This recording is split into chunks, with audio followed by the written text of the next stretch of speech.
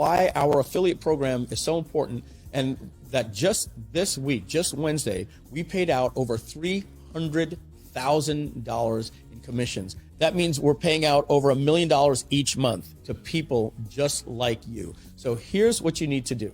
If you're not a GrooveFunnels member, you need to go to groovefunnels.com and you can sign up with no credit card. Anyone that signs up at groovefunnels.com is automatically already an affiliate. To get your affiliate links and your promotion tools and learn more about the affiliate program, all you need to do after you sign up is go to groovejv.com.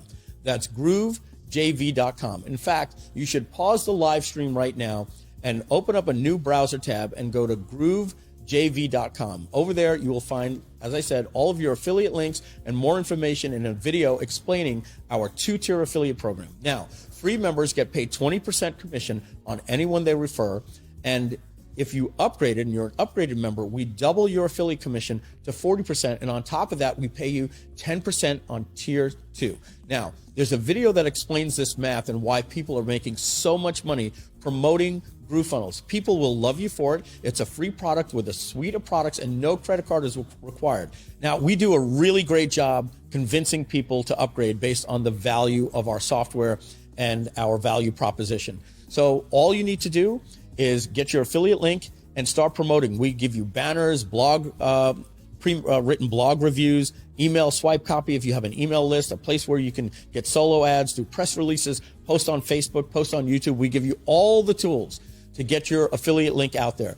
People absolutely love GrooveFunnels, and there's a movement going on right now. And the reason why you want to get your affiliate link out there is we do something that you'll find at GrooveJV in a more informative video. But in a nutshell, it's called First Tag Wins. What that means is if you simply have somebody click your link and they sign up for GrooveFunnels with no credit card, if they sign up an hour later, a day later, a week later, a month later, 6 months later, or a year later, or several years later, it doesn't matter. They are tagged to you without using cookie technology. We have an exclusive technology that does that. What that means, if they sign up on their phone or on a laptop and a month later or a week later, they sign up on a completely different computer or at a hotel lobby using the internet cafe at a hotel, and they decide to upgrade to Groove, they are hard-coded and locked into you for life. That means all you need to do is get the word out, get people to find out that Groove is awesome, just like you do right now. They'll sign up for free. They'll thank you for it. And when they upgrade, you'll get a 20% commission. And if you're an upgraded member, you'll get paid 40% commission and 10% on tier 2. These commissions are massive. And we have people that are making a full-time income. As we said, just this week, we paid out over $300,000 in weekly commissions. So take a little break from the Grooveathon right now. Press pause, go to groovejv.com in a new browser, make sure to get your affiliate link, follow all the steps in the promotion tools, and then we're going to welcome you back to the Grooveathon. Thank you very much. Ladies and gentlemen, we're back, and I do hope you are doing the steps that Mike just talked about. So if you haven't taken your links yet, at least share them on your Facebook profile. Just mention in the post. You don't have to go into like, sign up for free now, it's only available. Don't be pushy. Take your link. It's super simple. Like, please, everybody do this now. Take your link, paste it in your Facebook, in your private Facebook profile, and just write it out. Write out something personally. What I would write out is like, let me tell you about a software that is changing my life. I didn't have work. Like, this is what I would write. I didn't have any kind of vision for the future, and this company and this app changed my life. It's not only changing my life, it's changing life of thousands of other users. So you can get your life change as well. Just click on this link, create your account, and you can see yourself what it actually does.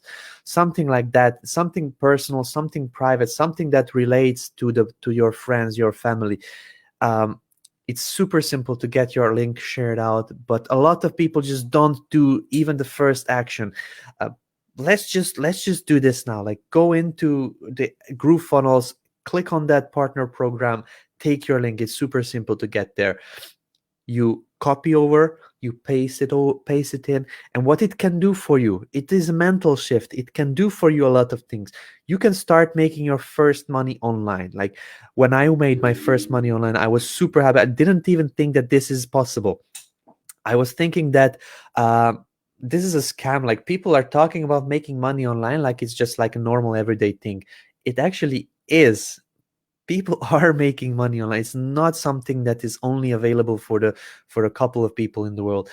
It is available to you as well. It's a value exchange. You're giving them an access to the software that can and will, I'm 100% sure, will change your life. It changed mine completely. I managed to purchase my wife a car. I managed to get all this setup that I didn't even know I will ever had. I have a microphone that looks like I'm talking in a radio station. I don't know. It really changed my life, and it can do the same for you. So the first step to it is just go into your Groove dashboard, take your link, and share out that link. Like there is no simpler way to explain that. If you don't believe all the other affiliates that are sharing that they are making thousands and thousands, let's just celebrate your first dollar that you can make, and it is one step away. Click that link, share it out, write a short story to your friends, family, and let's get those commissions in. I'm 100% sure that if not a commission, you'll get a couple of signups that will be able to convert at a later point. So let's just do the first step, share that link out. But this is just something that we are keeping telling people again and again to actually do, and there is a lot of action that needs to be done when you watch a training. And myself as well, am not a perfect person. I also teach some of the things that I am not doing constantly. Like I don't have a business up and running at this moment, but I'm working on it. But if you want to learn more about things that I'm doing, I have a guest here that will be really diving deep, and some of the questions that he will be asking me are quite scary, to be honest. So let's just bring our next guest on then, and let's basically see what I'm doing and what I'm not doing that I should be doing. So please help me welcome our next guest. He was already here, but not with me yet. So the next guest is coming on. Asher Ah. Hi, man. How are you? Hey, how are you? I'm good. I'm good. How are you doing, David? Good. I'm really good. I saw the list of the questions that you are going to be asking me. Some of them are like, ooh, okay. But I'm pretty sure the hard questions are the things that can change lives. If you can answer the hard questions and the hard problems in your life or somebody else's life, you're actually helping out somebody. So let's just get those questions out, and then let's see what I can answer.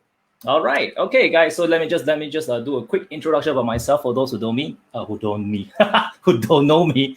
So hi guys, my name is Asher. So I've actually been invited by Simon to Simon Leong for the Groove at Night, and yeah, so that's where I actually kind of got to know me a little bit. But I am just like every one of you guys. I'm just a regular Joe, as most of us are, and we've all been blessed by the ability to do what we can do today with Groove. So now with this Groove Marathon being the brainchild of Mr. David Lemon over here, there's a lot of experts that's been brought up over here. There's a lot of great training. I think I was looking at the comments. I think I saw, hey, Gary Knight, good to see you. Yes, good to see you. Hey, Kevin Cabby, good to see you as well. So I was looking earlier, and I was looking through, and then earlier I saw, I think it was, let me see.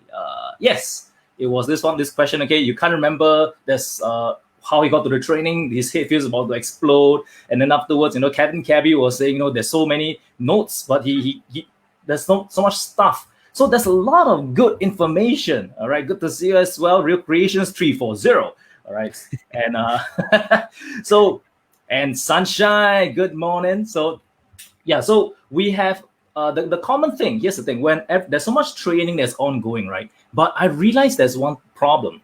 The problem is that because this is a marathon, right? No human could actually stay up all the way for all 14 days, right? No one could actually stay up throughout the whole time.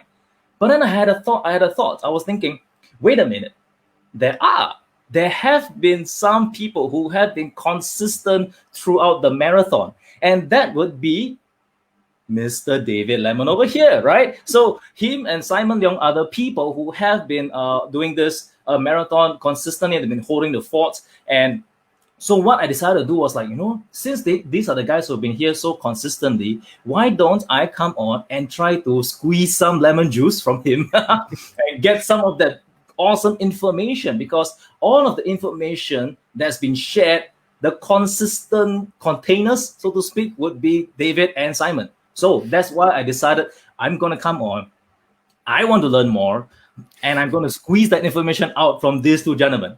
So if you guys think this is a great idea, please put it in the comments below, right? Great ideas. I'm going to be squeezing David from all the lemon juice, all right? So Let's get some lemon juice. yeah, let's get some lemon juice out, all right? So if you guys are ready to rock and roll, so if you're watching this at what time is it now? It is like 8:11 a.m. So good morning for me, those who have evening, good evening. And I don't know what other time zones you are. Good day, good evening, good day to you, all right? So let's rock and roll, all right? So I'm going to ask you a few questions, David, all right? So I have a list of 9 questions. So we have only a little bit of time, so I'm going to try to do like those fast squeeze. So I'm going to squeeze some juice out from you. All right, so the very first question I want to ask you is, what are the top 3 to 5 things that you've learned from all the experts and training so far? Because you've gone through a lot of experts. It's very hard to nail down one thing. But I believe there's a whole plethora of stuff you have experienced. So what are the top 3 to 5 stuff that you've learned that you could share with the audience, with everybody here so far?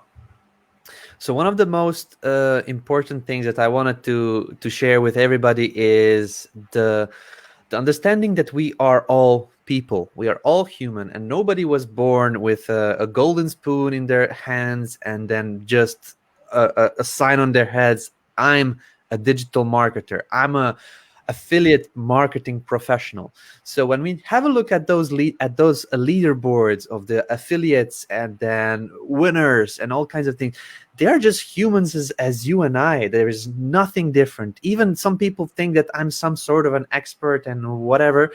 I'm actually not. I'm just a normal human that actually comes on camera and shares what I know. I know a thing or two about software. I know a thing or two of marketing, but I'm in there reading books, learning from experts, and basically doing my homework. So the first thing that I want to mention is that if you think, yeah, it's easy for David to speak about, yeah, it's easy for Asher to talk about it, it's easy for Simon, or it's easy for David Kavanagh or Elisa Little or whoever came on here, Travis Stevenson. Everybody was born the same way. Everybody everybody had the same chance to start learning the same way. It's the only thing what they did with what they know. So the most important thing is to understand that we're all human. Nobody's special. Like, even if you think you're not special, unfortunately, you're just the same as you and I. But number 2 is, if you do what you know, what you learn, you actually learned a lot. The do's, the don'ts, the things that you prefer to do it the way that the experts are doing it, the things that you prefer not to do what the experts are doing it. So there is also your opinion comes into it. That this is what makes the way you can create businesses, you can create art differently than others. Your opinion, your mindset. So this is the number 2 that I believe people need to know. And then the action. So Travis would never had set up Chatmatic if he wouldn't have just said, okay, I will sit down and I will create a software that is going to be the chatbot software that everybody will be using a couple of years later. If he wouldn't have done that, he would never have been there. Asher himself, he came up to me, he said, David, I want to interview you. What if he did? What if he wouldn't have done that? Like, at this moment, I would not be interviewed. There were a lot of things, like it's a butterfly effect. A lot of things would never have been done. Like, for example, now maybe because Asher came on to interview me, he did the action to ask me, he did the action to actually put up these questions and everything. Maybe one of these answers will get you to get on that leaderboard. So the action is important. Everybody who I heard during this Grooveathon, everybody was saying, just do the action and your life will change. And this is my monologue was telling you as well. Take that link and then put it out there. This small little action can actually change your life. it changed mine. I'm pretty sure it changed Asher's as well. And why are you different? As I mentioned previously, number one, you're not special. You can enjoy that as well. So these are the 3 things. I will not go into 5 things because that would be a huge monologue. But first thing, you're not special. You weren't born with a silver spoon or a golden spoon like nobody else. Mike Filsaime wasn't, Steven or Travis wasn't, Alicia wasn't, David Kavanagh wasn't, Donna Fox, I wasn't.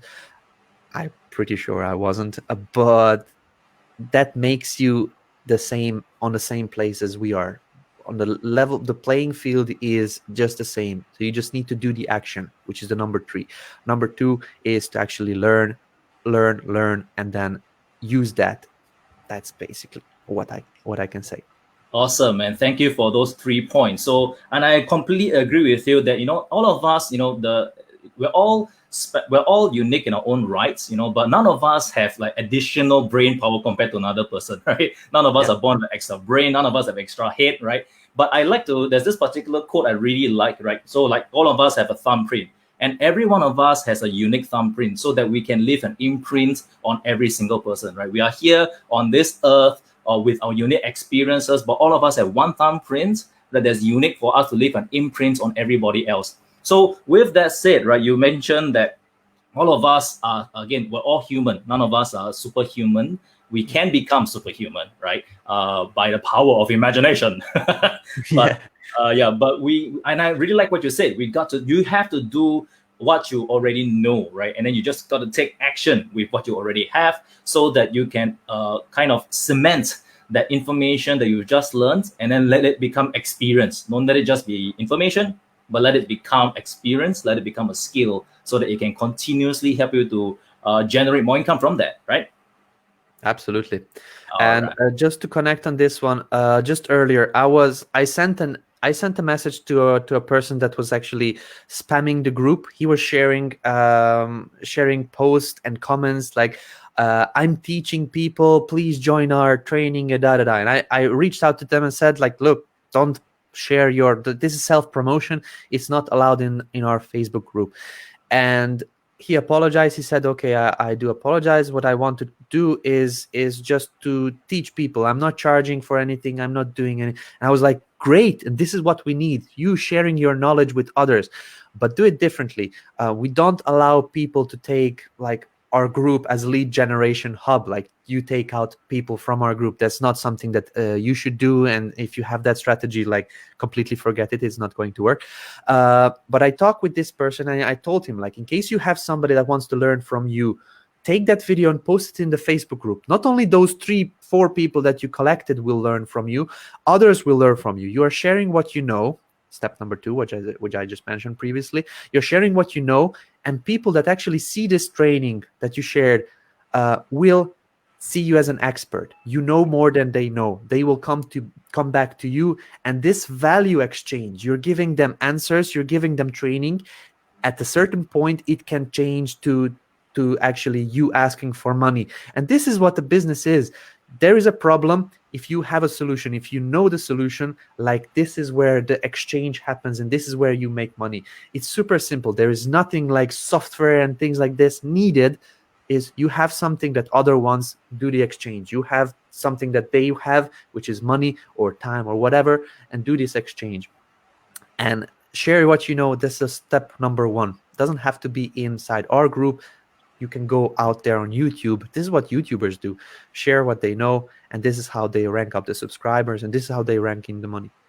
Yeah. All right. So I completely agree. So there are some people who actually don't know better, which is why they should come for the training, right? Sometimes an admonition, something like, David was kind of scolding, right? Don't do it, bro. But there's lessons to be learned. I don't think David was doing it in a sense of like, no, don't do it or I will drop the lemon on you. Not that way. But in a sense, he's coming in an angle, I think David is coming in an angle where we got to take the higher road, take the higher ground, and give value first. Not just scream, I'm here to give stuff, but actually prove it. Do something first, help someone else first, and then become magnetic enough to draw people to you, right? So if people come to you of their own free will, you're not stealing, and I think something that David does very well is that he's made himself very well known, because David, for those of us who actually, in fact, I knew David only through Groove, but he came onto the live platform, and he taught, he gave, he shared, just gave, right? So because he helped so many different people, now in many people's views, David is the guy, okay, that when it comes to how to manage Groove. So when it comes to comments, I see refer to David Lemon. Okay, how do you do this? David Lemon, right? David Lemon. So I think now David, his Facebook profile, right, he can't use it to see his friend's stuff anymore, because notification David, it's all him. You have like right now 100,000 people, right? Just like David Lemon, David Lemon, David Lemon. So I don't think he sees his friend's stuff anymore. But well, if we talk about this, all these live streams have been set up under my profile. So each and every comment that comes in through Facebook is giving me a notification. David Lemon, Joanne commented, this commented, there is a like, there is a love. So if you were actually tagging me in something, most probably I haven't seen that, because I have thousands of notifications per minute coming in. So sorry about that. all right, but with all that's coming in, with all the sessions that we've covered, right? So was there any story that any of these experts shared with you, an energy story that kind of stuck with you? Absolutely. And there was a story from Travis. He was talking about, and I will not forget this one, because this is a huge opportunity. This was a short 5-minute. Most probably everybody else just missed it. This was a short story that he mentioned that with the chatbot software, if you go out there, you take it and then you target restaurants. And this is he shared a story. I cannot repeat that. He shared a story of, I believe, one of his students doing this. If you target restaurants and basically people that have their birthdays, and I was speaking about this yesterday as well. If you target the people that have birthdays, and then you go in and then say to a restaurant owner, look, I will create a chatbot for you that will be bringing in people that have birthdays. They will get a drink, they will get a main course, they will get something for free from you, from the restaurant. But as they bring in their friends and everything, you will have so much people coming in all the time, because you're giving away one free thing. So let's just say you are a restaurant owner. You have a chatbot. The chatbot is set up to actually offer one free drink for somebody's birthday.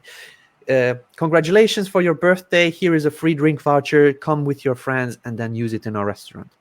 That could be the ad.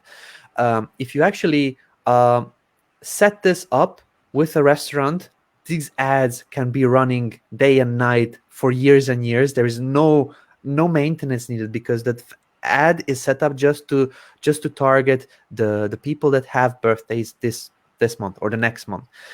And the ad is running constantly, the chatbot is running constantly. You don't have to pay him, you don't have to wake him up in the morning, you don't have to feed him, you don't have to do anything. It's just a robot. So the ad is a robot, the chatbot is a robot, and it is a system that pulls in people constantly. The restaurant owner will be happy. The restaurant will have more work than needed. I believe they will ask you to turn it off at one point. But this is a passive system that you can set up. So now the story, what he shared is very short. This was the gist of it, but this system is something that not a lot of people have been thinking about.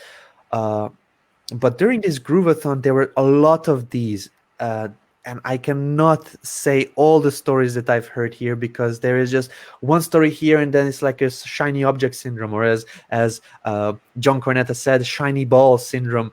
You hear a story, and then there's another speaker, then you hear their story, then there's Simon Leong, then there's Asher, then there's Donna, then there's Mike, and it's like all these stories just make a mess in your head. So this story stood out because it was like, wow. And I should do this, and I should do this yesterday or the day before yesterday. I was like, why haven't I thought about this? So it's not a story or like a story per se, but it's a strategy that was said in a story kind of way, which was like, bam. So yeah, that one. Awesome, man. I think we've I mean the concept of the entire thing, and the great thing about it is free, right? Chatmatic is free. It's already inbuilt. I mean, come on, man. It's like, And the thing is, this wouldn't have happened without Groove. Without Groove, none of us actually heard of this. So I think this is an amazing story, not only just an amazing story, amazing strategy that's inbuilt together that, like you said, you gotta do it. We definitely got to do it. So with all that as well, so because you've gone through again so many things, right? So who do you think with all this newfound information, right? Who can you now help best with your newly gained information? With the information that I gained from this Grooveathon, I can help a lot of people. First and foremost, I want to help the viewers of this Grooveathon. What I learned here is something that I can implement, and if they haven't been there and they didn't take action, I will take the action for them. I will create the video and I will put it back in that YouTube channel, and I will put it back in the Facebook group, because I want to give more. I will create trainings for GrooveCart connecting with Slingly. I will create trainings with GrooveCart and GroovePages connected with Chatmatic, because now we have that. People will want to know, and I know what I need to know in order to show them. So what I can do is help you guys, because what my goal is not to just create videos. That's not my job. My job is to actually train people and collect testimonials. What I'm actually doing is a community manager, but what a community manager's end goal is bringing in happy customers, bringing in happy testimonials, bringing in more happy people through the happy people that I make happy. So it's like a whole inception thing, or how they call it, but it's a butterfly effect. I help you, you help somebody else helps another person, and the more I help, the more you can help, and that's my goal. So, and not only you guys, I will probably at one point in my life decide I want to create a business of my own. I want something to create that is my own, that is not necessarily Groove, and I don't want to necessarily create courses for Groove, but for maybe gardening. Like, this was one of my ideas wanted to do previously. I can help people that want to focus on gardening. So yeah, as Lisa is saying, pay it forward. Absolutely. I want to pay it forward. I want to pay it so much forward that people will just say, oh my God, there's David Lemon. Let's have a picture with him. Because I didn't do anything special. I just told you what I know. And that's something that I want to do. And from this knowledge that I have now, I can create whatever I want. Like, literally, there is no limit on this. I have a software that can help me with creating whatever I want. And I have knowledge from this Grooveathon that will help me create whatever I want. So awesome. So guys, for what David is saying, right, his intention is really to, right now, his intention to help you, the Groove users, right, to become better. It is not his life mission to make videos, but he wants to help empower each and every single one of you who has watched through his videos to be able to utilize Groove to his maximum potential. So please watch his videos. If you're not sure, feel free to ask him, right? So like, for example, I have hounded, I think a lot of people have hounded David, right, for solutions, because he's now the guru, right, when it comes to how to utilize, how to properly make use of Groove itself, page builders, and etc. etc. So so when it comes to all this information over here, right, but after everything that you've seen through itself, right, what would you advise someone actually to not do, right? Because with everything you've seen, there is some stuff that we will advise them not to do anymore. What do you think that is? I want to play a little bit of reverse psychology. So I want you not to do, not sign up for Groove. I want you not to implement this. And if you just had it in mind, yes, this Grooveathon was great, let's just go out there and then bug David and all the other Groovesters. When is the replay coming? When is the timestamp? When is the schedule? When is an upgrade? When is this? This is completely focusing on the wrong thing. That's not what you need. What you need is to take action. You don't need the replay. You don't need the actual timestamp. You don't need the schedule of the presenters. You can find it yourself. Like, if you turn on the replay, you just skip a little bit in the video, and it's super easy to find the information that you want. However, that's not what you need to do. What you need to do is to take already the information. You watched the video once, you watched the training once, and you know what you want to do now. If you don't know it yet, then that's the action you need to take. Find out what you want to do. But let's just say that you watched, for example, Alicia Little's training yesterday or the day before when she was on. She was teaching in her first course how to create a course without even writing a single word for the content. Like, this is, but you will not have a course and you will not create it passively as Alicia taught you in case you don't do it. Searching for that course will not help you.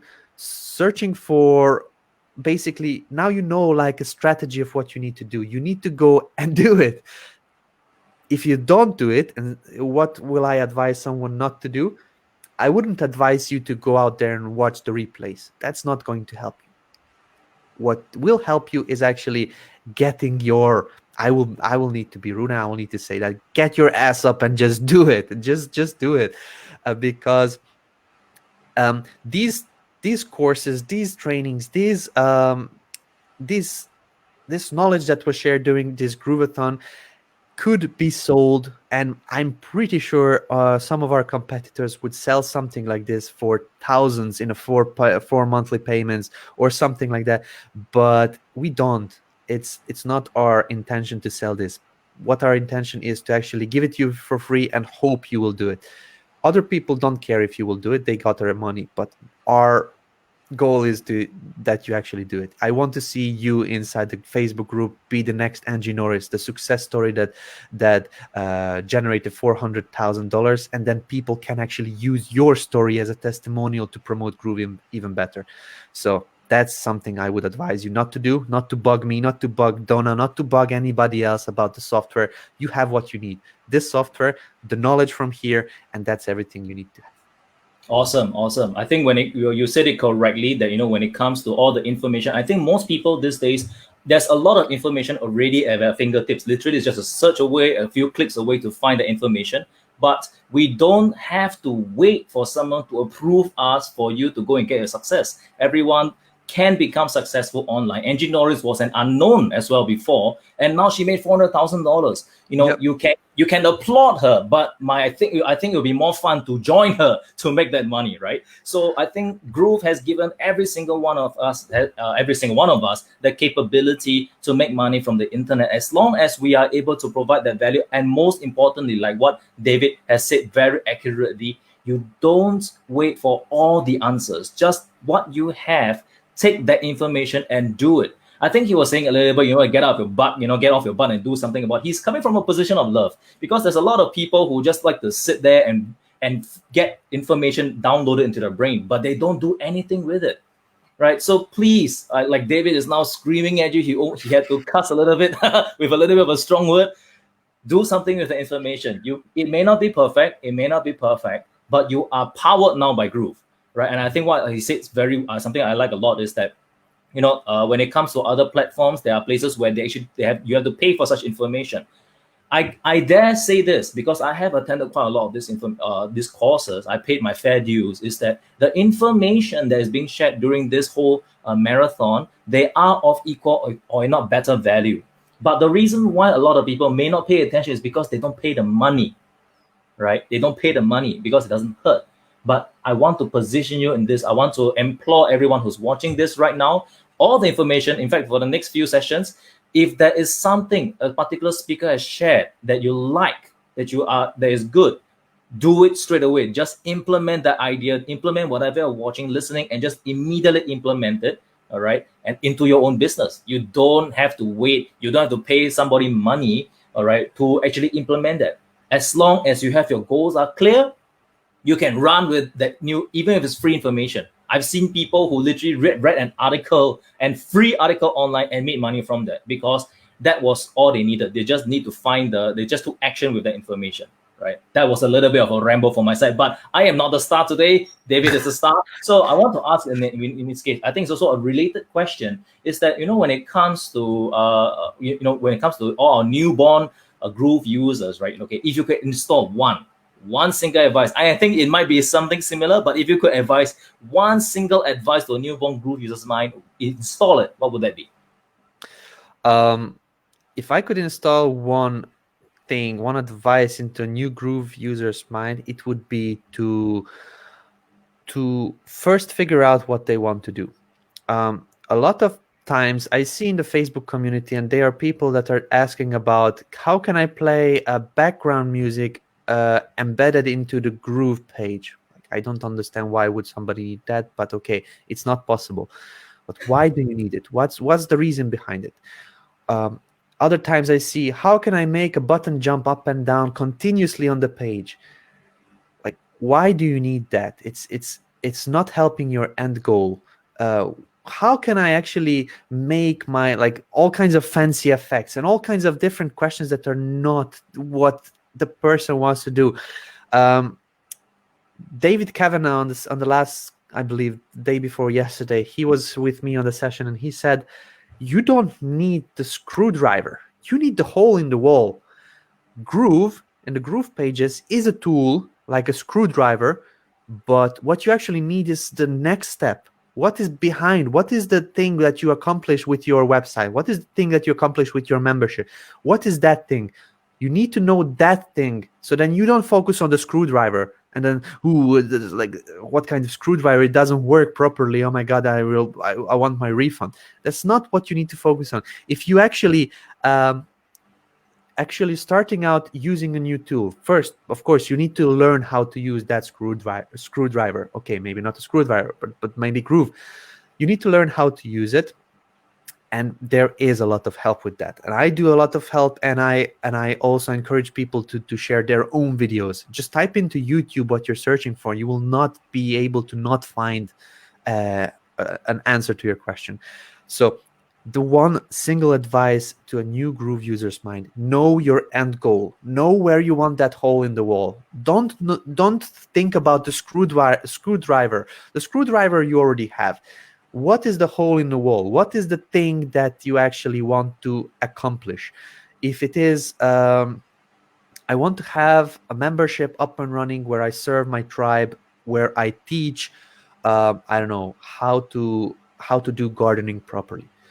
That is your end goal. So now you have the end goal. What is the step before that? Like, probably set up the membership site. What is the step before that? You probably collect my content and then have my content ready for the membership site. What is this? What is the step before that? And go that way. Go backwards in case you don't want to go forward. If you don't know what the next step is, what you should do, just go backwards and go backwards until you come to the position where you are now. Know what your hole in the wall is. Know what your end goal is, and then the screwdriver can help you. If you have just a screwdriver and you don't know what you want to do with it, I mean, screwdrivers don't do holes in the wall, but anyway, you will be lost. You have now a software, which is here for me. I'm showing this G logo. You have Groove, but if you only have Groove and no idea what you want to do with it, you are lost. So if you are new to Groove, as the question says, know what your end goal is, and then go backwards from it. Just go, like, the simplest way to go through a labyrinth. Like, you probably all know what labyrinths are. These like, you need to find your mazes, way yeah. from point A to B. What I do when I'm solving a labyrinth on a piece of paper is I go from the end till the start, because it's already there. Most of the labyrinths, when you start, you have multiple entries, but on the end you only have one exit. So you start from the exit and go backwards. It will show you the way. It will show you one way, and this is what you can do as well if you know what your hole in the wall is. You don't need the actual screwdriver or the actual machine that creates the holes in the wall. You need to know what your hole in the wall is. So that's the only thing I would suggest. People don't know what they actually want to do, and then they do refunds, and then they ask silly questions in the group, and then they want to have a conversation with Mike Filsaime because they didn't connect the domain correctly, and then GrooveFunnels doesn't work. GrooveFunnels works. That's not the problem. The problem is you don't know what you want to do, and that's the one single advice I could give. Awesome. So guys, again, like what David is saying over here, begin with the end in mind. Okay, be sure you need to know what is the thing that you want to achieve, and then utilize Groove to fulfill that goal, to go towards that goal. right? So I think there's this other saying that I can call right now as you're sharing, right? You want to be fixated on your goal, but be flexible about the methods. But when you're creating the methodology, when you're creating the goal towards while using Groove, it's kind of like if you imagine this is a what do you call it? This is a screwdriver, right? And you can use this and screw in the stuff, but the effect that you want some people like bouncing buttons is just like you're twirling pens or twirling whatever kind of stuff. It looks good, but it doesn't do anything. It's not solving the main problem, right? So begin with the end in mind, go towards it, and once you have reached your goal, if you happen to have free time, if you happen to have extra resources, do the extra stuff that you don't really need. But I think what David is saying very accurately, begin with the end in mind, right? So just be focused on that, on what you want to achieve, and go towards it. Don't get distracted. It's super easy to get distracted, like you were saying, the shiny balls or shiny object syndrome. It's very easy to get distracted, but stay focused. It's hard to stay focused, but do it anyway, right? So you will be able to achieve it. So again, Groove is here to help you guys to make your dreams come true, but you need to put in the work. You need to make full use of this tool, right? So Groove is just like is pretty much like any other tool out there. It's a very powerful tool, but it's the same thing. Even if you have, let's say, if a power screwdriver and a regular screwdriver, they both achieve the same goal. One makes it faster, one doesn't. But if you let the tool sit there and do nothing, it's not going to get you anywhere, right? So please make full use of that tools. All right. So now with all this, again, after all this this marathon itself, right? So what did you learn or understand from this marathon that you didn't understand or know in depth about before this marathon? Because you've seen and you've heard a lot of speakers, and I think you were talking a little bit about Chatmatic and some other tools. But what was something that you didn't know about before this, and now you know a little bit more? The thing, and the most important thing I learned from the whole marathon session, is that things can come up very quickly and end up as a very, very good success. This marathon was just an idea that just came up like during the last mini marathon of 12 hours. It is already a huge task to have a 12-hour marathon, but it was just a starting point. We didn't plan this out. We're still like, Deb is most probably now somewhere in the background calling other hosts and calling guests who can come in, who can do that. But it was super unorganized, and we didn't have a full plan, but we did it. We started it, and let's see what happens. And a lot of people don't go into that mindset because they want to do it right, the correct way first time, because this is a make or break. If they don't do it correctly, it will just not succeed. Like, this was a first marathon of this kind, a Grooveathon of this kind, and it was super not organized. When we were planning the launch, we were planning, and Simon can vouch for it, he was actually staying up day and night writing sales scripts, and then actually doing and organizing the video team, and then who will be the voiceover for the video script. We were planning something completely different. He was actually staying up and day and night to write these scripts, and he wrote a script, and a huge script, for each of our platforms, which there is loads of. And at the end, we just said, yeah, we don't want that. We just want to actually create like Simon doing this in the background. So yes, it was completely unplanned. It was completely not announced, and it just came together in just a couple of days, and it is a huge success. So if you know what you want to accomplish, our accomplishment was to actually launch the product and make the product known in the world, and I'm pretty sure I can say that it has been accomplished. So in case, again, let's just go back. If you know what your end goal is, launch the product and have it known in the world. Now it is accomplished, because you just start doing things that will follow that goal. So the one thing that I understand from this marathon is things can come together even if it is not perfect. This marathon is not perfect in any way. Just the way that everything came together at the end, and everything is a huge success. People love us. The software is great. We have a lot of people joining in, and like, we made a lot of friendships. Like, I didn't speak with Asher before, but I can see him now coming on live streams again and again, and teaching you guys, teaching me as well. I still want to learn how you do the streaming presentation things. friendships came together from something that was imperfect. So imperfect action, absolutely, as Sunshine says, is very important. Even if you don't know what you how it's going to be looking like, just do it, and then you'll see how it turns out to be. Awesome, perfect. All right, so guys, so I hope you guys are enjoying whatever all the questions so far. Right, we have 3 more to go, but I think there's a few. I can see that the you guys are engaging with the comments, right? So I like what Manmohan Gatora has been saying over here. When you do, you will find out how. So you tried to Google to upload video, couldn't work it out, but when you need to do it, right, you only took you 3 minutes after 2 years of searching, right? So guys.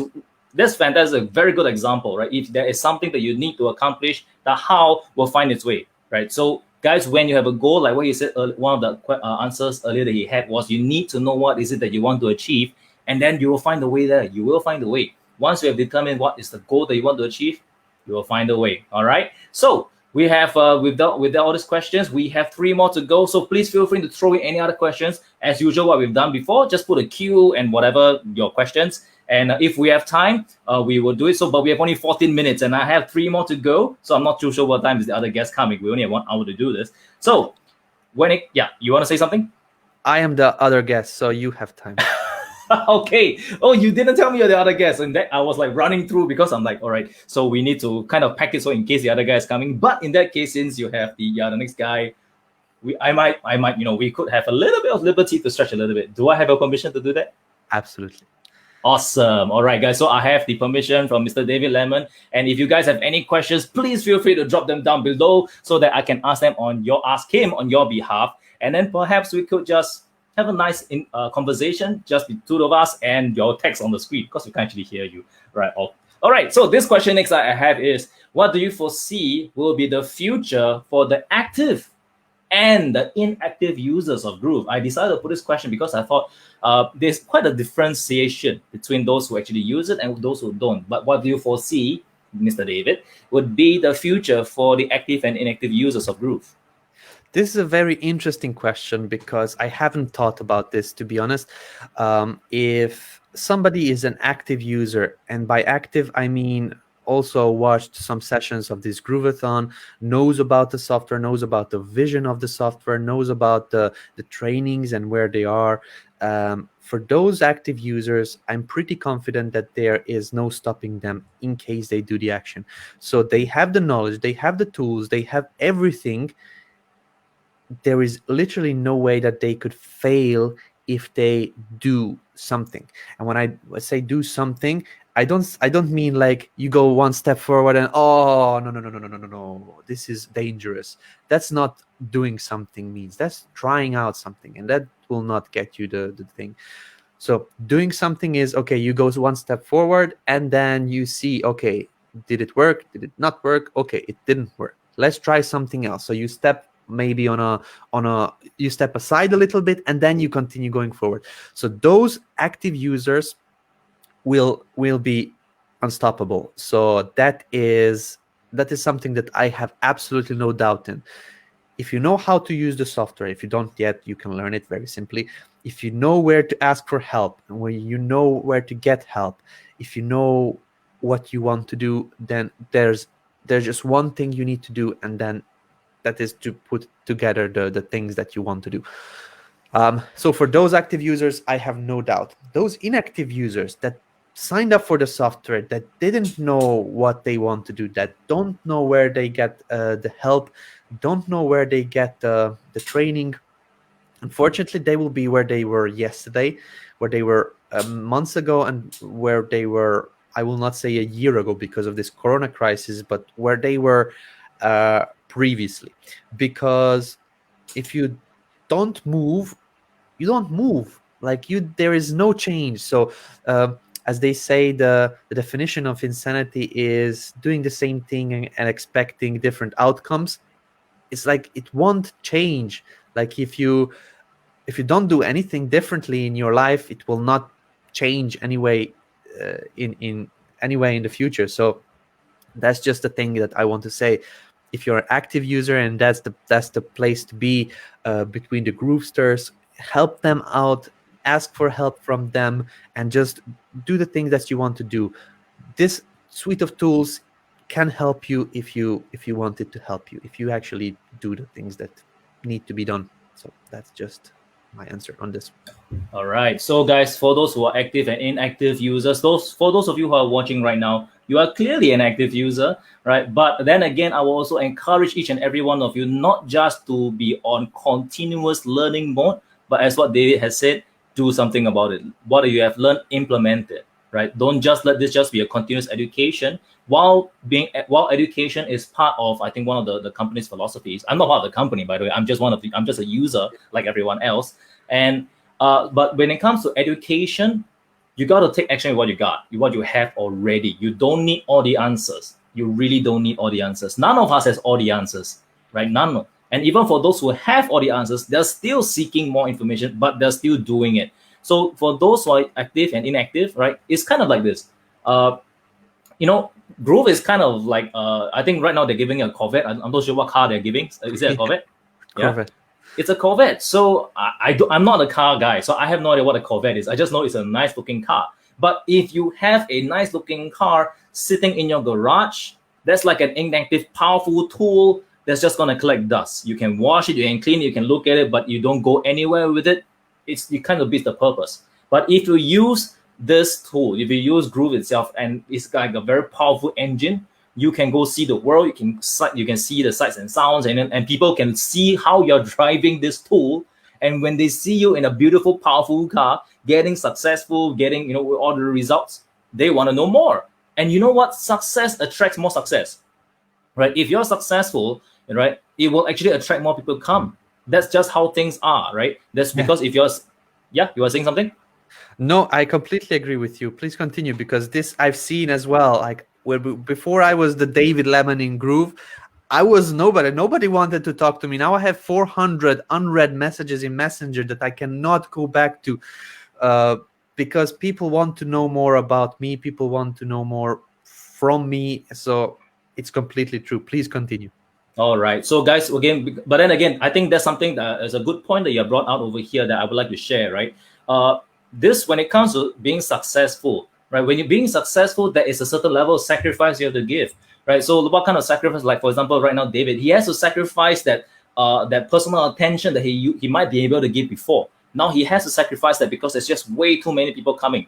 And when that happens, now David is moving on to a different level, which is answering questions at scale, rather than just answering questions on a one-to-one basis. So if you have questions, again, like I said, please put them in the comments below so that we can actually bring it up and we can talk about it. And because you are here. But again, I think I have seen many names. I will say I applaud every single one who has been here for the whole time. I applaud you. You've been committed. You've been like, okay, I'm going to watch it. But when we are done with the marathon, please, you will do yourself, David, and all the speakers a disservice if you don't take all this information and implement it. Please take action. We are repeating this again and again and again. You have to take action, imperfect as it is, right? So even like a screwdriver that is a flat head screwdriver can still screw in a cross head screw, right? It's a different tool. It may not be the perfect thing, but it still gets the job done. It's imperfect, but it gets the job done. So please, guys, I implore you, take action with what you have, put it in, do the work, right? So because I think when it comes to the marketing business, we are not the kind of people that says, just buy my course and you become a millionaire. We don't stand for any of that. Nothing like that. Everything here requires some kind of work, but work is a beautiful 4-letter word. It's a beautiful 4-letter word that if you do it right, you put the work in the right locations, the right destinations, it will bring you to a new place. And like what David is saying right now, he's gone to a new level where people are not chasing him. And every one of you have the same opportunity where people are chasing you. When you position yourself as an expert, when you do things right, you are there, like someone said earlier, paying it forward. You're giving value first. People will then chase you. And then you become the expert. You become the guru. You become the people look forward to. You may not be like those gigantic mega superstars, but you don't have to be, because you can make money a million ways, right? Like I think how can you make money? You can make money through a property. You can make money through the internet. You can make money through as a service provider. There's a million ways to get there.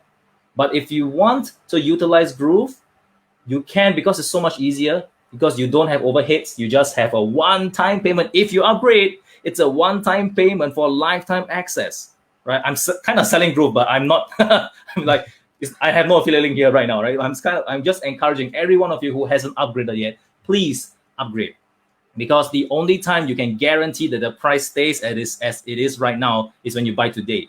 We don't know when the price will increase for sure. I don't know. I think David has some insider news. I have no idea.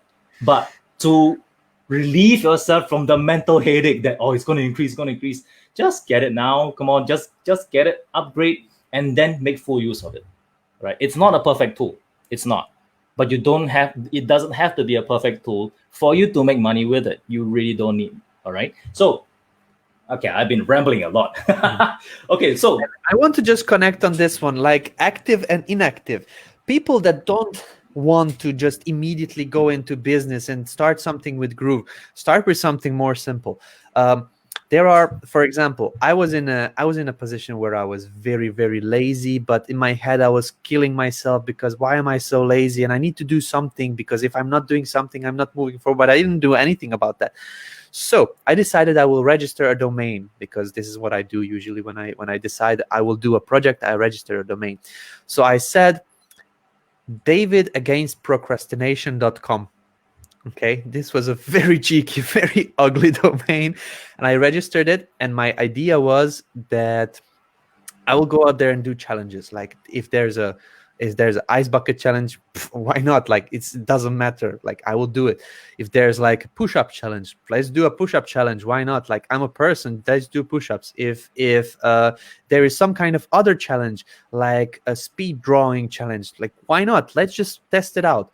And then after that, my idea was to actually create a David Against Procrastination YouTube challenge, and then start doing things. Like if you type it in how to make money, there are millions of people putting out content on how to make money. Why not just turning on the camera and let's just test out what the XYZ person said? And then if they said, okay, so you register on this software and then you test it out, then you create a website, then you start sharing out your links. Why not just create that one? Like the action, they already gave you a step-by-step system. They gave you what to use. They gave you whatever you need to create. Why not just go out there and create it? Like they literally told you to go and create it to make money. And that's the title of the video, how to make money.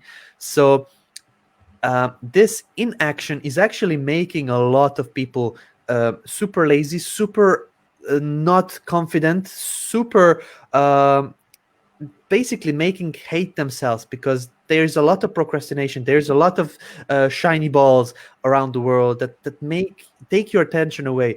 But commit to something. If it is push-ups, let's do push-ups for 7 days, or let's just do push-ups for 3 days. Every day at 6 p.m. I will do 5 push-ups. Super simple. There is no way that there is no reason why you wouldn't do 5 push-ups for 3 days in a row. It's just a small commitments, small actions, and it could make a big difference in your life. When I decided I will help out in the Groove community, I was jobless because of this coronavirus. I went into a different country. I was a receptionist before, so with the corona, the hotels were closed. I went in a different country. I didn't have any kind of vision what I'm going to do. I was looking for jobs to deliver things, like deliver pizzas and deliver food on a bicycle. This was my kind of a thing that I was doing. I was searching for a way out.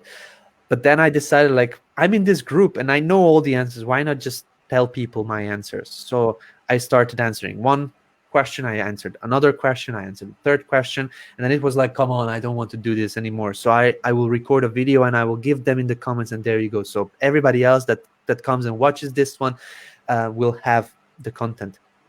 So now this is where I am now. Small actions. I took small actions, and this is just a decision you come up with, you follow through, and you grow. Like you absolutely grow. When I look back at the person that was looking for those jobs for delivering the food with bicycles, I cannot recognize it. I earned so much more. I I grew so much more bigger than I was previously because I decided to take action. So if you want to do that, just do a challenge, do a push-up challenge, do a ice bucket challenge. I know it's cold, doesn't matter, just do it. Doesn't matter, like it will be cold for a second, you take a hot shower after that.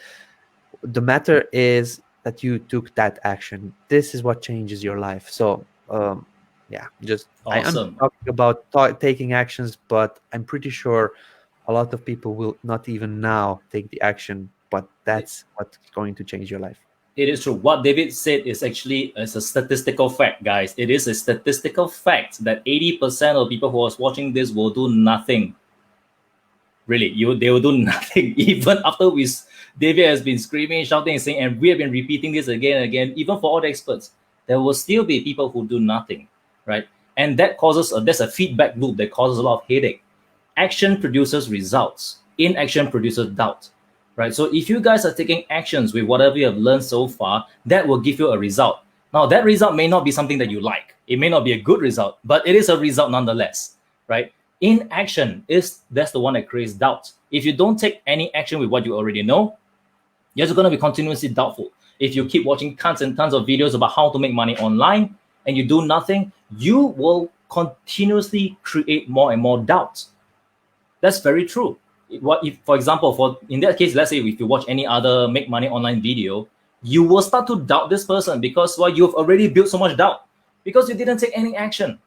Whereas for the people who have taken action, and then when they watch the certain videos, they can then come from a position where they can properly judge whether this person is saying real information, factual stuff that actually is working, or is coming from a position where this guy is just talking crap, right? So you need to take action with what you've got.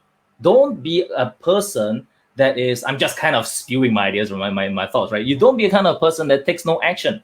Okay, you want to be an action superstar, right? Go become your own action superstar of your own movie, right? Don't be the kind of guy that is just, or the kind of girl, right, that just gets all this information, but you don't do anything, right? I think one other thing I like to learn is some people buy a lot of courses, a lot of information, they put it onto the shelf. There's a lot of books on their shelf. They're building up a very strong shelf esteem. Right, so a lot of books there, a lot of shelf esteem, but it's not in here. It's not in here. You got to take what's off the shelf into the brain, from the brain into the world. And for many people who are actually gone through tons and tons of courses, myself included, eventually you will come to a point where you'll say, you know what, I've heard this before. I've seen this before. This guru has said that. This marketer has said that. But if you haven't gotten your result, don't disqualify people so quickly. You got to take action. You got to take action with what you have and rock with that information. Again, it's not going to be perfect. It may not be pretty, but get it done anyway. All right. It's been a bit of a ramble. All right. So next question. We have 2 more questions and we've already overshot. Can we carry on? Yep, absolutely. All right. What do you have actually on after this, before that? So we will be continuing our course when I'm teaching people how to create their own business from nothing, basically, just by using Groove. Perfect. So you can create business from nothing. I think in Mandarin, we have this saying, 无中生有, right? Creating something from nothing. It is possible. It's one of the 36 stratagems. If you are any of those who are curious, to check it out. So online, on Wikipedia, it's a very old strategy. So if you're curious about that, 无中生有, I won't repeat that because it's a Chinese word. Some people, what the heck did he just say? Right? So you can create something from nothing. It is very, very possible. All right. So there's nothing new on this globe, I would say. Everything it's just how can you take the information and do something. So now, after all that, what is your personal goal after you have gone through the marathon? What's your personal goal? My personal goal is to get somebody to chop those videos up. That's the personal goal. And to actually create a system to be able to look and search those videos. People will be bugging me for months for where can I find this video? Where can I find that video? And that's my personal goal, to actually go out there and make a system of finding the content inside this Grooveathon. All right, so David, let me just interject a little bit over here. Right now, guys, ladies and gentlemen, he was starting a business from nothing. This is an opportunity to come to David and say, David, I heard you say live that you want a personal goal that somebody can do it, to chop out all the videos. I can do it. why don't you hire me, right? I think Mr. David over here will seriously contemplate your offer. Am I right? So what there was a training yesterday that I watched. Angie Norris was talking about not on this Grooveathon. She created it in her own group. She was talking about value and providing value. So one of the things that she mentioned is how can she create value from something that already exists. So let's just say that if you take this Grooveathon and you were taking notes, and I know somebody, I believe Jody was the person that created a Trello board with the notes that she was taking. Now she has a value created from the value that she has. She can give away, or she can sell it. I wouldn't sell it, but she can if she decides to. This is something that she now has, and if you create your own notes, in case you maybe you have access to these videos, you just create a timestamp document and you give it away inside a group, you'll be the go-to person, because people will be asking you, do you maybe know where is the data, where is the data? You will collect people that will want to know from you. You have the value that they need, and you just need to find these loopholes where you can actually fill and provide some value. So it can be done by us, and as same as the training. Like, I didn't do a training separately for how to use the share funnel feature, the share site feature, but I know that Rob Verzera did a video on that one. I believe Silas did a video about that one. If you just type into YouTube how to use the GroovePages share site feature, I didn't do a video on that one, but others did, and people will go to them and ask them questions. They will be the experts because people will find their content. So Jody says, wow, David, thank you. Yes, board updates update daily. So there you go. I want to gift it to you. Perfect. That would be amazing, Jody. Thank you very much. So in case you can create value from something, like have a look at the YouTube video, maybe a long video of 1-2 hours, and you created timestamps. You create your own show notes and give this away as value. You have a value. You created it from nothing, from something basic, not from nothing, from somebody that exists, but you put your own attention. You created this action of taking and recycling the information in a different way. Now you have something to offer. So creating value from something already that exists, and you can do it as well. So my job is to actually provide this value to you. I will be working on that one, but in case if you want, if you can, if you will, there is opportunity for you to improve the world, to improve anything. You just need to do the things that you think are needed. Okay, so I think we have a ton of questions. So I think there's a whole bunch, but I still haven't gone through my last question, right? So after we go through this one last question, then perhaps we could go through some of the comments if there's a bit of time. I'm not too sure if I'm completely going to eat into your next segment of how to create a business from nothing. In that case, I don't know whether you can summarize that, like do a very shortened version later. So, or do you want me to stick around for another hour just to chat all the way through? What's the time now? So we still have a one question though, no? Yes, we do. So the last question that I have for you, right, is like, what's your to-do list after everything, right? So your own personal to-do list after everything you've learned, everything that you have gone through from all of the various experts, from all the brand everything that you have experienced from this marathon. When we are done with this marathon, I think there's a few more days to go. What would be your to-do list? So my to-do list, it is willingly and unwillingly. The step number one is to focus on my wife for a day or two. Focus on my wife and my kids, because at this moment during this Grooveathon, I was actually, when you're doing something a lot, you forget and you ignore other things that are also important in the world, in the life.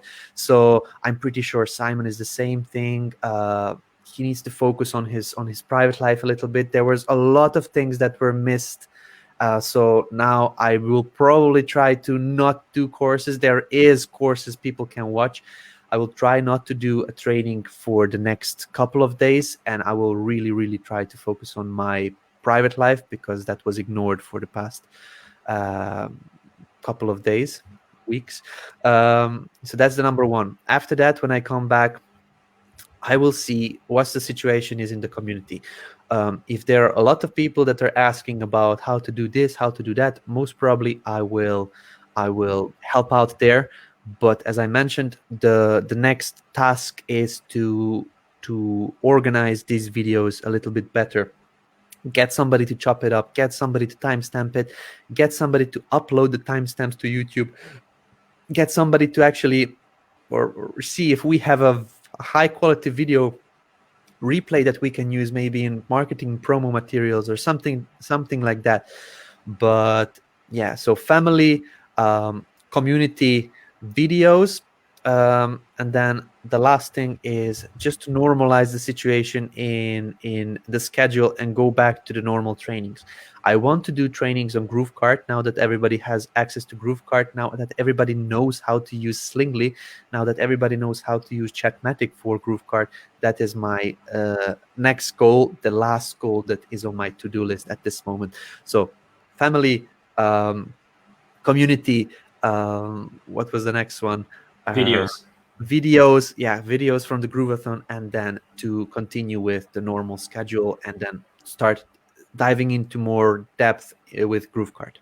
Wow, awesome. So I think, David, that's why you are the guy that's doing all the videos, because you are a family guy. You are like the perfect guy that does community work, or the community, to help to manage the community. Because the first thing you said was to your wife. And I think if your wife, Mrs. Lemon, is listening to this, right? So he loves you. He loves you lots, and he's going to give you a lot of undivided attention. So guys, if you're watching this comment, right, just thank Mrs. Lemon, thank David, right, for everything, for their sacrifices for this period of time.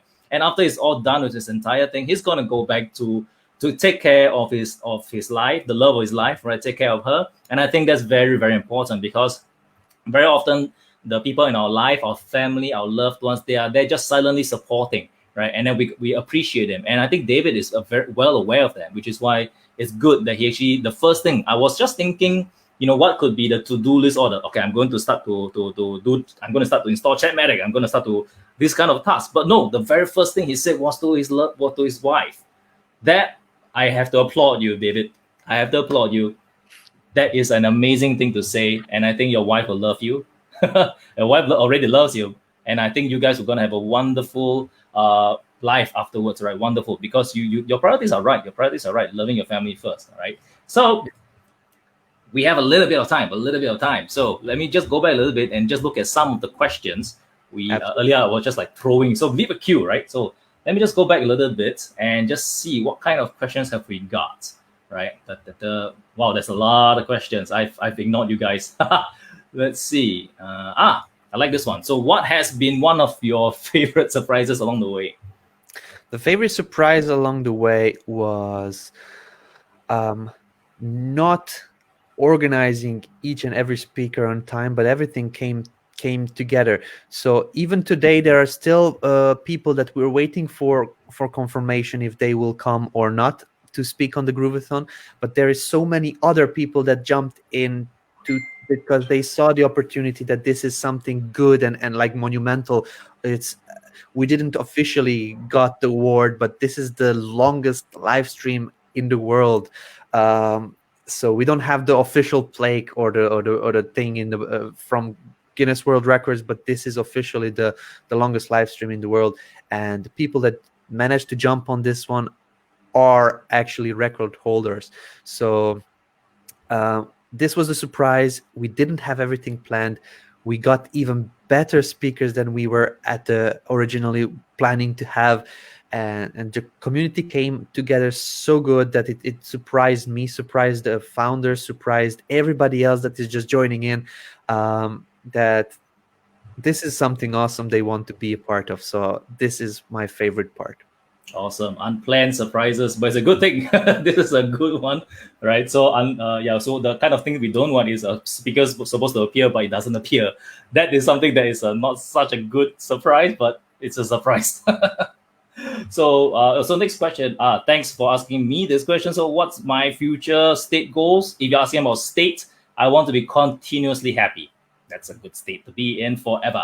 All right. So that's a great question. So David, your goal is to make the next Grooveathon. How do we earn a right to be your next guest? So I don't know if you received the email from Mike this morning or yesterday evening, and we can maybe bring on the smiling Simon that is here in the background, maybe just to bring him on for a chat. Simon, are you ready? He's like, Oh God, I didn't plan this, but perfect. Whenever you're ready, buddy, you can come on.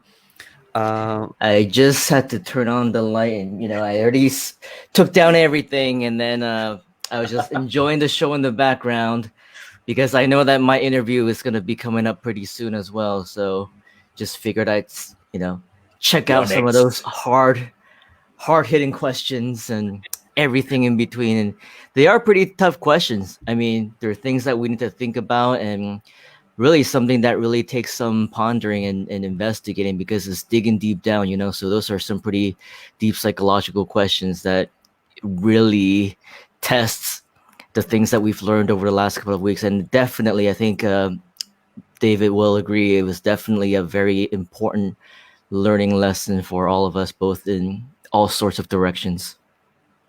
Absolutely. So you probably have more information about what's coming with the Grooveathon. So you may want to share these things out a little bit with the group. What's going on with the Grooveathon? Hey, let me turn this on first. There Absolutely. you go. Must have the G. There's many things that are still continuing to happen. In fact, while I was watching you, I secured another interview for tomorrow, which is gonna be a pretty cool surprise. Fellow Singaporean, that's the hint. But no, I mean, things are still continuing to get planned. You would think that was such a big production, right? Everything's got to be perfect. Everything's got to be all organized, and we need to know what everybody is doing at which point in time. But a lot of times, as you say, right, guests cancel at the last moment. People come in late, and you have no idea if they will show up in the first place. And so, how and when do you start planning that backup, right? And what do you say in the meantime while you are trying to say something? And then there's the next speaker who finally came in and said, hey, can you upload this video and play it or whatever else? And you still need to ask them, or is there any copyrighted stuff? But you can't do all these things all at once, And so there's that fine line of making sure that things are organized, that you don't upset the guests, and that everything is worked out properly. I think, the next time, this is everything that we're doing is a learning thing, right? And if Mike is excited about this, and John and Donna, and they're like saying, hey, let's do this again, right? I think there's a lot that we have learned. I think we also learned that we need more hosts for Groove at Night. Thank you, Asher, by the way. He's been stepping in as a backup in the middle of the night if anything goes wrong, and also Farushka, David Kavanaugh whenever he can, but they're all on different schedules, and so if at any point a few days there was loud thunder going out, I had no idea if the electricity was going to go black, if things that happened to David on the very first day will happen to me, but without backup this time. I mean, there's all kinds of things that could go wrong in this type of live environment, and things did go wrong. A lot of things went horribly wrong. But it's live TV, and sometimes once in a while, I don't know if you were watching Asher, we had some bug flying around, and I just had to it right online. I was like, hey, you know what? It's live TV. What can you do? You know what I'm saying? So there was a bug on Mike Pence's head, right? So that's except that's he didn't know. Yeah. I guess he didn't know it was there, and you can really tell because it was black on white and everything like that. But that's a whole different story. But no, it's definitely something that I wouldn't take back, even though I absolutely agree with David when he was talking about family time. And I don't know if you're going to ask me that same question, but I'm going to answer it right now. For the first week and a half, my schedule is so inconsistent that sometimes I would be anywhere on the air between 6 hours to sometimes 8 hours, and at my desk here arranging things for over 12 hours a day. And while I was on the air, right, and David can attest to this, you, of course, everything that happens outside the room, you're not a part of it, and my family was like sleeping, while I'm on the air sometimes. And then by the time that I'm done, of course, they wake up and then it's our turn to rest whenever we do get that little time to rest, so it's very hectic. And I think the entire team would agree. Everybody, whether they're in the foreground, the background, the side ground, the upper ground, the underground, whatever, everybody puts in a ton of hard work into this. So, and it's great seeing all the comments saying, hey, holding it down. Thank you. We appreciate you. And yeah, we appreciate you as well, because, if it weren't for each and every single one of you tuning in, whether it's Groove at day or Groove at night, none of this would have been happening.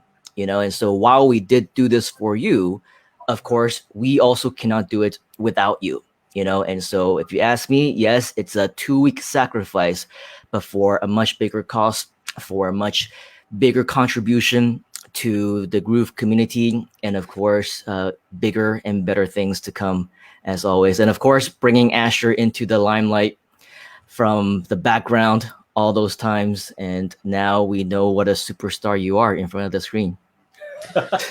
Thanks. May I just point on this one? Sorry, Asher, to jumping in there, but I want to just give the answer to George and on the question about the Grooveathon. So This one, right? I'm not quite sure. Perfect. I'm not quite sure if everybody received that email, but I want to share my screen very quickly and then share something that we came up with that is going to be communicated more in depth. But this is now a recording I will be showing you about, and let me just make sure that you can hear the sound as well. Just one moment.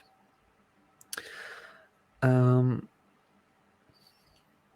me see if I can open up. So Josh, this is your question, and your question is and for every one of you here who wants to become the next guest, pay attention to what David is about to share. I have no idea what he's going to share, but it's going to be interesting. So pay attention. I'm not quite sure if it doesn't allow me to share my sound at this moment. Mm-hmm. Is it because there's too many people on the screen? I can kick myself out. No. Don't go anywhere. Dang. Let's see if it works now. So if you can hear the sound, please let me know.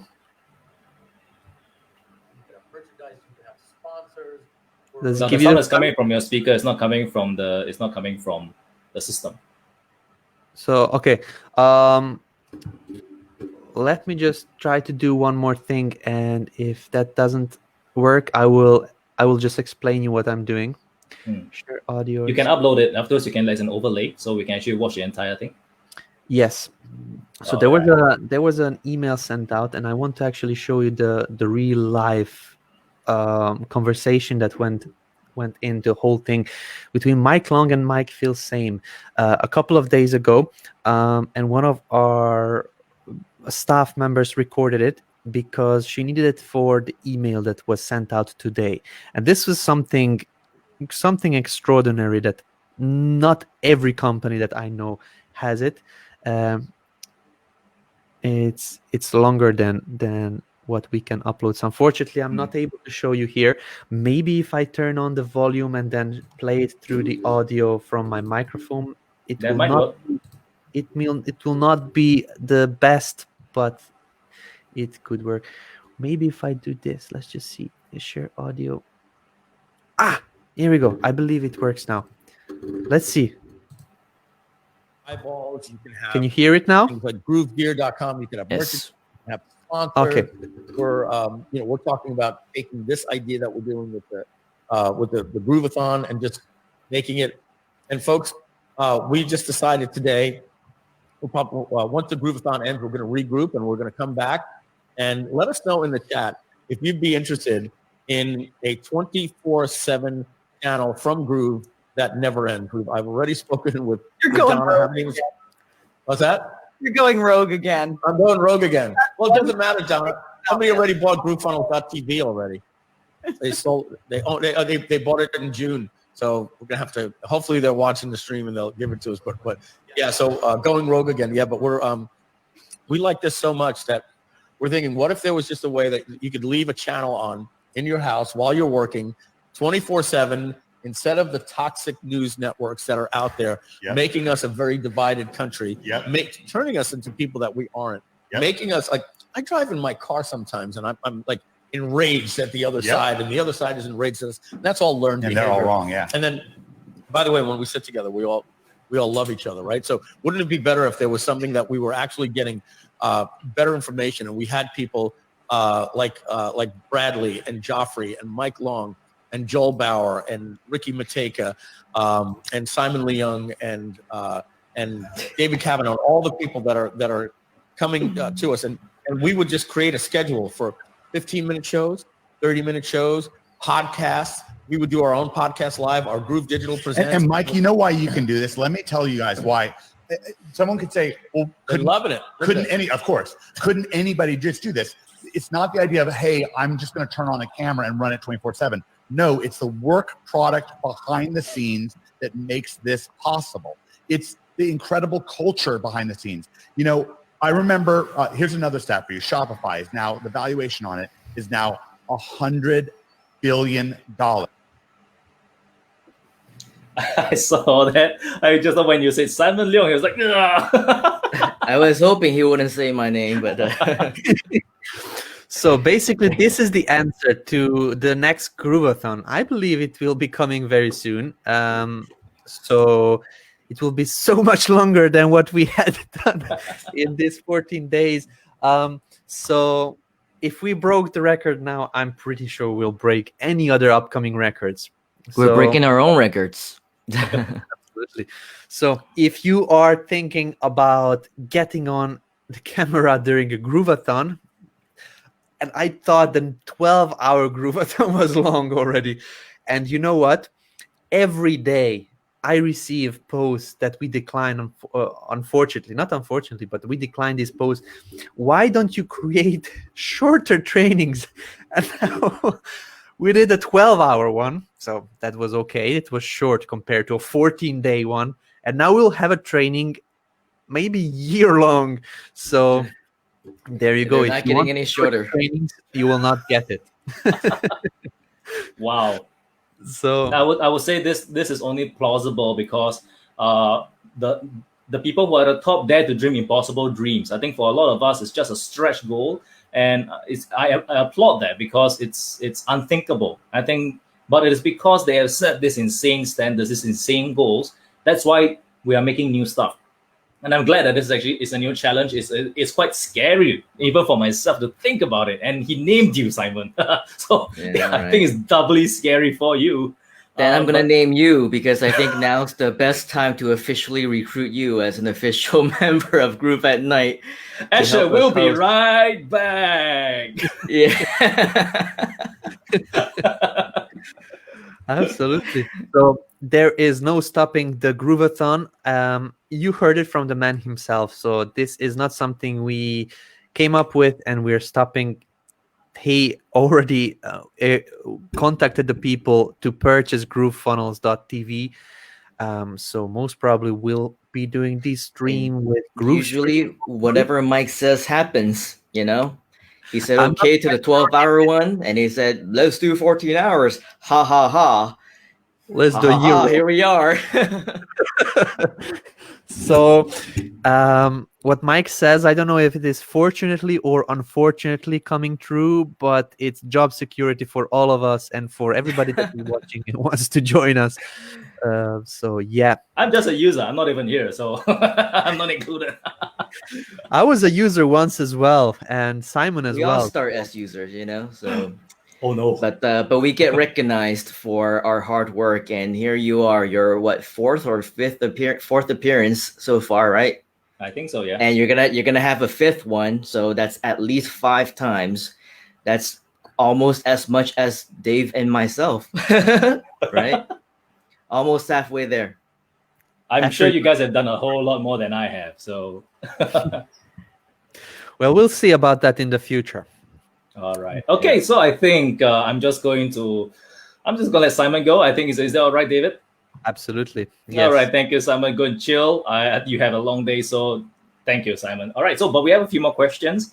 And I think this was a little bit related to one thing we talked about, can you let us know when's the urgency with our list, and let us know when's the lifetime will end so that we can use urgency with our list. I have a certain answer to that. Anything from you, David?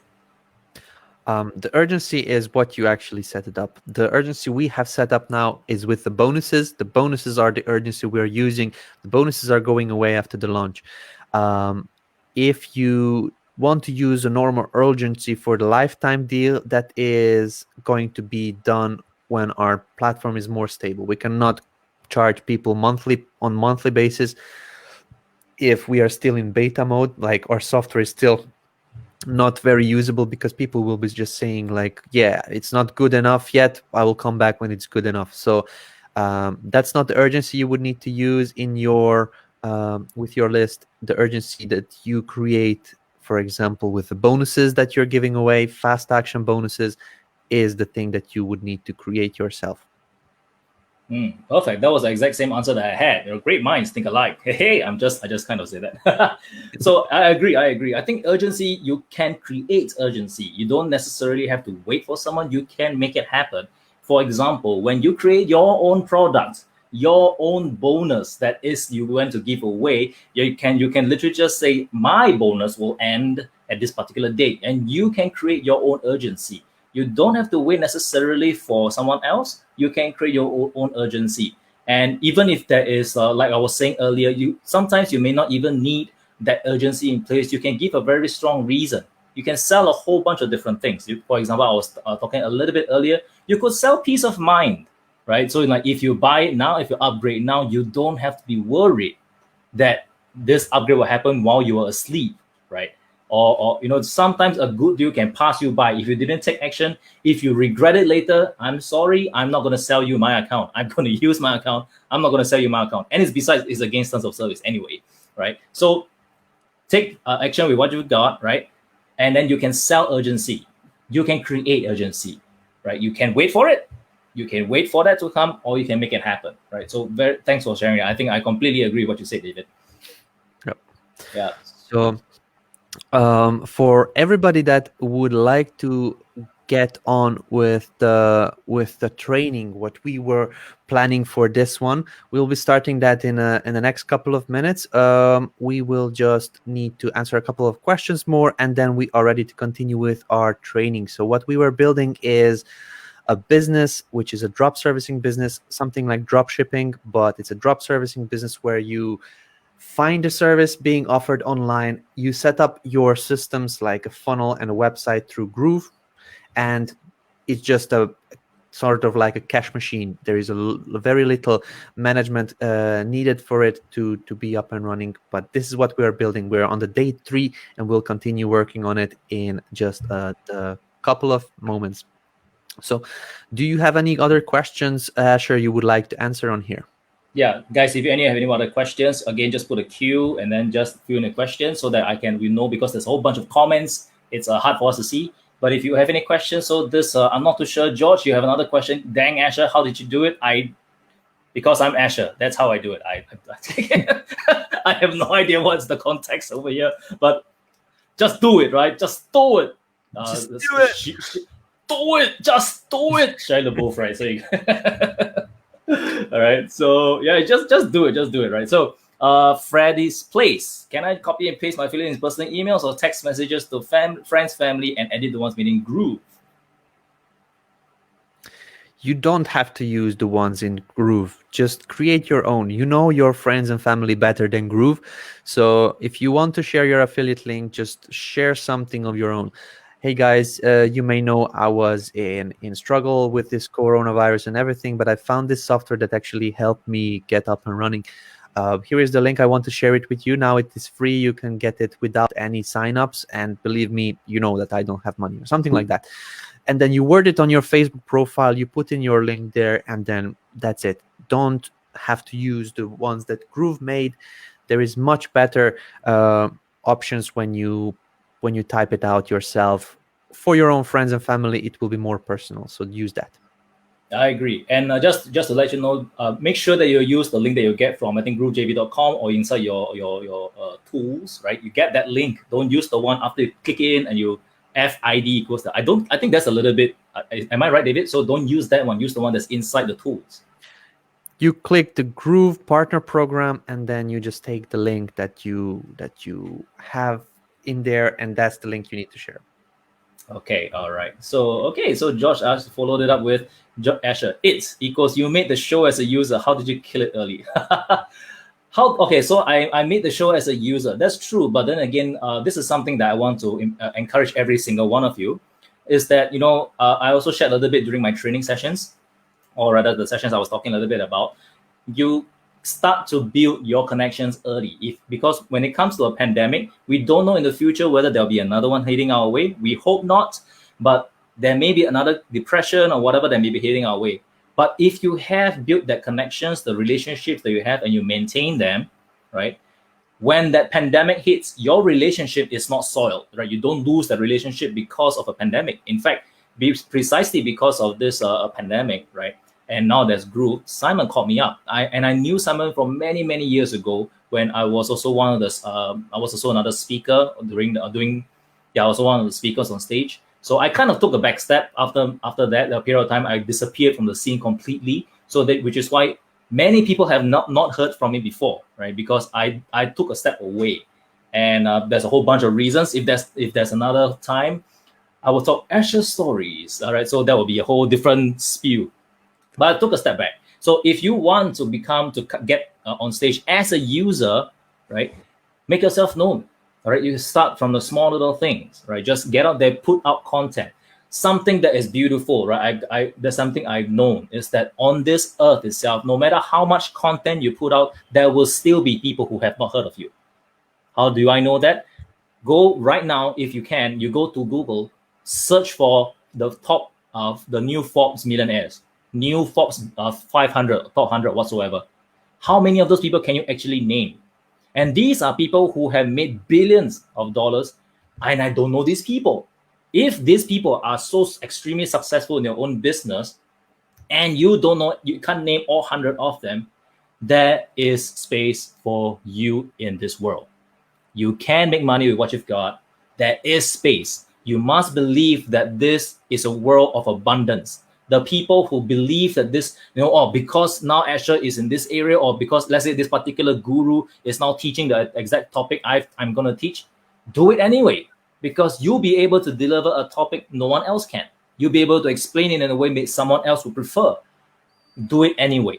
Put yourself out there. Let the world see you and let your shine, right? Just go out and shine for the world to see, right? So, okay, so there was some good slides came up. So let the world see you for your brilliance and shine out there, right? So how did I kill it early? I planted that seed many years ago. All right. There was this saying, when is the best time to plant a tree? 20 years ago. When's the next best time? Now.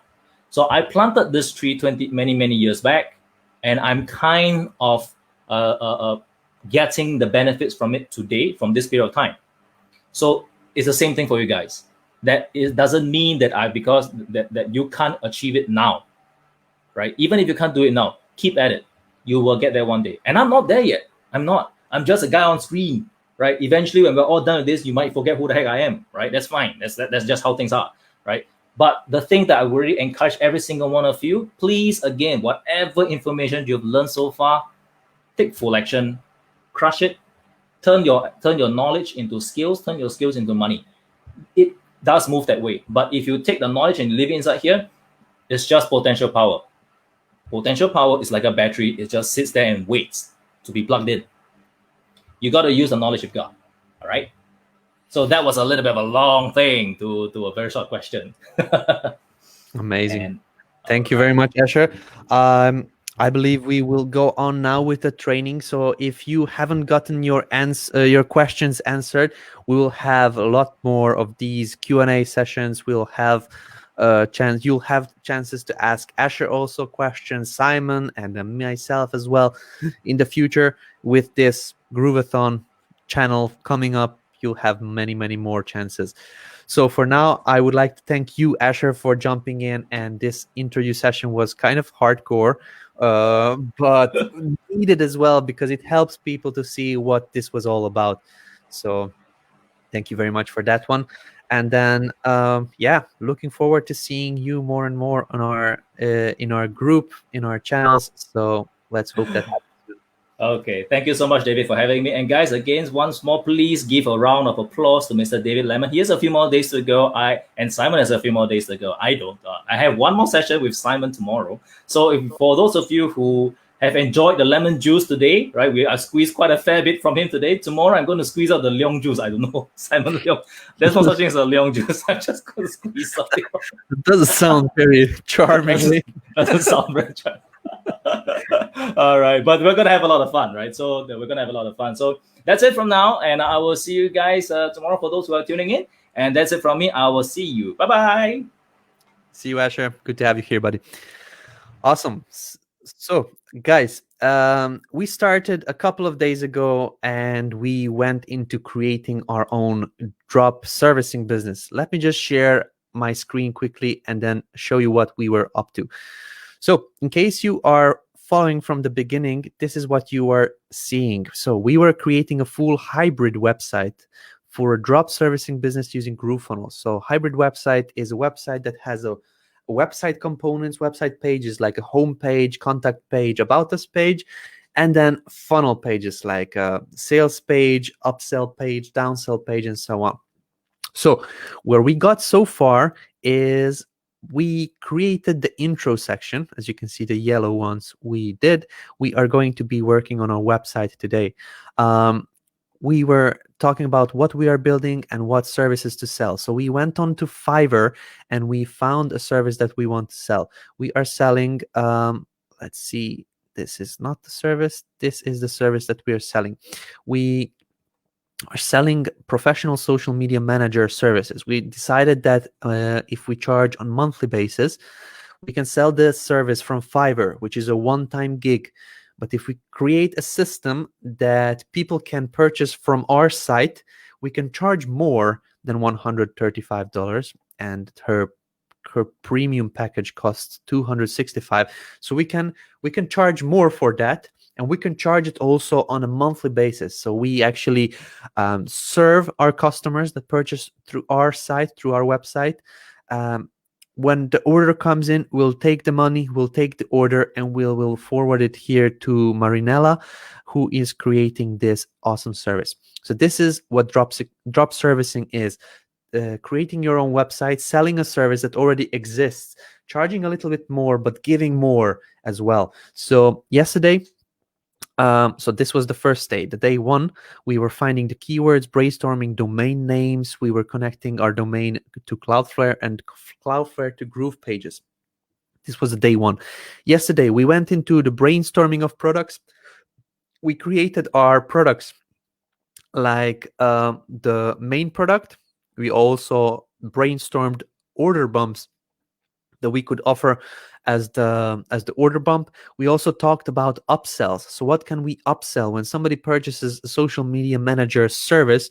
We can upsell and create their social media profiles. We can upsell like a brand identity pack, like visuals for the profiles, like images and all kinds of different things.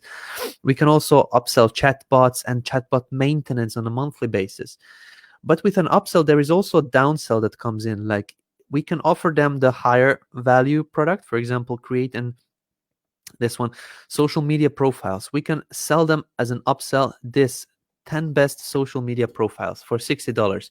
We set it up as a higher price on our side. When we are selling it, we want to have a little bit of profit as well. So we are selling in an upsell the premium version. If the people don't need the premium version, we can offer them the basic or a medium version of that service. So this one or this one, it's a lower price, but it's still the same service. Okay, so we can offer that one as a downsell. And then also we can offer the brand identity pack as a upsell and a downsell as well. We can offer chatbot and so on.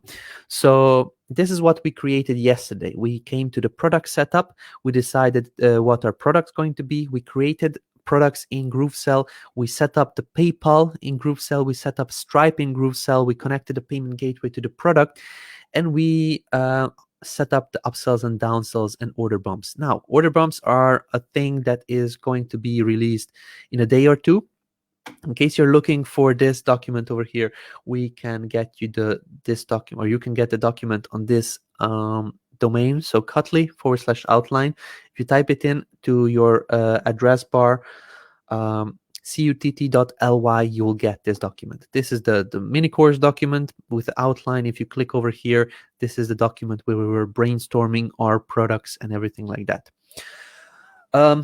But today we are going to go into the website building. So we'll go and name our pages in GroovePages. We'll set up the pages and the sites. We decide our call to action of each page. We'll create the navigation menu, apply to all the pages, create the footer, create the main content. This may be in multiple videos. So even if I don't finish this one, we'll use templates for this.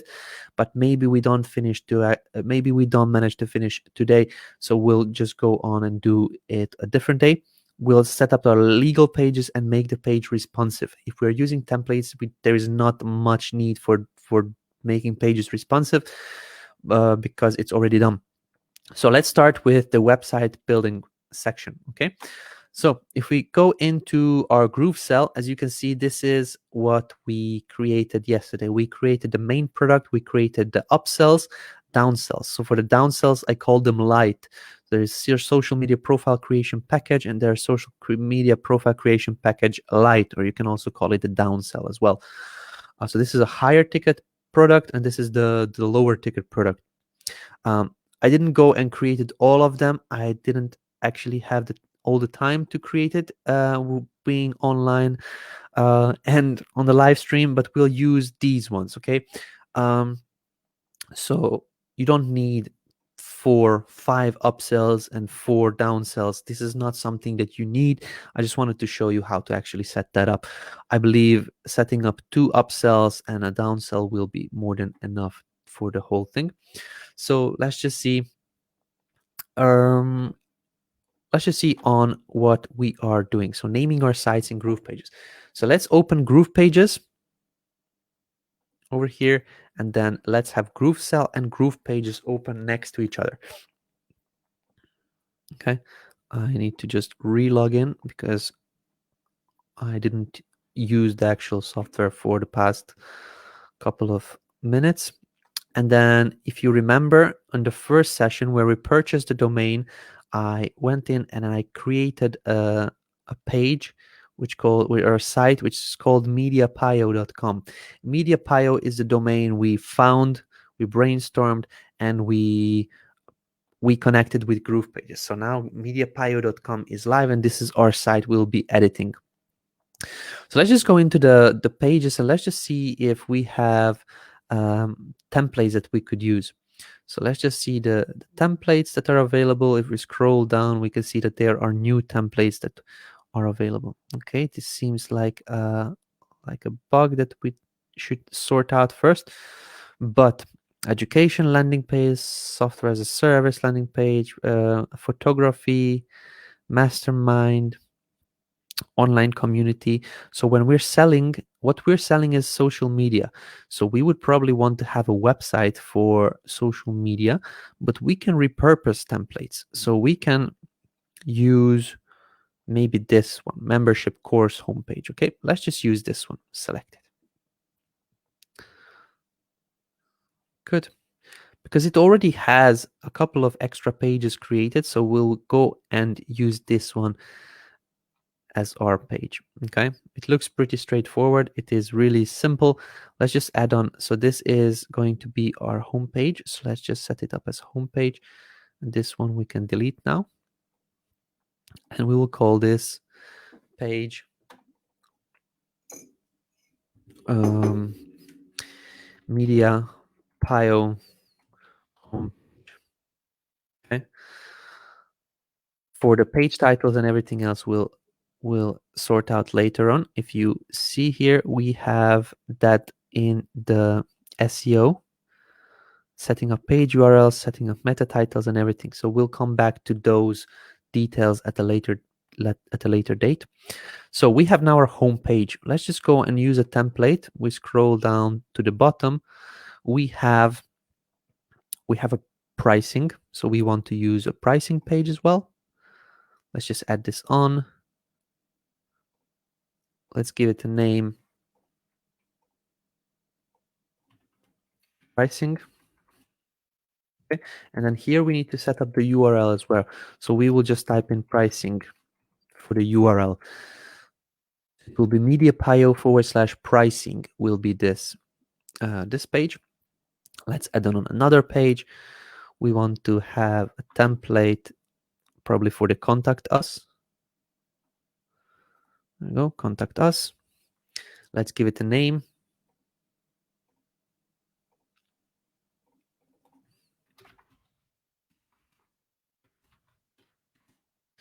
Contact us and also contact. Oh, so it's going to be mediapio.com/contact. If we go and add on another page, we can go and see. So we have the order form, we have online community template, we don't need that. We have thank you pages, we'll use those later on. Single course template, we have an about us section. So let's just add on about us section. And there we go. So very simple, very straightforward. Now, what we want to do is we want to sort out our navigation after I rename this page. This is the about us. Okay.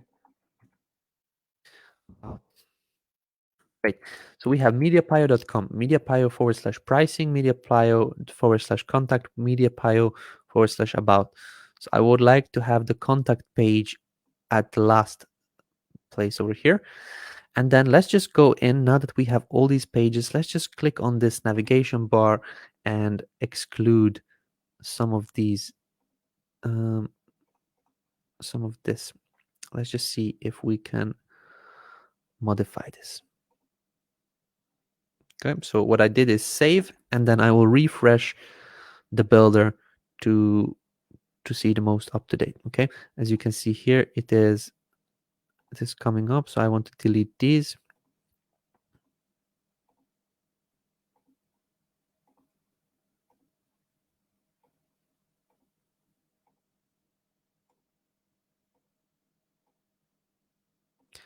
And then the login. Okay. There we go. Let's see if there is any spacing added on. We turn on the expert mode.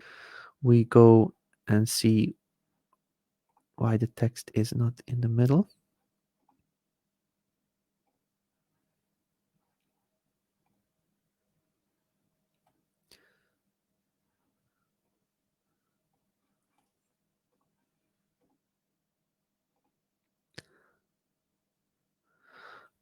Let's just resize this. Try to resize it and see if it works.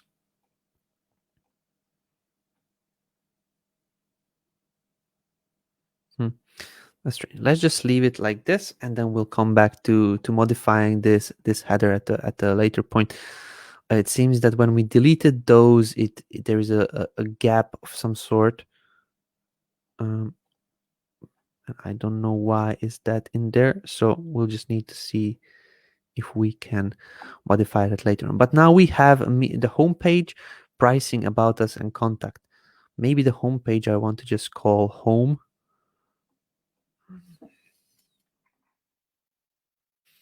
Like that. Okay, so now it came back.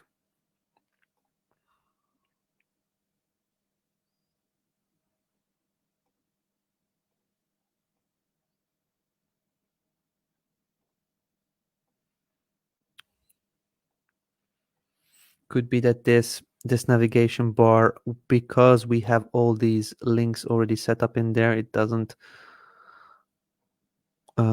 want to listen to us, but we'll just save this block as it is and then make sure all the pages are following it. So we have an extra home here that we don't need. There we go. So now we can save it as not an alert bar, but navigation bar.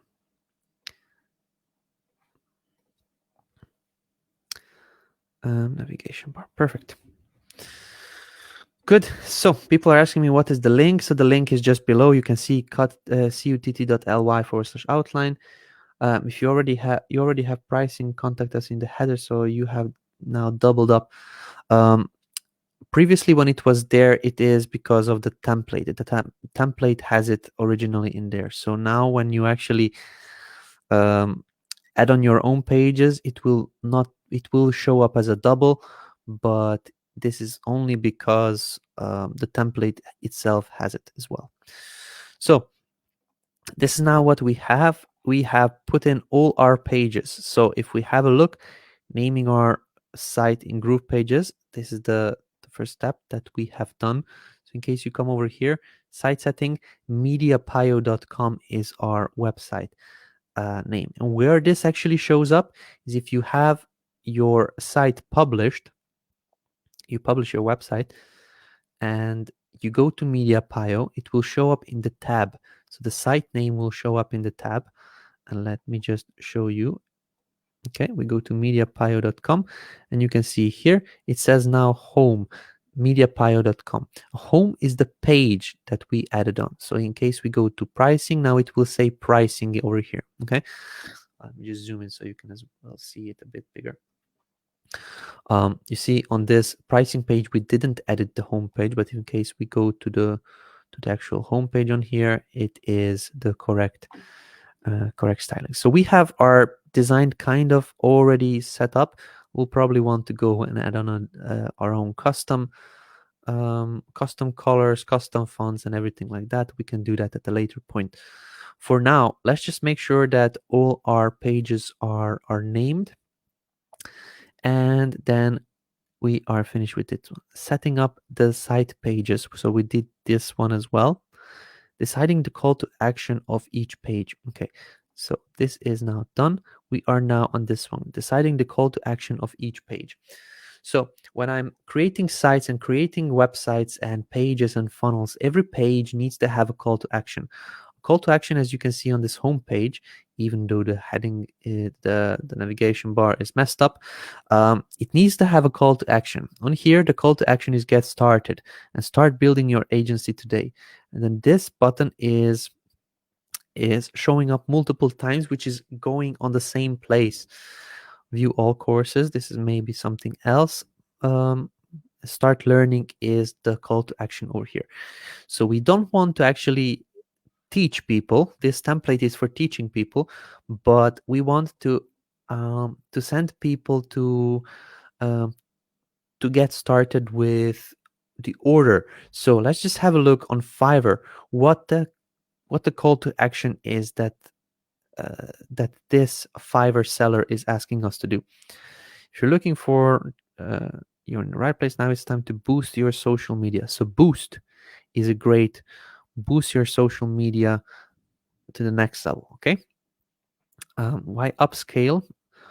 Ready to upscale social media. That would be a great call to action as well. To market themselves, connect with brand or business. Let's see what else we could use. Our services, create and optimize account. Content creation, hashtag, increase engagement, brand awareness, drive more traffic. Platforms, feel free to contact. Okay, so there is no strong call to action. Sometimes people say like book now or buy now or order now or something like that, in order to call people to action. So we are left without a call to action from Fiverr, so we can come up with our own. We can also Google the best call to actions. CTA words, best call to action words. Get started, sign up free, create account, view demo, contact sales, learn more, join free, shop now. Okay.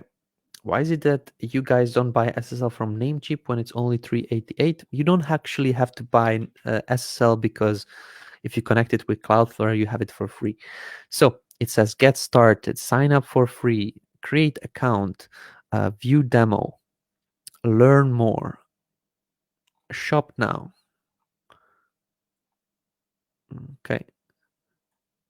Discover, shop now, add to bag, add to cart, new something, buy now. schedule a visit, book a class, enter now, join, okay, CTA add-ons, okay, try now, free, save, start, stop. Okay, perfect. I believe for our uh, social media service, we could use something like this one, buy now. This is a strong call to action which gets people to buy the service now. Or you can also go at a creative way and something like boost your conversions today or something like that. So maybe we can go with that. It sounds more um, sounds more powerful in my opinion. So boost your conversions, not conversions, but boost your um,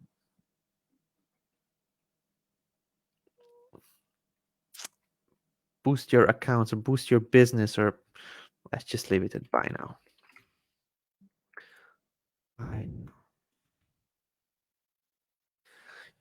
Something more creative. I cannot think of something creative, so I'll just use this one. Start building your agency today. Okay. Over here we can type in. So we have a buy now as the short call to action, which is just fitting into a small button. We also have places on our website here, for example, and then on other places down here where we can put a longer call to action. In here, we want to think about something more powerful, like we can do something on this one. Start building your agency today. We can do start get your social media to work for you today, or get have your social media working for you today, or your social media working for you today. Okay, we can also get the arrow on there and update. Okay, so this is the button is on the left hand side. We want to put it on the right hand side. It's a little bit long, this this word, so maybe we can go to design and then resize the text like this one. It is still too long, so maybe something else. What could you scale your business today? That could work. What would you say that this call to action should be? This button is fire. Get started. Thanks, David. Let's just see. Okay, I believe scale your business is great. Scale your business today.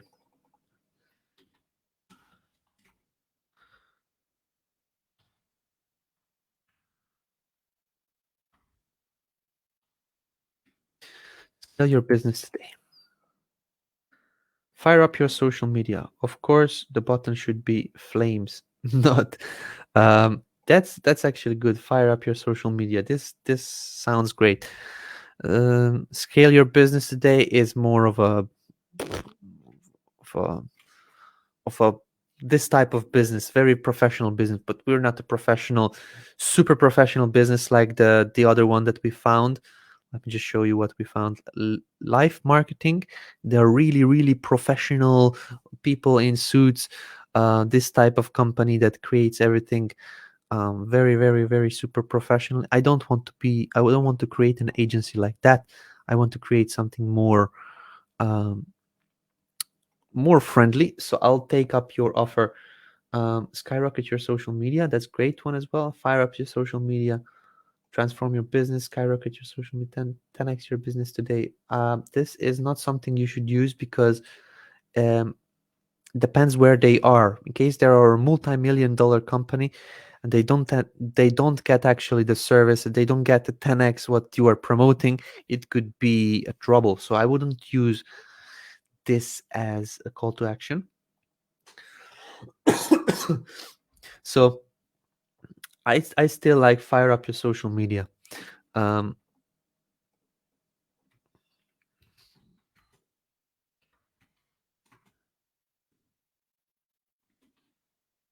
Fire up your social. Know what happened there? Social media today. Let's just leave it like that.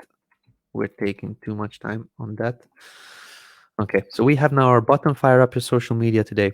Great. Buy now. Let's just leave the buy now. Okay, so here I'm not quite sure what we are going to be putting on here, but we will probably need a pricing option over here. So why we do put a pricing option on our website? The reason is because we want to have people immediately see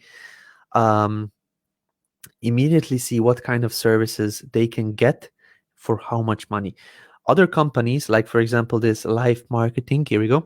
No, I believe I closed it. No, here they are. If you go to their pricing page for social media management, they say, yeah, contact us, talk to an expert. They give you a lot of prices, but when you actually choose the price, yeah, call us. People don't want to call. People don't want to chat. People don't want to get, they want to have, okay, I'm fine with this one. Let's get it. I want to do it now. This is what we can offer people, an immediate solution. If you already decide to give the price on the page, I believe you should give a chance to purchase it immediately, not go through hoops in order to get it, like calling and talking to an expert. I don't want to talk to an expert. I want somebody to do it for me. That's what I want, not to chit chat with somebody from live marketing. I'm not saying live marketing is not a good company. I just say we can do things better, okay? And this is why we want to design our own website to have a pricing structure that is immediately connected to GrooveSell, so people can immediately purchase it. I don't want to design now a pricing section separately for that one, but we already have that done by our template designers. So in case I come over here, I can save this one. You can see this is a pricing already. We can already you can also put pricing that looks differently from other templates. As you can see, there is a pricing here, there's a lot more pricing options over here, so we can do that one as well. Let's just see the money back guarantee. I love this money back guarantee, so I'll just save this into our, where do I save it? Download boxes, pricing, testimonials, title. Let's just put it in the testimonials because it is something that will be giving answers to the people. So this is a collapse element that is not opening up at this moment. Maybe we need to force it open. There we go. Show open close. Okay, and now we can actually use it. This is great, and I want to also have this one on my homepage. So let's just do this in no category. Okay. So now that I'm finished here, I'm going back to my home page and I'm deciding what sections I want to keep, what I don't want to keep. So deciding the call to action, we did this one. We decided that it will be fire up your social media, and the buy now will be the short. Creating the navigation menu, we'll do that one as well. Let me just pop these in, which I saved, these blocks, so I don't forget. Okay, that's not it. As you can see, I have a lot of saved blocks. So I want to have the frequently asked questions somewhere along the bottom of the page over here. And I want to have the money back guarantee somewhere up here. Okay. I want to give all the details immediately on the home page, and I want people to click onto the pricing immediately after they seen the home page. Okay. The other pages are good to have on there. Let's just leave it here. The other pages, like the like about us and contact us and pricing, they're good to have, but I want people to come to my homepage and immediately buy something. Okay, this is why I'm going to be putting in the pricing structure and the money back guarantee structure, because I really want to sell them already on the homepage. The more content you put on your homepage, the less questions there'll be later on. Even though you have multiple pages where you will have similar sections, like for pricing, I will have a pricing, this one on a separate page as well. Come on, I want to have it here. I have too many processes running at this moment, so this is why it is giving me a little bit of hardship, but let's just drop it in and then pull it back somewhere. Even though I will have different pages already, I want to have more information on the home page so that people don't have to go look for that information somewhere else. I want them to be to have the option to action it immediately on the front page. So let's just see. Jazz up your social presence. Take your business to the people. Good morning, Groovelings. Yes. Get to the next level. Perfect. So now that I did this is something that I think a good business looks like. They will have immediately all the pricing on there, the guarantees and things like that. And then, of course, the frequently asked questions. If you don't have a frequently asked question on the homepage and you are a service company, you need to really consider adding this on, because people judge your website immediately when they come. If they scrolled all the way to the bottom, they are looking for answers. They are really looking for something that they didn't find. Either they are just scrolling through your website because they are interested in what you have to offer, what you have to say, but most probably they are looking still for answers. So in case you actually answer those questions that they may have, like what happens if I don't like the product at the end? What happens if I don't am I not satisfied? Like, you answer these objections. Add a question here that is a common objections that the buyers have before making a purchase. What happens if this? What happens if that? And you answer these objections immediately, and it says it here, explain in depth the question. Make sure the explanation clearly answers the objections that visitor has on their mind. The frequently asked questions section is a great way to clear up any objections that the buyer might have and push then a step ahead to make that purchase. There you go. So when our designers create a template, it is super simple and explained what you actually need to put in there. So that's it, basically. That's the information you will need to put in there. So if we used fire up your social media today, I will use this content, I will use this copy on all of my buttons. So here, not maybe on here, I will just use the shorter one by now, but buy this plan is okay. Over here, view all courses, I want to use this, fire up your social media today, which didn't really work. Fire up your social media today. There we go. And then here as well.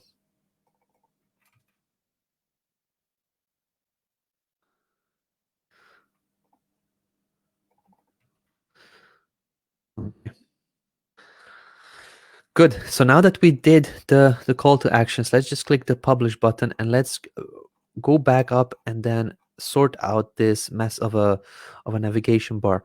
So let's just see. The navigation bar has a logo, it has links, and it has a button on there, which is a red nice button.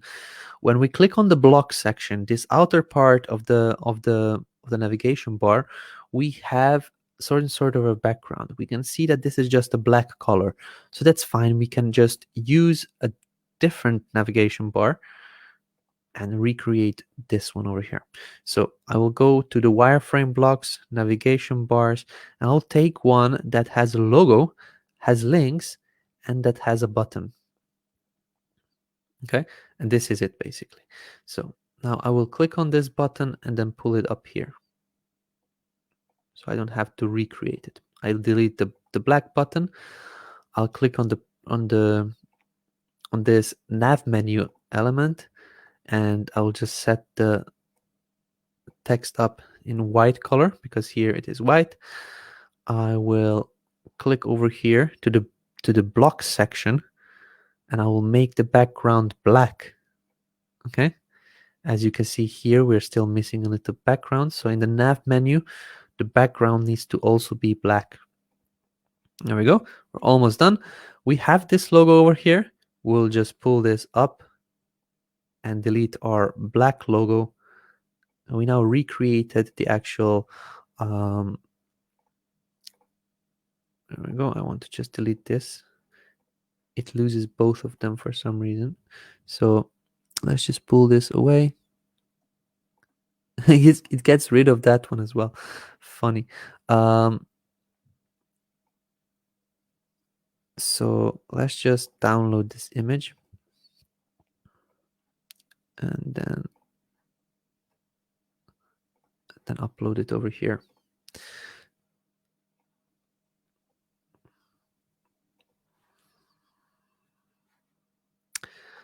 Okay.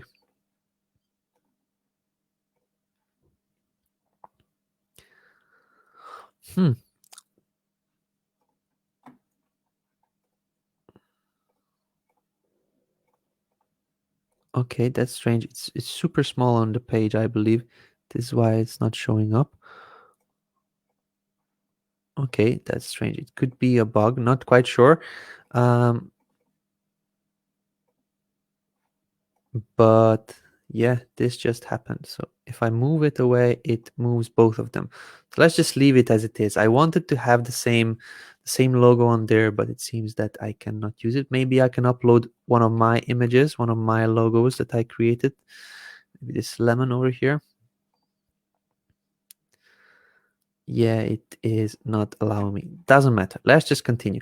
So we can now use the same information from over here. So this color is actually not fully black. It's this color. And then I can delete this section. Okay.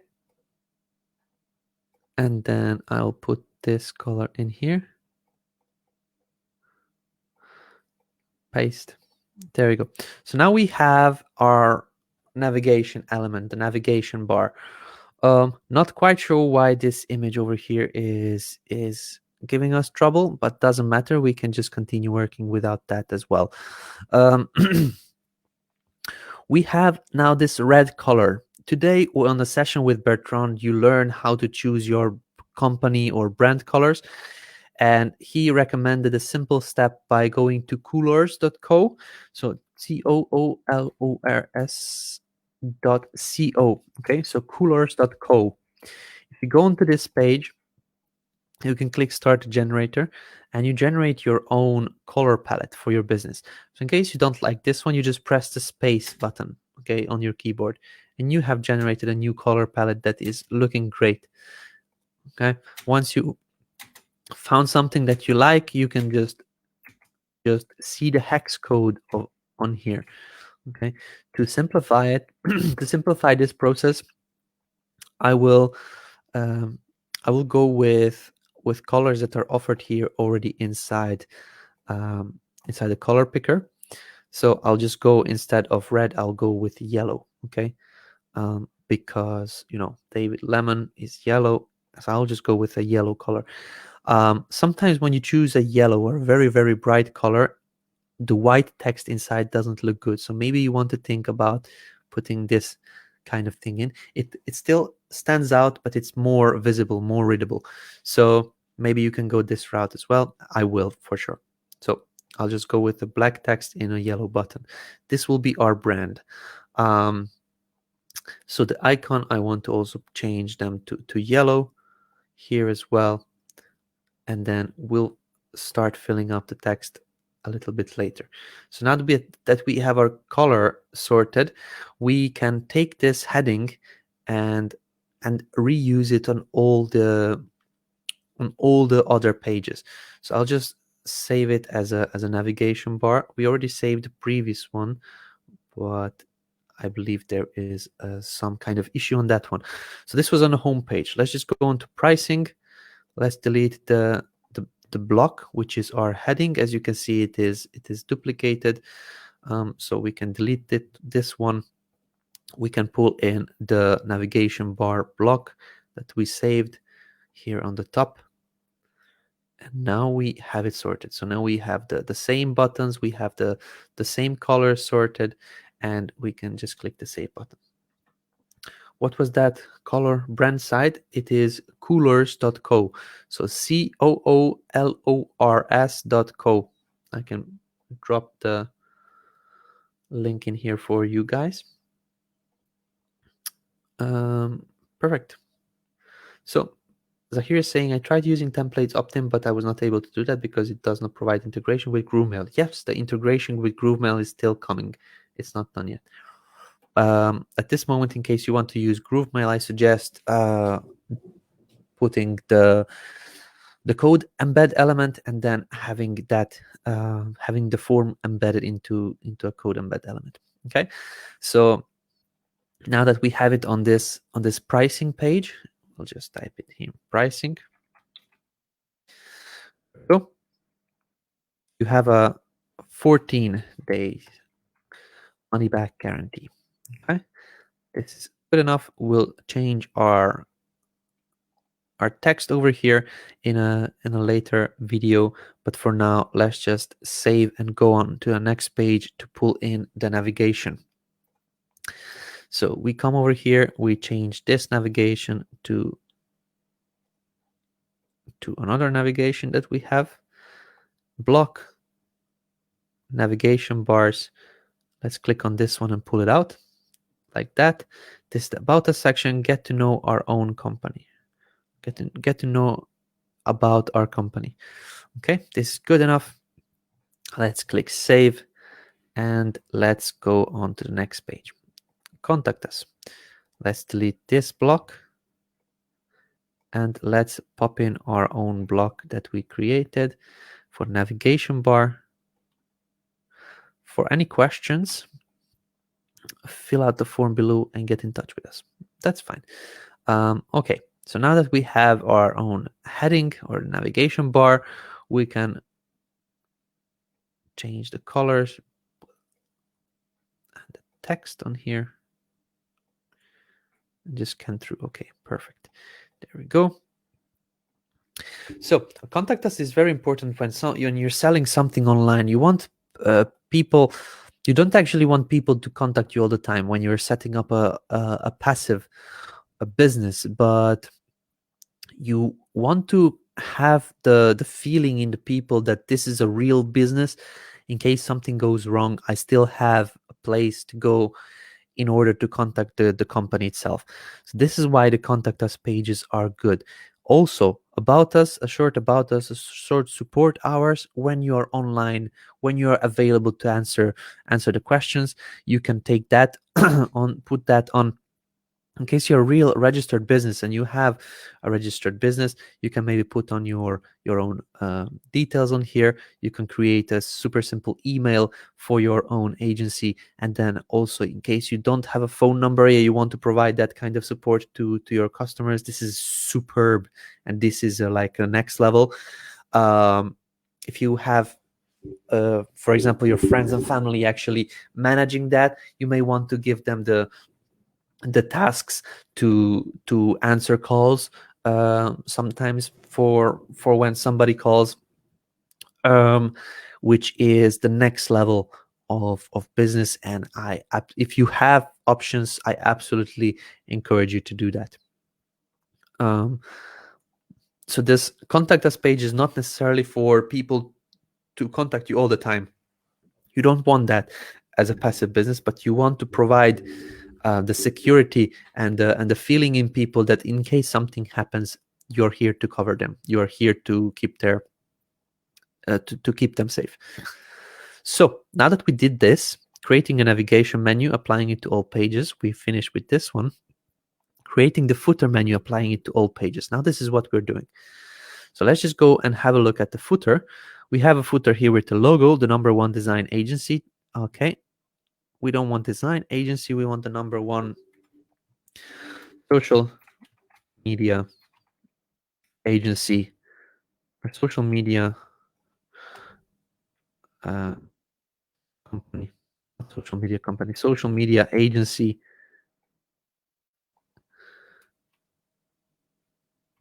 of 2020. Okay, it doesn't have to be more explanation. Why am I the #1? I can just say #1 because this was the #1, the best profile that I found on Fiverr. So if we have a look, this is an unverified, unofficial #1. It sounds good. Okay, this is why you want to use it. And you're not lying, because this was the actual #1 best Fiverr gig that we found. So the #1 social media agency of 2020. We are selling the #1 service from Fiverr. So this is why we can say that we are #1 agency. Okay. And then people like to hear things like #1 and the best marketing agency. How do you know? Who compared these marketing agencies? There's nobody that compares these. So nobody can prove that. So I do suggest putting in something like that, because it works. People like to see this. Important links. Here we will be putting in our links. I will not change any colors on here because I like how this looks like. Terms of service and privacy policy. We'll be creating our terms of service and privacy policy next. Contact. Okay. We can just type in 2020 mediapio.com. mediapio.com. Okay.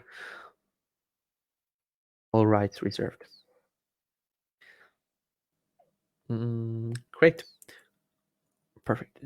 Jean-Francois, he's asking about what will the agency featuring GrooveFunnels be. This is not yet confirmed, so I cannot give you any information on that.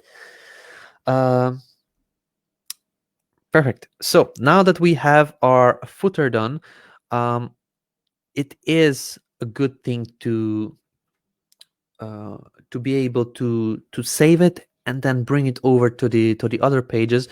But I don't want to do that before we actually set up the terms of service, privacy policy, and other policy pages. So at this moment, I would just go in here and set up the legal pages first. Okay.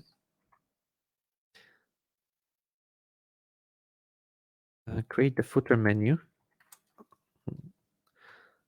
This needs to come before that.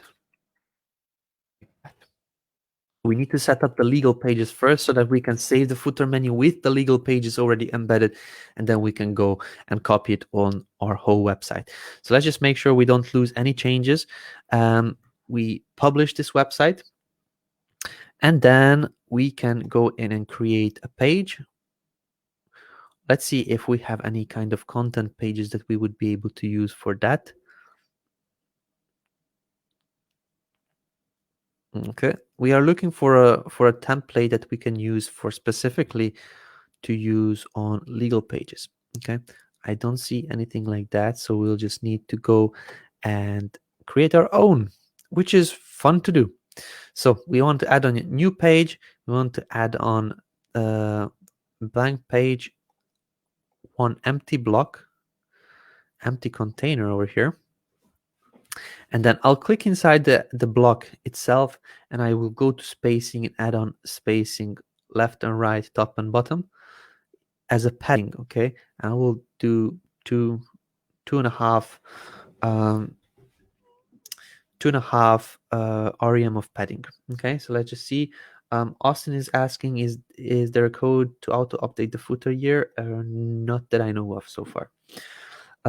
Could be that there are some coders out there that may know that, but I'm not unfortunately, I don't know about that. And then the terms of service and privacy policies I usually generate using online generators. So if you have registered for Groove, you will soon receive an email about FTC Guardian. Okay, FTC Guardian. FTC Guardian is a platform to help you with your with your legal pages, it creates very simple processes for doing that. It looks super super complicated, but it is not not complicated. So in case you have FTC Guardian, they can assist you with all kinds of things. There's another software that you can use, and this is available at this moment. If you go to AppSumo, I'm not promoting this, I'm just selling, I'm just telling that didn't came out good. I'm just telling you that there are options that you can choose from. You don't have to go in all into this legal research. In case you go to AppSumo, you click browse, you can come to AppSumo Marketplace, and at this moment there is there's a service which is let me just find it here. Doc Pro, your best legal document creator. Okay, so you can purchase the lifetime deal of this software, which is called Doc Pro. It is they have 1,000 templates reviewed by lawyers and easy to customize. So it's not something that you have to buy. You can buy. It is super simple. So for example, in case you go to terms and conditions, you can click on here and see what kind of terms and conditions they have. In case you want to change something on here, you want to add on something, it's super simple to do. So let's just see terms and conditions, conditions of carriage for carrier, conditions for purchase order, website mobile app, okay, seller long, seller short, buyer short, design code, professional service. Okay, so most probably we will need to have something like this as a professional service. And then they already wrote out the whole documentation for you. You just need to click create a document and fill it out, and basically it talks about you or client and the firm, and it creates a real kick-ass terms and conditions. Okay, so I don't have this service, but you can use it. It's super easy to use things like this. Let's just see privacy policy, and you also have internal privacy policy, personal data protection policy. So it's like a privacy policy with GDPR. Amazing, we can use that one. Okay, and then privacy policy with GDPR, website, employee, financial privacy commissions, GDPR with CCPA I don't even know half of these words. Employee anti-harassment, social media policy, employee. Okay, so one of these up here. So website, mobile app. Okay, let's just go into this one. And there you go. You create a document, you fill it out, and you're good to go. What I wanted to do is your options, but what I will do is something that is available for everybody for free. Okay, so in case you come in Google, you type in privacy policy generator, you have a sort of a kind of good privacy policy generator that a lot of people use. It's free, so you don't have to you will have a privacy policy. It's not going to be as kick-ass as the other platforms that I just shared earlier, but it's going to be good in case you're starting out. Okay, so it doesn't have to be perfect, you just have to get it going. So Media Pio is a company name. Your website is Media Pio. Okay, the website URL is https://mediapio.com. Okay, so let's just copy this over. I don't want to type it out again. Do you use cookies on your website? Let's just click yes. Do you show advertising through Google AdSense on your website? No. Do you show advertising from third parties except Google? No. Okay, country. My country is Croatia. My email is, I don't know, let's just type in this. I didn't have yet created a MediaPio email, which is super simple to do. If I would have, it would be easier. But now that we created our privacy policy for MediaPio, we can just copy it over. I will show you a couple of ways to actually embed it on your page. One of them is copying it over like that, heading over to GroovePages, putting in a heading 2 over here, and then a paragraph like that, and then clicking on the paragraph, pasting that in, copying this out, privacy policy, clicking on the heading itself, and then now you have a privacy policy that is pasted in. It looks super ugly because it is really unorganized. So you can come in if you want and then organize it, like add spacing to it, bold certain parts, to have it looking like here. So this is bigger, this is bigger, this is bigger. There's a little of these kind of list, dotted lists and things like this. This one of the options. You can also link in directly. So if you copy this link, it will be opening up in the opening up like this. It will not be as good because the domain is different, so it will not be on your site anymore. So your privacy policy is off your site. So this is maybe not a good option. Let's just try to copy this text. I haven't tested this out. Let's just copy this text and see how that works. So in case we select everything, we paste it in, it just gives us the same exact option. So instead of using the paragraph, if you delete the text from here and you add on a code embed element onto your page like that, and you copy this one, download privacy policy, you copy this one and you embed it inside the code embed element on the page, it already gives you a really nice looking privacy policy that is already styled properly and everything. So you don't have to do much on that part. So this is an option you could do, but now you cannot go inside and then edit out the links and change it out simply. You would need to go in and then like delete things from the code, which not everybody will want to do. But I will leave it as it is now, because this is the fastest and the simplest option that I could have for my privacy policy. Okay, so I will edit settings. I will call it privacy policy. Okay, see policy. There we go. So now we have a privacy policy page. As we have a privacy policy generator, we also have a terms of service generator. So, okay, terms and conditions generator. Okay, terms and conditions generator, fast and free. The same company, I believe, that created the previous one, MediaPio, mediapio.com. Country is Croatia. In my case, you would need to fill out with your details, as you may know. Okay, generate my terms and condition. It's generating and we'll do the same thing. Okay, and we'll do it very quickly. So we have already our privacy policy page. We'll just clone this. Okay, and we are going to save.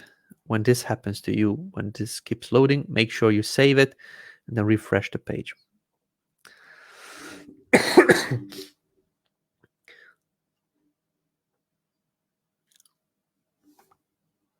Okay, there we go. Privacy policy. So this is now the copy. I can just click into this one, select it, and paste in the new text from the terms of service, terms of condition. Okay, so I save this, and I can come into the pages and rename the page. Terms and conditions.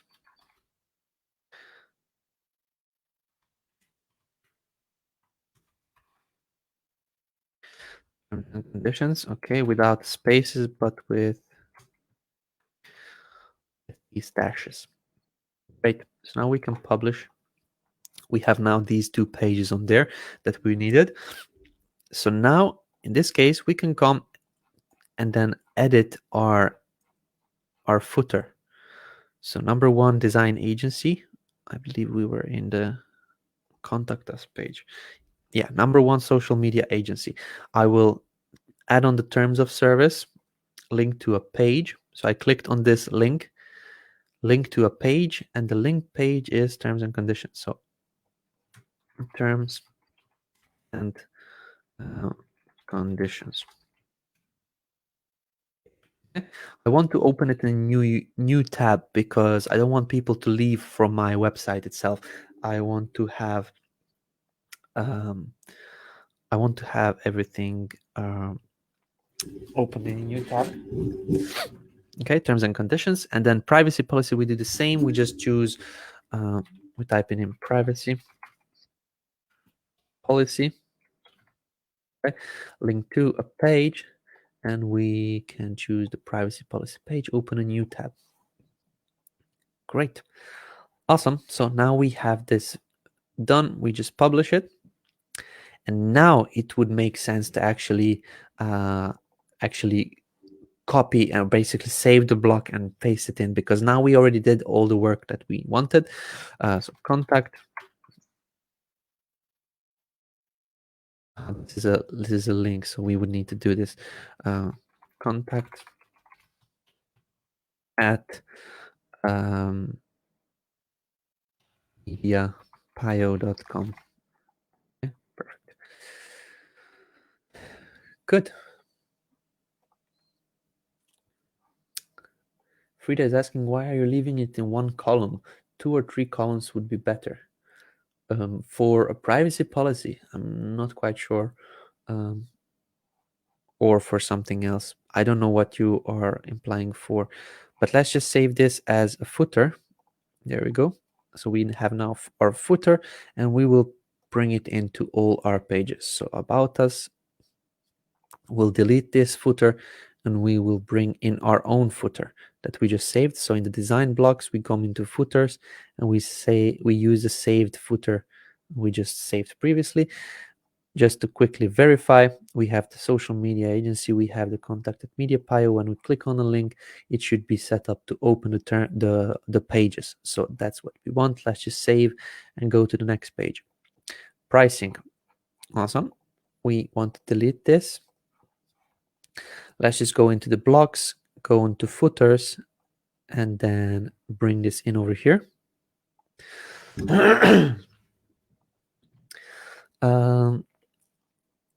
Great. We save it, and then let's just do it on the home page as well. Probably want to go to the whole site and then edit the call to actions, but let's just say that we did it. If I would go with like through everything that I'm editing, this would take a long time. So not navigation bar, footers. Okay.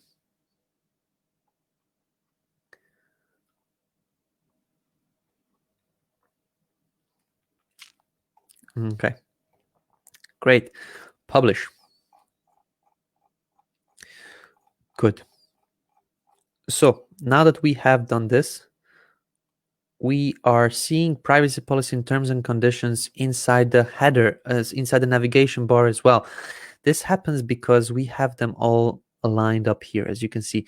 So if we move the privacy policy as a hidden page, if we move the terms and conditions as a hidden page, now we don't see them anymore. Okay, so we just click this 6-pack, as I like to call it, these 6 dots. We click on it, and then we just pull or drag the pages down under this section so that it will not show anymore inside the navigation menu, inside the header.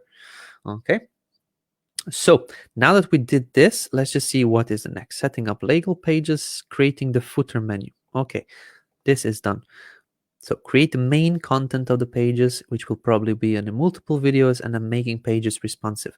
So let's just see how we are with the time. So Groove Digital /Grooveathon. If we scroll down, we can see what is coming next. So we are until this time. So this is today. Yeah. Okay. So we still have a lot of time to go. We have 1 more hour. So let's just jump in and create the content on the pages in here. So we want to start with thinking about the copy we want to use on our website. So if you know already, we have the home page over here. We have a pricing page, about us, contact us, but that's not everything. We'll need to create also a full funnel to promote the services. So what we want to put on the website is not the same information we want to put on the funnel. What we want to put on a website is more about the general company and the general services we are offering. So knowing this, that these two things, like a website and a funnel, as two separate things, now we know, we have a kind of an idea what we need to talk about. So build a profitable design agency from scratch is not something that we want to do. But if you want, you can also use tools for generating headlines. As if you want, there is a headlime.io, I believe. Headlime.io. It creates headlines. So you can start generating headlines, which you can use. So what is the product? Social media management. What does your audience want? I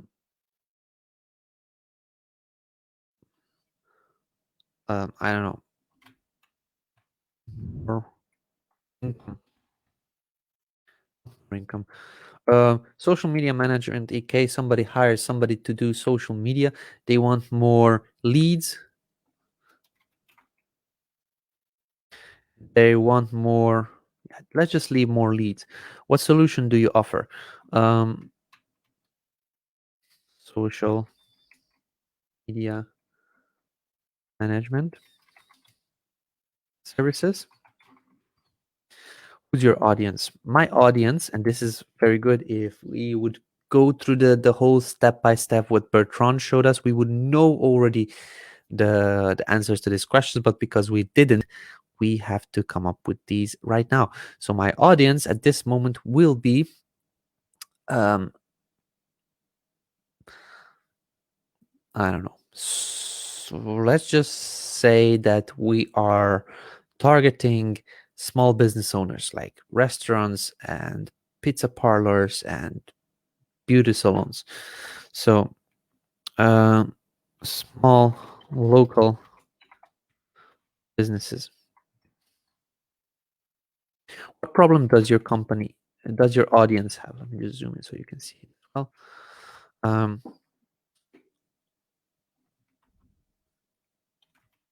Low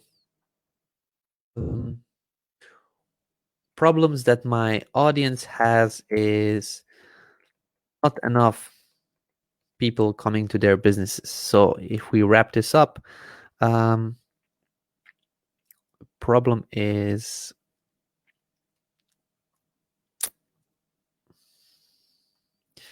not enough leads. Not enough leads. Like what they want, more leads. What's the problem? Not enough leads. Let's just keep it simple. You would probably want to do it much more in depth. I'm just trying to crank this out very, very fast for you guys here. Who is an authority in your business, in your industry? Influencers, copywriting experts. So social media management, low visibility. Yeah, let's use this. The problem is low visibility. Okay. And who is the authority? Is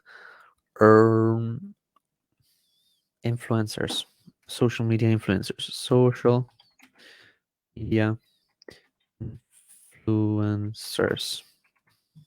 Okay. Next step. Now you have something to know before starting. A few key functions of headline to get familiar. Okay. Next step. The action menu. Okay. Some headlines look strange. Okay. Perfect. Headline templates. Your search for more leads ends here. Bam. Great. Even the first one is great. Tired of low visibility? Get started with social media management services today. 83 ideas you can steal from social media influence. Want more leads? Get social media services now. Let social media management work on your low visibility for just 3 months and you'll see the difference. Amazing headlines. I don't even know which ones to use. And you see, you get a couple of them for free, but in case you upgrade, in case you are a headline paid member, you'll get much more. Start saving money on more leads. Don't make these 83 low visibility mistakes. Social media influencers show you how to get more leads. I'm going to go with this one. Your search for more leads ends here, okay? But I will use another one for a sub headline. Your search for more leads ends here, okay? And now you can follow a step-by-step process and build your own design agency within a month. So let's social media, okay? I believe this is great. Copy, paste. Let media pio work on your low visibility for just 3 months and you'll see the difference. I believe this is great. For who's your audience? Maybe write more specific target, specific audience. Could be, but we actually don't need. We also already got a pretty good headlines over here, so we can use that one. So now the copy is most of the times the longest to create. So when we actually want to create a very good website, we need to focus more on copy. So if you want, you can hire a copywriter, somebody here on Fiverr. If you want, there are also services and softwares that create it. One of the softwares I have is Automatic Script. It's a software that is okay. That is available for everybody to purchase. They had, I believe, okay, there's something wrong with their system. As you see, they have a bug on there. It's very similar to the funnel scripts from that is being endorsed by ClickFunnels, but it's basically the same thing. You get the same thing. It's just much cheaper. So you can use software as well. You can hire somebody on Fiverr as well, but you can write it yourself. There is tools out there and there is formulas that you can use to write your own copy, and you can just Google it, like writing my own copy. There is so much knowledge out there. So I will not go into how to write copy. I will just make my website look a little bit better. So right here, why they should take your course. So instead of why they should take the course, we can write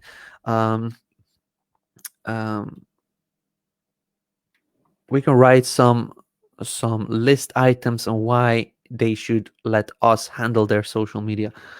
Let professional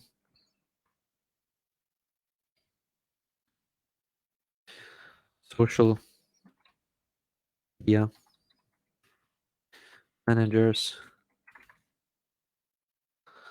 handle your accounts. We didn't give them the benefit. So you may want to think about the feature, like what you're going to do and why. So in here, we don't have a lot of space to tell them why. We can say, like, be relaxed and do what you do best and things like. I will actually not fill in this copy because it would take a long time. So what I do want to focus on is talking about what sections I would need on the website. And when you think about what sections you need on your website, may be different from what the template offers you. So if you come in and then you see the template, it is pretty cool.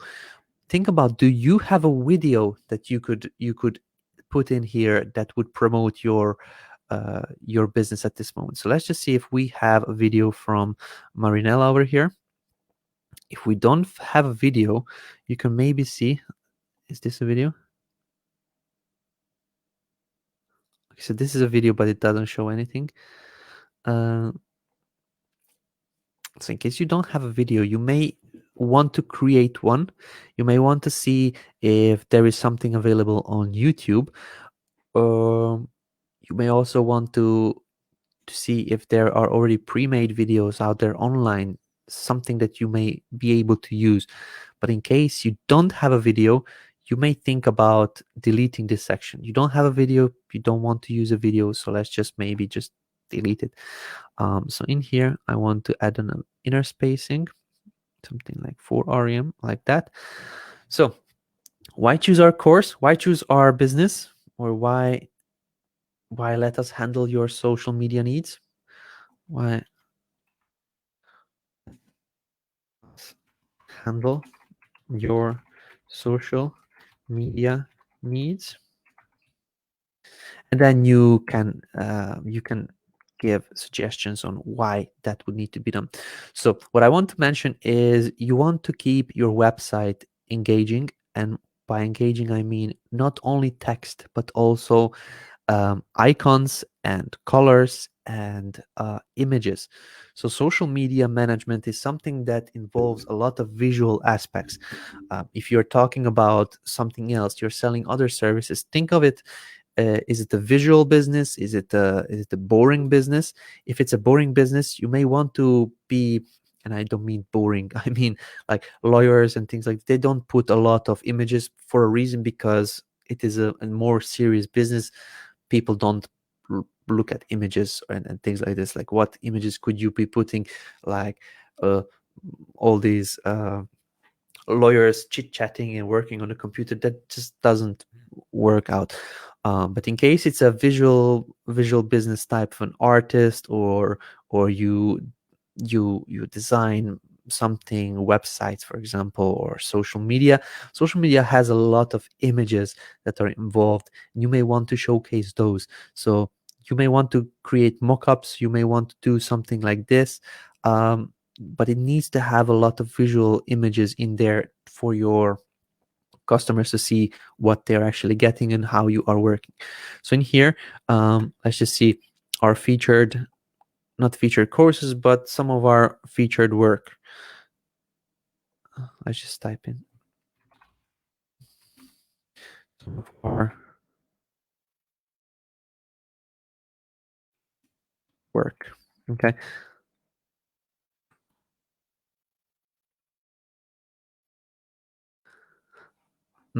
People are asking, is this being recorded? Yes, this is being recorded.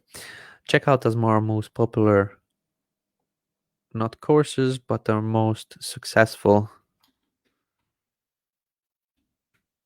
designs or something like that. In case you're a social media agency, social media management agency, you can maybe put in the logos of the companies you worked with. If you want, you can also write more about this. Like you can create a blog post, for example. I showed you in a training previously how you can create blog posts using GroovePages. So in case you want to do that, you can create a button here, a view more details, that will be going on and talking about this exact case study, how we increased this small pizza shop's visibility online by 300 times or something like that. So you can create a post and use these types of visual representations, these blocks and containers to do that. In my opinion, for my needs, I will just type in what kind of jobs we did. For example, hair salon, Instagram management, or something like this. And over here, you could write about some other clients that you served and so on. So let's just modify this a little bit. You can describe or put a little bit of description, but I want 2 buttons here. I don't plan to write blog posts at this moment. So what I'd want to do is I want to put in just 1 button in the middle. And for this one, I will pull in a container over here like that. and I'll just pull in this start learning button a little bit higher into this container, so I can delete these two containers on here. There we go. So instead of two buttons, I want only one button in there, and we want to add a little bit of spacing on here. Awesome. So now I can just recreate that in the rest, and that will be how I showcase some of my work. So kind of a portfolio or case studies you can showcase in this. Let's see. Do we need this? Course categories. You can actually showcase what kind of work you're doing. So if you type in what can we help you with, if you want to capitalize all this, make the first letters uppercase, you can do something like that. So just think about what you want to portray on a website. This is what we are doing now. So the website needs to be completely different than a funnel. The funnel will be talking about one specific product, but here on the website you're talking about all the things that your website or your agency or your business is working on. So on here you may want to say social media presence management or something like this. Then you talk about what you actually do and how you do it. Then over here you can say what will be our upsells. Let's just see some of the upsells. Social media brand identity pack development, or let's just simplify this and just say brand identity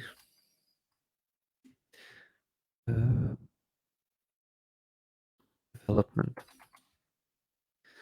Okay, and over here you can talk about, I don't know, what is our next upsell. We have chatbot. Okay, so chatbot marketing management and so on. So you can talk about what your company is doing, so they see that you are not only selling one system, but there are other things that you're also selling. So in case you want to send people to somewhere where they can learn more about this, you send them to a pricing page. You send them to a pricing page because there is the thing where they can learn more about it. When you send not the pricing page, you send them to the funnel. So all these buttons will be getting over to the funnel. If you want and create a funnel for all these packages, let's just say we now talked about creating one funnel. One funnel would have a social media management as the main product, and then a couple of upsells. But you can create another funnel which will have the brand identity development as the main product and then some other upsells. You can also create another funnel which will have the chatbot marketing as the main product and then a couple of upsells after that. So you can do a lot of things and you can really, really make a lot of money. But for now, what I would do is probably not send them to separate funnels because we're just starting out. We can so Emmanuel is asking if I can share this action plan. It is basically the link that you see on the screen. So if you go to Kotley/outline, you will see this course that we are developing right now. We went through the intro, we went through the product setup, and now we are on the website building session.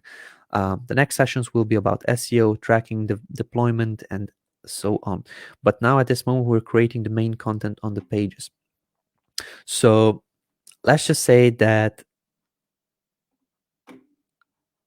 that I don't want to send people to the pricing, to the funnels, because I don't have separate funnels, but I want to send them to the pricing. So let's just type in view pricing or see pricing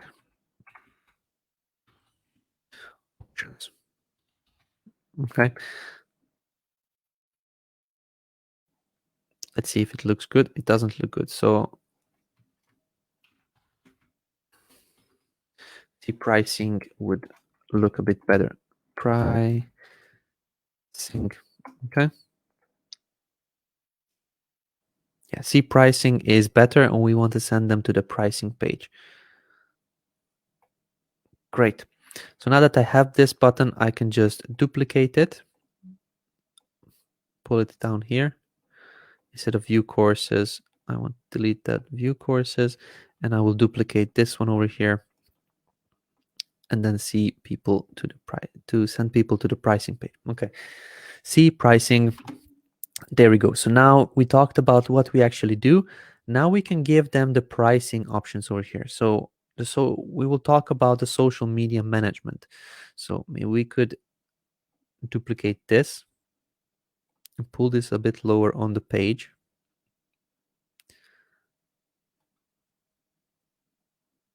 Okay, so up here we cannot do it. We need a container. So let's just pull in an extra container on here. There we go. And then inside this container now we can put in this text like that. And we can also duplicate this description because we want to talk about the pricing of one particular service that we offer, and this is the social media marketing management. Okay, it's not social media marketing, social media management service that we offer. There we go. So now that we have this done, we can talk about the pricing. So let's just see what would be a great headline for a pricing. Yeah, so let's make it this interactive a little bit more, guys. What would you put as a headline for a pricing page or a pricing section on your main website homepage? What kind of heading would you or headline would you do here? So here we will be talking about the pricing options, which we have, like the business basic, where people will get management of one profile,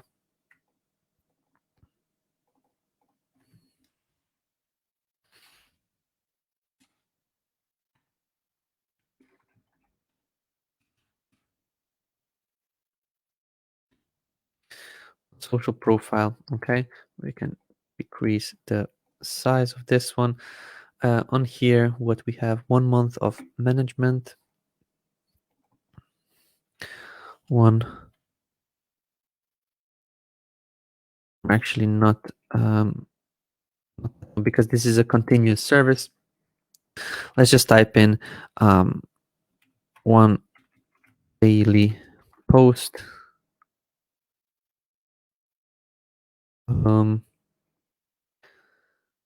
Full posting schedule.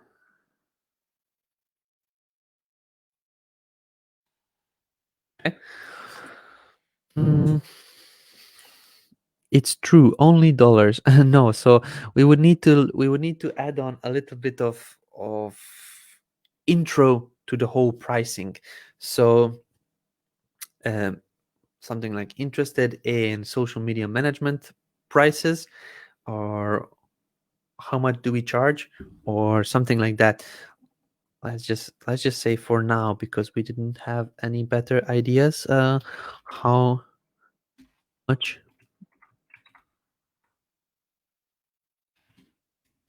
do we how much does it cost you?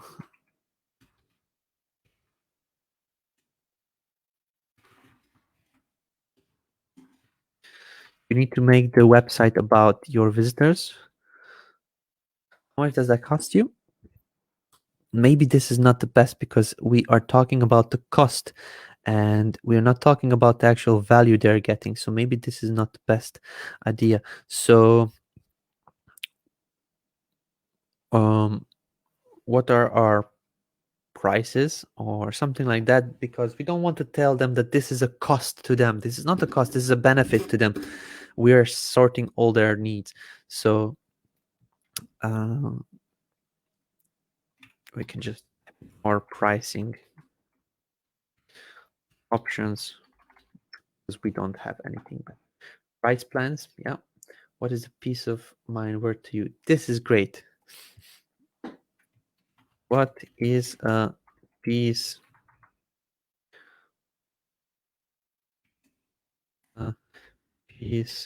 of mind worth to you? I just made a mess over here. Doesn't matter. It's okay. We'll go with this. Thank you very much, Evelyn. So many values for you. Which plan would be good for you? This is great. Which plan would be good for you? You can go with either one. Now let's just leave it on what is a piece of mind worth to you. Over here, we can see that now we have a management of one social profile, one daily post. We want to make this one smaller, and full posting schedule. Okay, what else do we get if we purchase the service from here? Create and optimize accounts.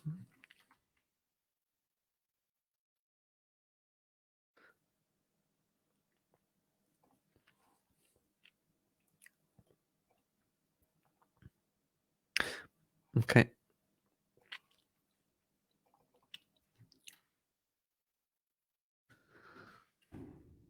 Create and optimize accounts, content creation with high quality, hashtag research. Okay. So we can just use their own words to sell their own products. Hashtag search and optimization. Okay. On here, there's space. Perfect. So what else? Let's just leave that for here. And then here in the layout, we want everything to be aligned to the left. There we go. So it looks a bit better this way.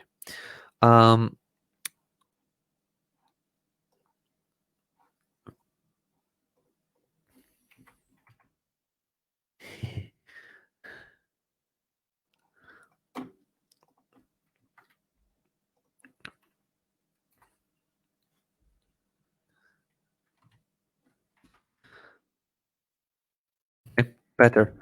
Thank you, guys. So, and this costs us, what's the cost of the social media management service? I already forgot, I believe. Why just keep it simple with pricing option? You can do that as well on 250. So this is the basic, is 250. Okay. The next one is 300. And then the other one is 400.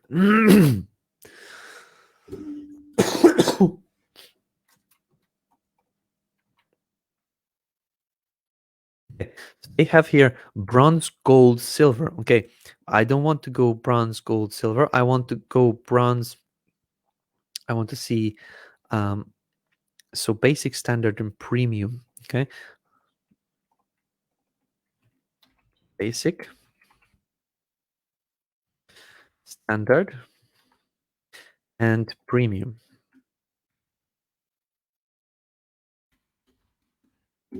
Okay, so now we actually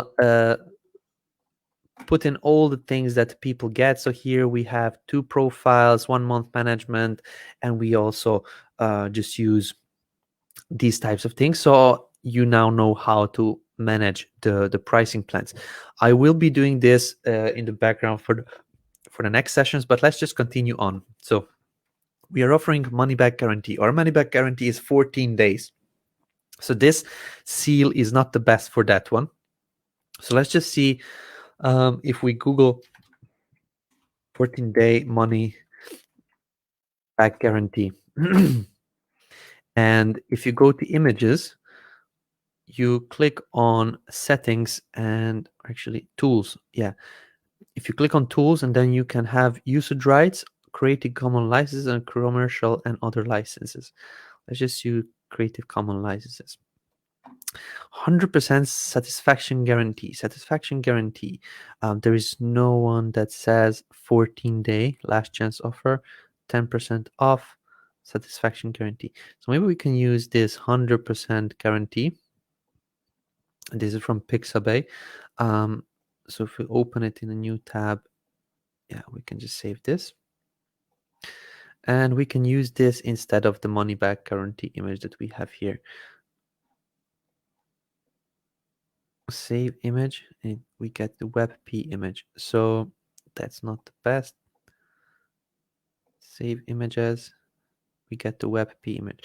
So we want to convert WebP to PNG. Okay.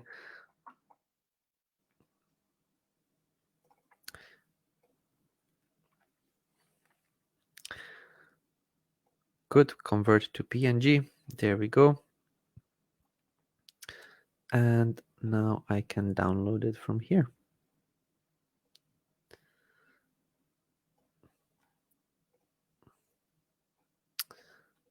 Come on.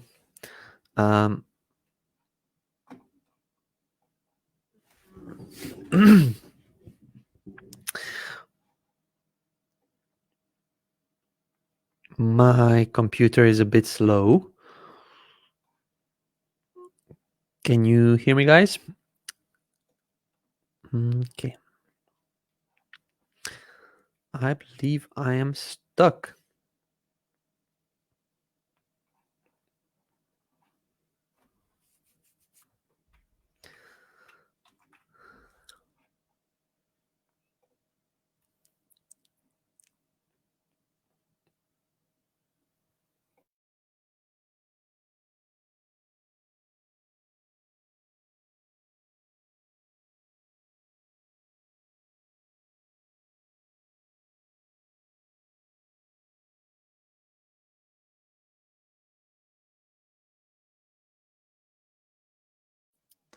Okay, guys, I'm sorry. For some reason, my Chrome got stuck. I had to remove myself and start from scratch.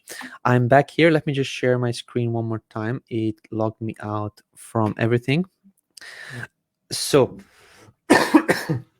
sorry about that. Yeah, so we were converting a WebP image to JPEG, and this is where the computer got a little bit stuck. So let's just save this PNG and let's go back to our Groove page and let's continue working on this. So usually developing your websites is something that takes a longer time than what we have here.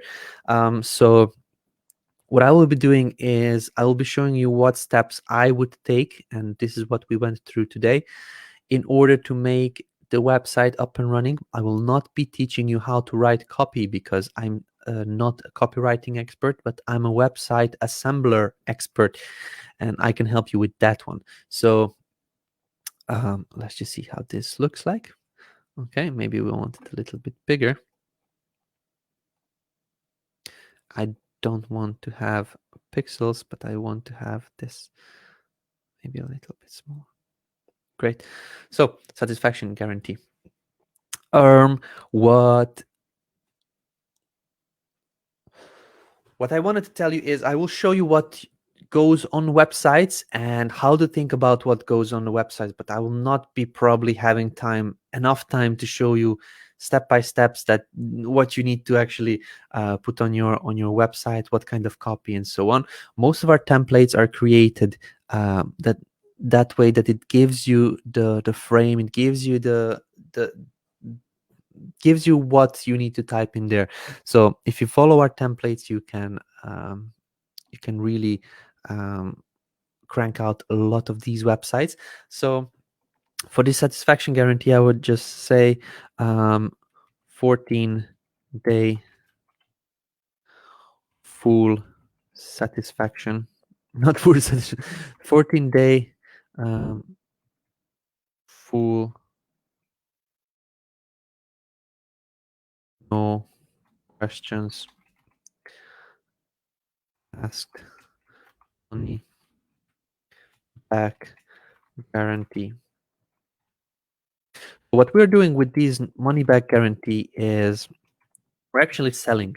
We're selling our service. We're selling that this is something that is so guaranteed, so good that there is no way to fail with this one. You will not get anything unprofessional, nothing bad, because we have this guarantee and you can absolutely trust us.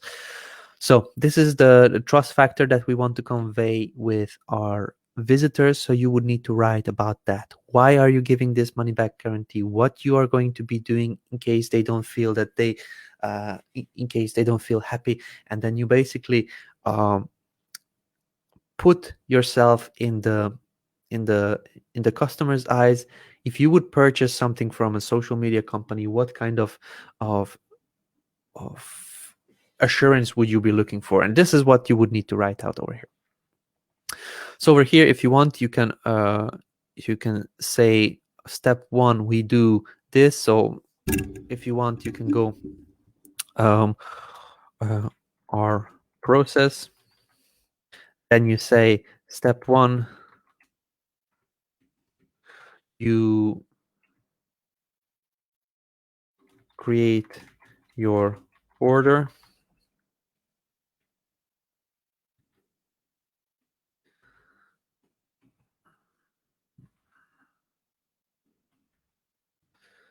Okay. Step 2,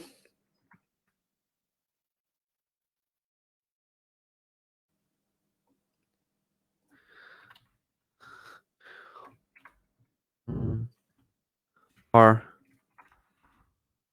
we get planning and doing, or something like that. So you want to convey some sort of a way that what happens when somebody orders. If you explain this process, that it's a step, it's as easy as 1 2 3, like you order, we do it, we deliver it, and then that's it. You don't have any hassle. This, it also goes into the playing with the mindset of the people. How easy it is if I actually order from you. What will I need to do? In some other companies, they're asking you to talk with an expert, then to fill up a questionnaire, then do this, do that, and go through the whole process. So we don't want that. We want to convey that this is super simple to start out with us. So this is what I would suggest to also add on onto your websites. We get planning and doing, or we get planning. Yeah, let's just leave we get planning and doing, and over here instead of advanced, I want to add step 3.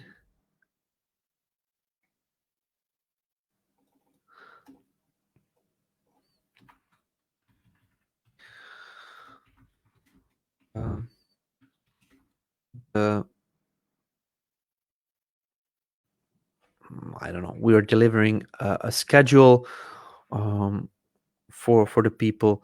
The schedule is in your hands for approval. Okay, so we deliver the schedule and you need to approve it. So this is the step 3. It is so easy. Get unlimited access to our tutorials. You can now talk about the benefits, why you are different from others. Like, for example, with the service that we have, with the service that we offer, there are revisions. So we can talk about the revisions as well. So if we go into this Fiverr listing, we can come over here and then see if there are revisions.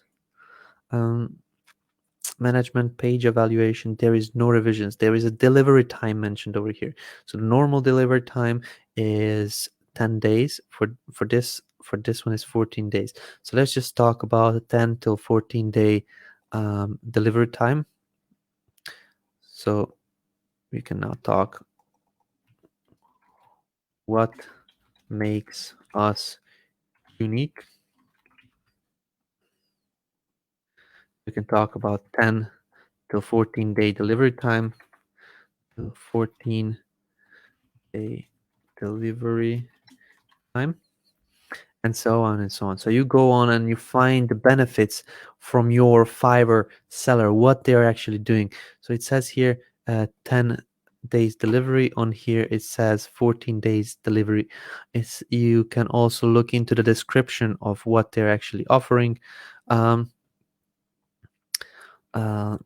then find something from here that you could use. Hashtag research, world-class research and optimization, or something like that, or super fast traffic generation, or something that you could stand out from the others, what others are doing that you don't think is correct, and what you could do better with your own service. And use in case you're doing drop servicing, in case you're not selling your own product or something, you have somewhere to go back to and to reference, to find ideas from. You can also look into the reviews over here, and also we wrote out some of these things into this document over here, so we can use those. So copy phrases: fast and responsible, ability to follow specific instructions, exceptional work, get it done fast and right, easy and straightforward communication, which is very important. So let's just use this one. Let's just use here.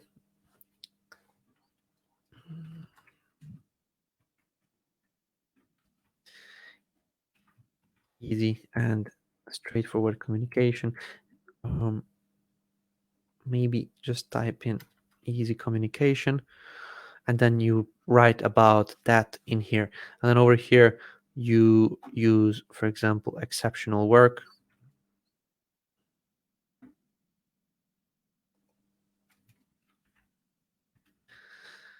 And let's just do one more for this shopping cart. We can change the icon, that's no problem. Fast and responsible. Okay.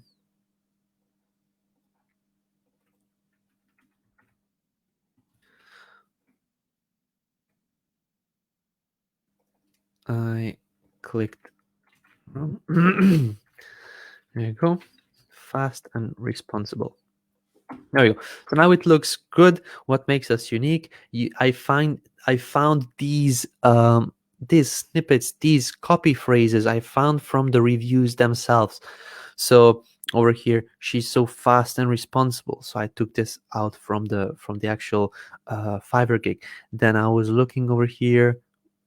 Then there was a lot of very responsive and things like this. So you want to use these as a boosters for people to actually get purchase from you. So fire up your social media today. We want the yellow button over here, and then you use some of the reviews trusted by how many people we served with this person. 39. So let's just say, what our customers are saying. Customers are saying, and then you can use these reviews from this Fiverr page. Outstanding experience, great communication and patience, answers question promptly. I highly recommend this gig. Okay. There we go. Outstanding, great communication and patience, answers question promptly. I highly recommend this if you need social media engagement. There you go. Like, we don't need anything else. Excellent work. She was so amazing.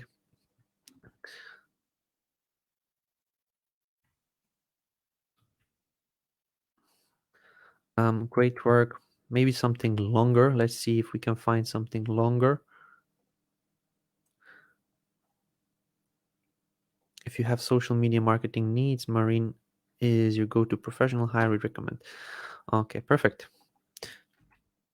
So why we don't need to edit out the comments? Because if you did what I mentioned to do, if you communicated correctly with your service provider and they approve you to use their service for these drop servicing needs, you actually have approval to use her name, maybe her images, her reviews, her portfolio as well on your website, because you're actually getting her leads. So you don't want to go around her back. You don't want to use her name and basically do things if you didn't confirm with her. That wouldn't be correct.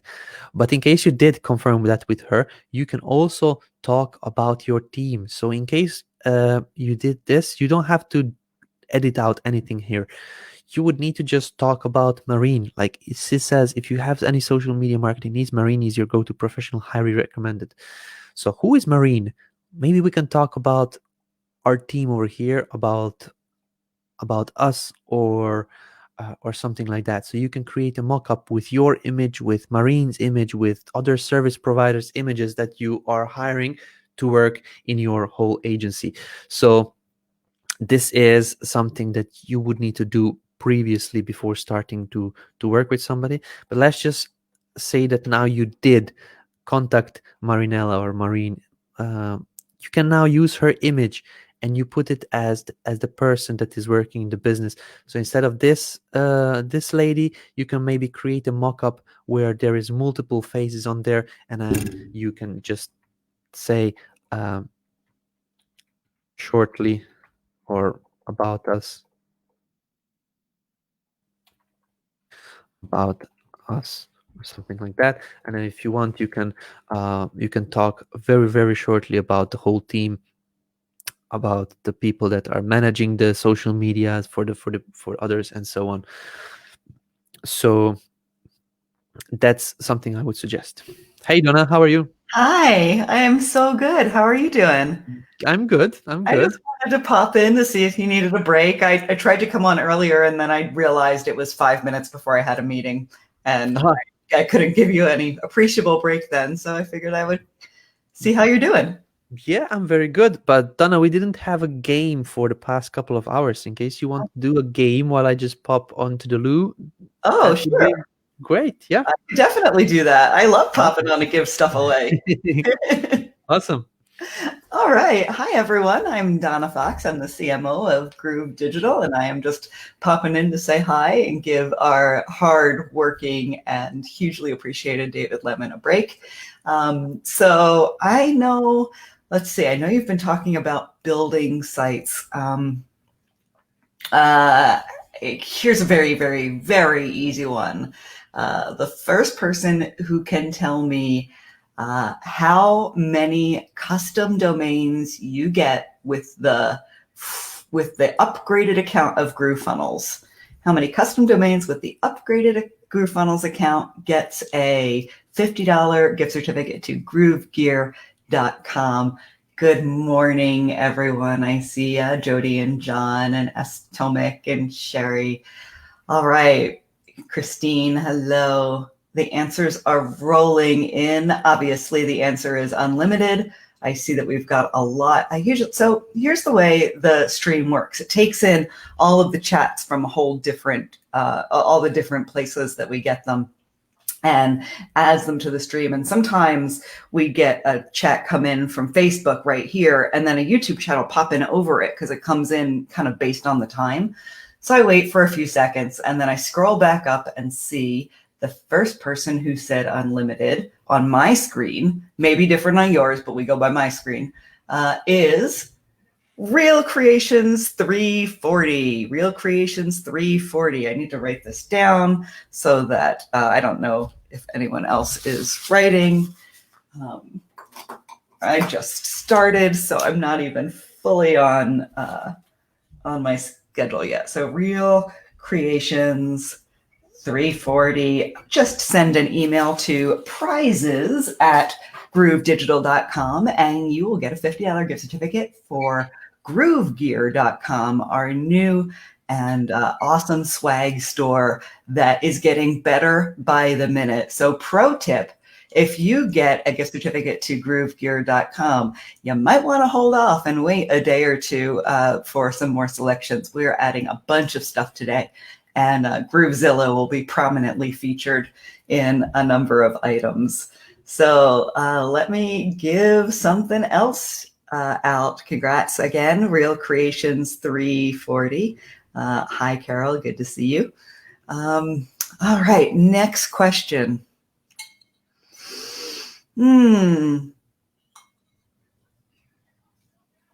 We've asked so many questions.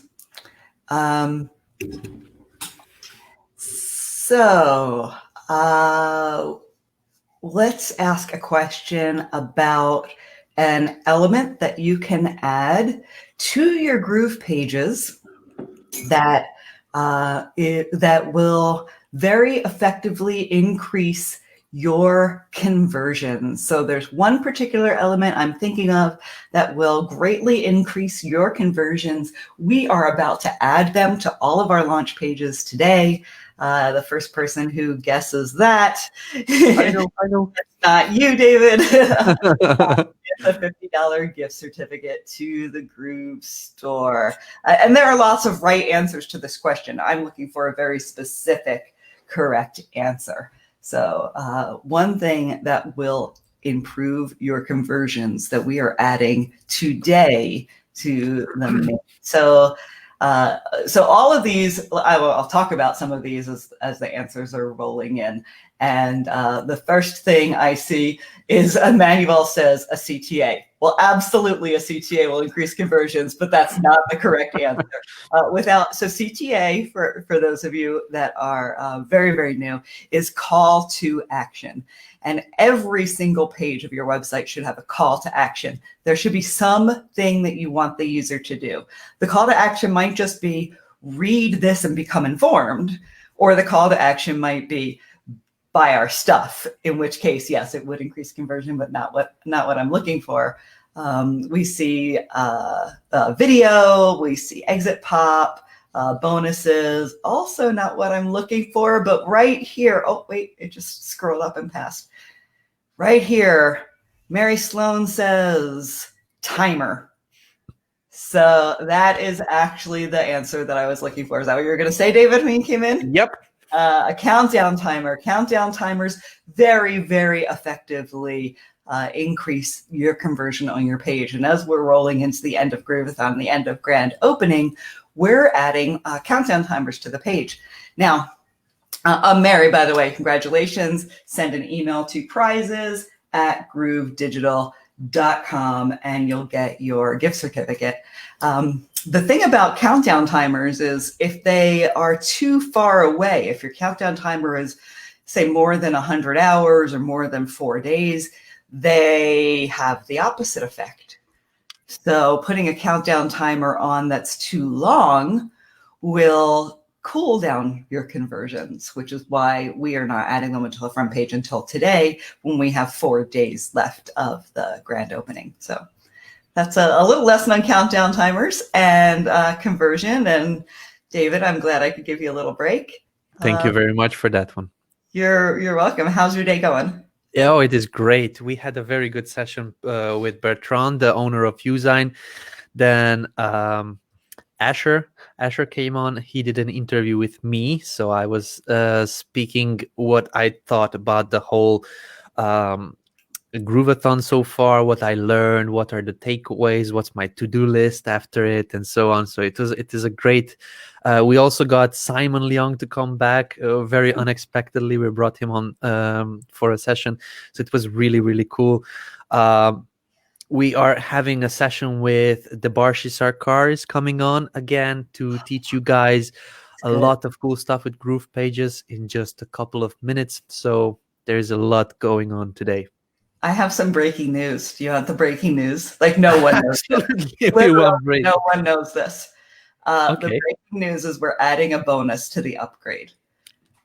And yes, so only upgraded accounts will get this bonus. What we're going to do is take the 300 hours of content from the Grooveathon and break it down into usable chunks, add show notes, transcripts, outlines, attachments, get everyone's free whatever that they gave away and make sure it's all included. Take some of the content that was like the Chatmatic content that's kind of all over the place, put it all in one place. Basically, we're going to digest all of this information for you and make it easier and better to use, and decided that that is only going to be for the upgraded lifetime members. So that is getting announced today, and now you hear it first. You get the breaking news first. And you know, I was telling these lovely peeps here that are watching that this will be on, this is my to-do list actually. So there we go. Now you have it. There were people that I believe Jody Jones was also creating her own spin. She was following and creating notes and creating a Trello board with the go-to information. So Wow. this is great. She and her, I believe she got a couple of people together, so they are doing it together. So this is amazing. So don't stop, Jody. Now this is not a reason to stop. You should absolutely crank all your content out. But this will make a big difference, and I'm super happy that only the upgraded members will get this. There's a lot of free members that got a lot of our bonuses as well. So we want to absolutely encourage people to upgrade after this Grooveathon. So yeah, super happy. I'm excited about it. And you'll still be able to find the full Grooveathon in 8-hour chunks on our YouTube channel. But if you want it synthesized with our commentary, with all the links, all the resources in one place, we are going to start working on that. Clearly, it's going to take us a little bit of time. It is 300 hours of content, but we will get that out to the members as soon as possible and in pieces as it becomes ready. We won't make you wait until the whole thing is done. Is this a fast action bonus? Is this only for the people that upgrade now during the launch? Yes, that is the plan. We might keep it around though, but the plan is for, it would just pain me to take that content away afterwards. So I don't want to promise that it's only for the launch, but that's sort of the idea, is that this is a bonus for the launch. So okay. But that being said, if we test everything, if it increases our conversion significantly, we might want to keep it around to absolutely. And let me just ask you, while we have you on here, just a couple of, not a couple of minutes, like an hour earlier, while we had Asher and Simon Leong here, I played the video where you jumped in very quickly. It was Mike talking about something awesome that is going to be called Grooveathon at a later point, maybe. What's the story about that TV thingy? Groove TV? Yep. So I think it was 3 days ago, maybe 4. They're also running together now. Mike calls me in the morning and says, I have a great idea, and you're going to love it and you're going to hate it. And he said, I am so happy just kind of walking through the room and seeing the Grooveathon on, and people are just getting something. And I love seeing that people are getting enlightened or informed or entertained, or whatever it is that you're getting from the stream. There are a lot of people getting it. And he said, I feel so warm and happy when I see that this Grooveathon is happening, that I want it to be on all the time. So what do you think about doing a live streaming 24/7 channel of streaming videos? And I went, I love it. It's a great idea. I don't want any of my team to have to work on it, but I love it. It is definitely a full-time job. It will, for probably 8 people or so. It will be a great opportunity and platform for lots of experts to be able to share their knowledge and expertise with Groovesters, but also, if we're talking about filling 24 hours of content a day, there is definitely an opportunity for Groovesters themselves to have a platform and a voice. So it is very much in the early stages, not more than an idea right now, but I do know that it doesn't take long for us to put our ideas into action. And we are excited about this one. So in the coming months, wow, you'll definitely hear more about it. But as of right now, there's not much else to say. But in order to support something like that, it will have to have a revenue model. We will need to have commercial space and sell commercials. And it is running a TV studio. It is it's a completely different business from some respects than what we're doing now. But yeah, and very much like a TV studio with shows, with commercials, all of it, because it will need to be a sustainable business model. And I'd like to make it free, which means an occasional commercial interruption. So yeah, Wow. I know, right? I was talking with my wife the other day, and she was like, I hope you will not have these grooveathons every month or every 2 months, because I don't see you. You're in your room all the time. You're doing videos from when you wake up, from when you go to sleep. And I was like, no, but I mean, it is just a launch now. And then, like, just a couple of hours later, hey, honey, I have to tell you something. She was not super happy about that. Oh, that's exactly right. I mean, there's stuff that you do during launch that you would never do in a sustainable business, and we would never put you on for 8 hours a day every single day for 2 weeks in a sustainable business. It would just kill you. So yeah, tell your wife to not hate me. Rest assured. Make sure. And by the way, my husband is in the same boat. We had our 6th anniversary a couple of days ago, and we did not celebrate. And he had to carry me to bed, but not in a romantic way. It was, I pretty much passed out on the couch right after I ate dinner that night. So yeah, our poor spouses. Yeah. So It's been hard. shout out to all the wives and husbands that are keeping up this grooveathon. Basically, they are the troopers behind all of us. And So- children and pets. My dogs are definitely feeling neglected these days. Yeah. Yeah, I'm ending my day every day with a little pile of dog toys at my feet because they keep trying to get me to come play with them. So. Yeah, so for these TVs, it will probably need to be done a lot more organized than what we did for this grooveathon. We had a very good organization, but it just came together really nicely. It was not planned in the future, and now if we actually talk with our devs and maybe just speed up the process of GrooveStream, maybe we'll also have GrooveStream to run continuously and have that on. So there's a lot to plan on. I wouldn't expect anything before next year, like pushing it to say March of next year, because obviously our top priority is developing and supporting the software. But that being said, the people that would be involved in something like this, like you and I are not coding, David and I don't ever go in and code the software. It's not what we do. So we can talk live. So, in that respect, it is really just a matter of bringing on some people that are experienced in running TV networks, who are interested in running a channel and who are organized enough to be able to handle all of the bookings and the confirmations. And we'll probably see some like regular shows from people. There are a lot of content providers that would want to do a weekly or a monthly show. So we have kind of that to look forward to as well. Oh, I cannot wait. This is something that I wanted to have.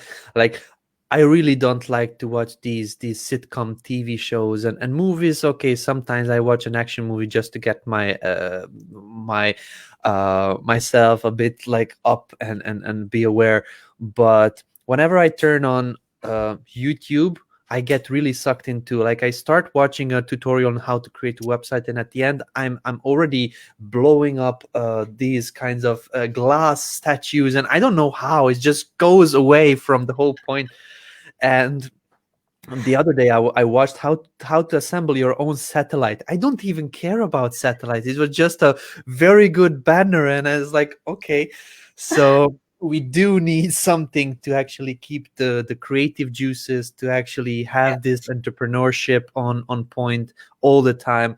I would be watching it, absolutely, and I would like to contribute to it as well. So I'm really looking forward to something like that. Me too. And I absolutely feel you. I wake up very, very early I'm part rooster. I definitely have rooster in my DNA because I'm up early, but I don't want to crow. I do not want to talk to anyone my first hour or so of the morning. And what I do is I go to YouTube and start watching podcasts. And well, now I go to YouTube and start watching Grooveathon. And that would be my practice every single day, is I would wake up and start the day with, learning something.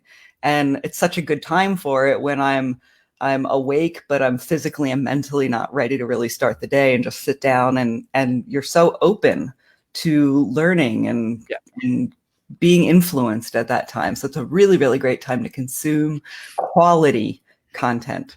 And I definitely hope that Groove TV will stand for quality content. I'm just laughing at the comments about the satellite. Will that satellite have a big G on it? That would be great. I really want a bat symbol of the G. Yeah. So I wanted to ask you, Donna, there was a lot of guests that came on and they had a lot of these stickers. This logo requires a sticker, and I would actually wear it very proudly on my laptops and everywhere. Like, this laptops needs to have a decoration, and I want to have stickers, and this is a great thing we can add on. I'm pretty sure I would have it all over the place. These stickers, I already have like ideas where to put them, so Definitely in the works for Groove Store to get G stickers, also some Groovezilla stickers. We have our artist working, just doing amazing work right now on some really cool Groovezilla designs for the store. There's one right now that is just so cute of Groovezilla in pajamas drinking coffee on a mug. So we have a lot of really cool, fun Groove branded things coming out. So I can't wait to see what our store will look like in you know what's a good idea? Maybe we can do a poll and get like creative juices from the users as well. But I would like to have a clock, like tick, Oh, tick, tick, tick, tick, tick. that's a good idea. So a neon with a clock, or Not necessarily a neon, just something that counts down, like a little, just a clock. I really love those clocks with the numbers themselves. If there's a number, no numbers, I'm like, ah! So yeah. All right, clock. But we do have a lot of ideas, so maybe we'll get together at one point with somebody and create a lot, because I know if I wanted, and I'm working for Groove, I cannot imagine what the users out there want. So Yeah. we'll get that up in the Groove Store. I'll talk with the people on there. So Donna, thank you very much. I'm sure you have millions of things to do, and you are so super sweet to come on and cover a couple of minutes of David Lemon less time. So I'm super happy about that. Thank you very much. Absolutely happy. Anytime you need me, my friend, I'm here for you. Thank you very much. And then Donna, when we will be able to see you again? I may pop on and off today. I took a break from the stream yesterday. My brain needed it, so I didn't even let myself watch for a whole day. And I got to tell you, I was like a crack addict needing my fix. I really was getting a little twitchy about it. And there were a couple of times where I just went and peeked into the stream with it on mute because I didn't want to get sucked in. I needed the mental break yesterday. I needed to recharge and get ready for our last 4 days of launch. You'll see me a lot over the next 4 days. I know that I'll be on later today when Simone is doing her session. We're going to talk a lot about, so that's my 11 a.m., so 2 p.m. Pacific. We're going to talk a lot about managing remote teams and the challenges of parenthood, which I know nothing about, but I definitely see those challenges from my team members and just dealing with being remote workers at the same time that the pandemic is going on and homeschooling is happening. And it's been crazy for a lot of people. So we're going to just have some real talk about that later today. Will you be on for the Groove Card Challenge? Today's Thursday? Sure. Yes, Darcy. I'll be there for you. Absolutely. I'll be around as much as I possibly can today while I'm getting some other things done in the background. Awesome. Perfect. Thank you very much, Donna. You guys. And see you later. So guys, we were working on the website and creating the drop servicing website. We are now on the step of creating the actual pages for the website. So we don't have any more time on developing that one. So let me just share my screen quickly and show you what we achieved for today. So if we actually have a look, we went through a lot of things. So the first day we went into the intro to drop servicing. Then yesterday we went and set up the product. Today we went into the website build. We named the pages in GroovePages, set up the site pages, decided the call to actions of each page, created a navigation menu, setting up legal pages. We didn't do the GrooveSell yet, so we will need to do this one. Let's just mark it with red. This one created a footer, and now we are here at creating the main content of the page, and this takes multiple videos. So what I was thinking about is maybe if I have time after this this long Grooveathon today, I will probably try to go in and create these content pages so that tomorrow and the day after tomorrow we can go on to the basic and tracking and basic SEO and tracking basically over here to speed up the process so that you have a full understanding during the Grooveathon on how things are coming together on a website. So we'll go in the background, not live, to create the main content pages, and then I want to show you how I assemble the funnel pages. This is a topic I want to do on camera. I didn't do that yet, but for today, let's just wrap this up. And then in case you still want to have access to this document, you can head over to Cutly, so cutt.ly/outline. This is the link. It's just a shortened link that will bring you over here. As you can see, some people are already watching it or having it as a preview. You can click on the document that I have opened as well. This is where we brainstormed the main product idea, the order bumps, the upsells, the downsells, and then the bonuses as well. So we also came up with the guarantee. This is how I usually start thinking about the business, thinking about a website as a business, as a system that will be selling automatically at a certain point. So let's wrap this up for now. I do have already the next guest lined up here, so let's not make him wait any longer. I want to just, before we bring him on, I want to just play a video from the CEO and the co-founder of Groove to actually explain you what this Grooveathon is all about. So ladies and gentlemen, let's give a hand, let's give a virtual applause, as Simon Leung says, to the CEO and Mike Filsaime. Hi, my name is Mike Filsaime, CEO and co-founder of GrooveFunnels, and we hope you're enjoying this Grooveathon. And now would be a great time to learn more about GrooveFunnels and the GrooveFunnels upgrade. So first of all, if you're watching this on something like Twitch or Facebook Live or YouTube Live, and you're wondering what's going on, you want to check out groovefunnels.com. We have the best software on the planet for digital and e-commerce marketers, and our software is free for people to get started with no credit card required. Now, if you're a little bit more than a newbie, or you know that you will be a professional one day and you're looking to make a full-time income online, you really want to look into our upgrade. So right now in a new tab, you should go to groovefunnels.com/upgrade. Or just look at the link right here on this video. At groovefunnels.com/upgrade, you're going to be able to, for a very limited time, get lifetime access to our entire suite of products. There's over 17 different products for you to be a professional digital marketer and e-commerce marketer. All you got to do, go to groovefunnels.com/upgrade. There's a video there that explains everything. And here's the important thing. Right now, you can become a lifetime member for one-time price of just $1,397, and you'll never have to pay us anything again, ever, period. That means no monthly fees. And if you aren't using GrooveFunnels right now, you'd have to be paying over 17 different software products that would cost you about $1,400 per month. Now, If you do the math for that, you're going to be looking, somewhere between $15,000 and $20,000 a year to run your business, which really isn't bad to run a business. But what if you could pay just $1,397 one time and never have to pay anything again? And all of those tools were the best tools out there, and they were integrated to work with each other. Now, you want to do this today because our grand opening is ending soon. And we don't plan on keeping this lifetime option available forever. The reason why we're doing it is right now we are creating more products, and this is kind of like an extended Kickstarter.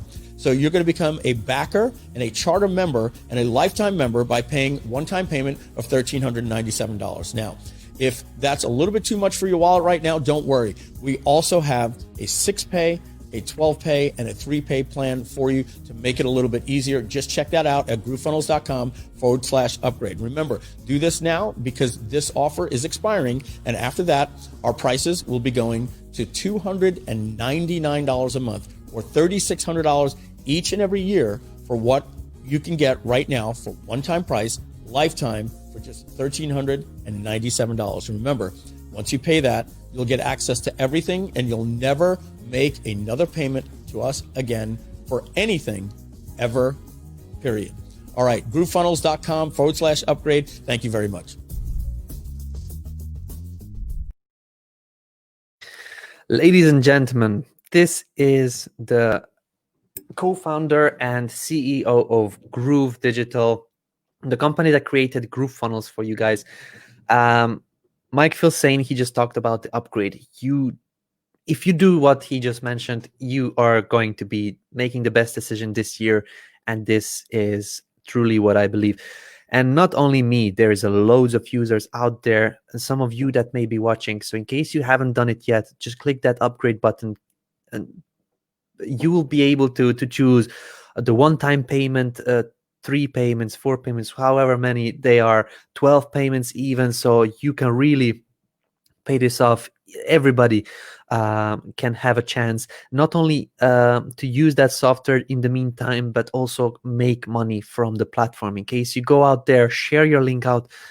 Some people some people paid off Groove even before the trial period finished. They paid off Groove already by the commissions they got in from others. So it's really, really a no-brainer in my opinion, and it will help you so much in the future. But I know what will be able to help you so much more in the future, and this is getting action. And my next guest today is going to be talking about something that is really, really necessary, and him and I brainstormed about this session, but he is the brainchild of the whole session. So let's bring on the next guest. He is the one and only designer of the template that most of the times I'm using, and also that a lot of you guys are using. The templates in the template library are just amazing because of Debarshi Sarkar. Hi Debarshi, how are you? Hey David, I'm good. How are you? Very good. So, Debarshi, I just wanted to talk a little bit about what we are going to be doing today. So, we are doing a training, but not only a training, we're doing a challenge. And today's challenge with Debarshi is going to be the best one you have been on yet. And tell us a little bit about this, Debarshi. Let's hear from you. All right. So, see, today's session basically is to simplify GroovePages. Okay. And we have seen, a lot of people struggling with GroovePages and a lot of complaints from here and there. But I just want to, build this mindset among our viewers that GroovePages is one of the most strongest and yet one of the most simplest platforms to use. And even if someone is, not technical, anyone can use GroovePages to build really beautiful landing pages or websites. So my goal in this session is to show everyone the best practices that I follow to build our templates, and they can follow those practices to the core and build beautiful templates from scratch. So they can take this thought off their mind that GroovePages doesn't work for them, or they are facing trouble. So if they follow the exact steps that I'm going to show, in this session, then they are not going to face any troubles. That's what I believe. So that's the thing that we will be doing today. And after that, after I build the entire page out, so we will be doing a live build of a page following the best practices. After the page is built out, we will give this opportunity for our users to build their own pages, the exact same page. So I have prepared all the assets they can use. They can just, David, you can share the link. They can go and download it, and they can follow the best practices that I'm showing here, and they can build the exact same page. And then we will choose a winner who will be the winner of the design challenge contest. So that's the whole plan of the session. So if you haven't heard it correctly, we're doing a challenge where you can win prizes. Not the prizes are not the important thing. The important thing is that we are encouraging actions. There will be winners and there will be losers. The winners will be the ones that take up the challenge, that take the action on the actual challenge. The challenge is something that you will now see with your own eyes. You will know the process. The challenge will be also something that you'll be able to very easily follow, because the Barshi went out and during the day yesterday, I believe, or yesterday, day before yesterday, he created all the assets you need to use, like all the copy on the website, all the call to actions, all the headlines, everything basically, in order to for you to have this challenge successful. So now today we talked a lot about action, and then people that don't do the action will not have success. Well, a lot of people will not be able to go on there and win that affiliate contest to get on a leaderboard, because there are others that do it a lot better. But today, basically the playing field is now leveled. Everybody has a chance to win. It's just, will you or will you not do it? We'll give you the training, we'll give you the assets, we'll give you the time, and we'll give you prizes. So let me know in the comments below, will you do it? If you can do it, put in Grooveathon challenge, hashtag Grooveathon challenge. Let's see who is joining into this challenge. We really want to see who will say they will do it and who will actually do it, because action is the thing that moves the needle forward, and we need action after this Grooveathon. So tell me if you will be doing it. I'm just uploading all these assets now. I was teaching on live. Perfect. So Grooveathon challenge, hashtag Grooveathon challenge. This is what we want to see. Hashtag Grooveathon challenge. Absolutely. Let's do it. Awesome. So we have a lot of people here. JT. Okay, the comments are coming in so quickly. Just 1 second. Terry Lee, Ollie, Adrienne, Frida, Social Media Flair. The funnel stack is asking, is a challenge all in this session? Yes, all in this session. The Barshi will be starting now in a couple of moments to build out the thing. What you will need to do is actually just follow what the Barshi does. Andrea helps. Jennifer, Martin, Emmanuel, mompreneurs, William, laptop lifestyle, Viking marketer, Robert Desmond asking, once I off this cross-country tip. Okay. Promoting it or just making millions using it? I'm not quite sure what this means. Otis, Real Creations, Karen Nickel. Absolutely. So there is people that will join this challenge. And now let's just go in the Barshin. Let's show them what this challenge is, what we are going to be creating, what they will need to be, what they will create. In the meantime, I'll upload all the assets so that we can give them a link simply to access it and then join the challenge. Sure, David. Sounds good. Just sharing my screen. Mm-hmm. All right. All right, guys. So let's start with this challenge. So as I said, the goal of this session is to understand GroovePages and to see how easy it is to build out a really beautiful page if you follow some basic best practices. So GroovePage is a huge platform. There are a lot of things that you can do. However, we want to keep it simple. We want to make our life simple. So we will just follow very specific things, which, you can, if you practice those things over and over, you will become an expert, and then you can build any page on your own on this awesome builder. So that's the goal of this session. It's not to get into, too deep, too technical. The only purpose is to make this really simple for anyone to use GroovePages Builder to build websites. They don't have to be a technical person. All right. So having said that, let's just dig in. So for today's session, I had already created this mockup. We will be building out this page. Right. So this is a really good looking landing page, where lead generation page, where it's a fitness page where this person is giving out a free ebook on fitness recipes, basically. So we will be building out this page. I have already built this, and after this session, you will be given all the assets, all these images that I've used here, all the headlines, all the copy that you can just copy and paste, and then you can build this. You can build this page by yourself. That's the goal of this session. And let me So just now mention, let's dig into my GrooveFunnels account. Yeah, let me just mention the price. The price is not meaningful, and it's not why you should do it. You should do it for yourself, even if you know how to construct websites.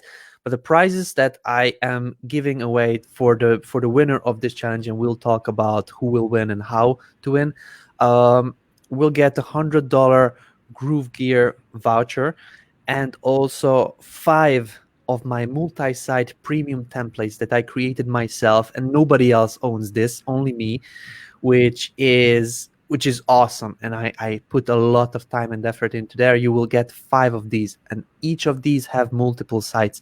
So in case you win this challenge, so only one person will get this top prize. So we'll talk about how to win it, but that's not important. The prize winner will be super happy, and this should get you in the challenge, but that's not the reason why you should do the challenge. Okay, you should do the challenge to exercise yourself, to learn yourself, and to be able to create pages in the future using this awesome software. Absolutely, David. So whoever, I feel like everyone who is taking action and building out this page is a winner. Someone might get the prize, but whoever practices this and builds out the page is a winner. All right, so let's dig into the real stuff. Now, this is my blank canvas, and I will be building out this page. All right, so the first section that I'll be building out is this hero section. And this is how I analyze a page. Now I'm seeing this section, and this is the hero section. And just forget about the header and the footer right now. I'll build out the whole page and then add the header and the footers. Okay, so this is my hero section, and this section has one image, one headline, one paragraph text, and one call to action button. All right, so this is what I'm seeing this mockup and imagining. I have to replicate this thing. So how do I replicate this? All right, and if you see this column is not like 50-50 split, this is more or less like a 60-40 split or 70-30 split. All right, so I have to build this. Now I go back to my canvas and I go to blocks, wireframes, empty blocks. Okay, maybe I just, yeah, there it is. So yeah, so there are many empty blocks here with different kinds of column splits. And for this purpose, I would choose this empty block. All right. And then what I'll do blindly is I'll quickly add these elements onto this wireframe, onto this empty block. And then I'll upload the images, update the text and everything. And then after I've done that, I will style this part. All right.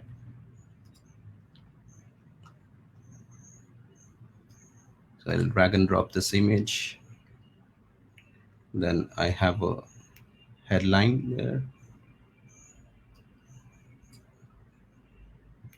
Okay, so sorry, I forgot one thing. Before we go into this build out, I want to share with you this document that I have created. All right, so this is the best practices to build out this page. And I'm sorry, I just forgot to bring this up before. What I will show you is all these best practices that I have listed here. I will show you what best practice I'm using and building out the page. so that you can follow. This document will be given to you after this session. You can follow exactly the same things that I have mentioned here, and you can use that in your build out. All right. So the first thing that we are going to do is we are going to choose the font settings. All right. And then see if you're using a different font for a header and text, there is this cool website called Font Pairs, which will give you the right combination when you are using the heading font and one specific heading font and another font for your text. So from this website, you can see what goes with what. So right now, for our example, I will use this font pair, Fira Sans and Montserrat. Okay, and coming back to this document, what we will do is then we will set the default font setting. So this is a brand new feature which just came up a couple of weeks back. You can actually set the default font for the entire site or for the page. Okay, so we will be setting out the default font for the entire site so that we don't have to select the page default font over and over again. But we might have to select a different font for the text part. But anyway, let's make this setting first. So the font pair that we will be using is Fira Sans and Montserrat. And for that, I'll make the default font settings. I'll go to the site settings. And here, I'll use this font, Fira Sans.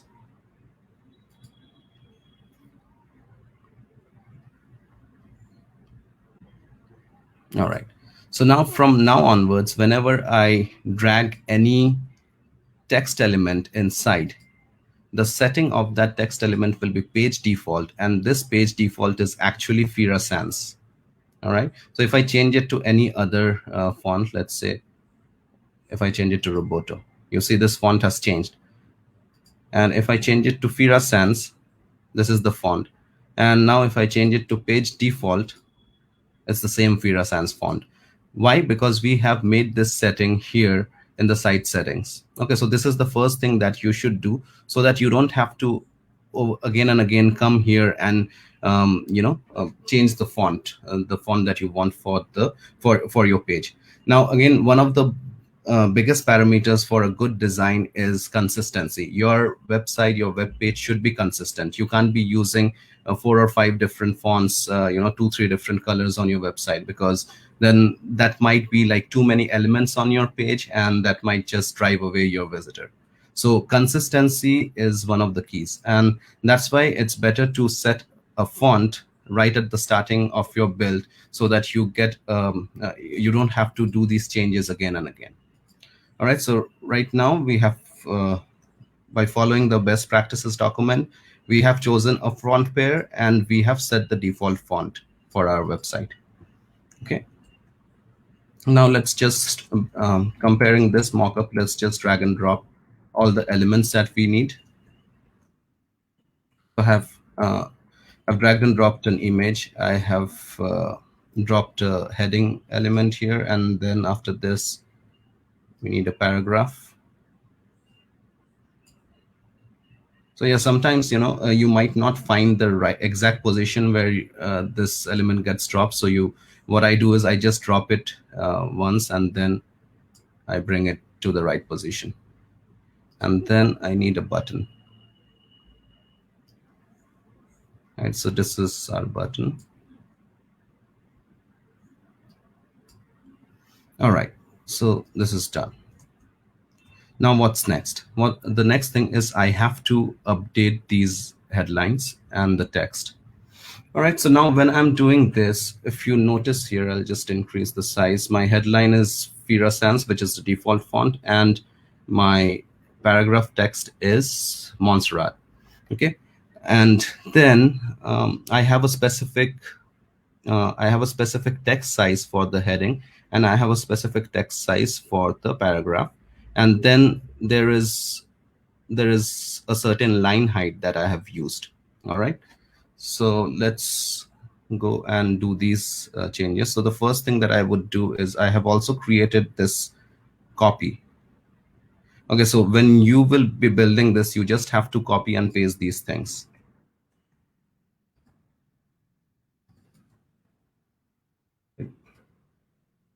Make sure when you are copying, sometimes the control goes to the next line. Make sure you delete that. And then in the paragraph, I'll put this. And for the CTA, I have downloaded the free ebook.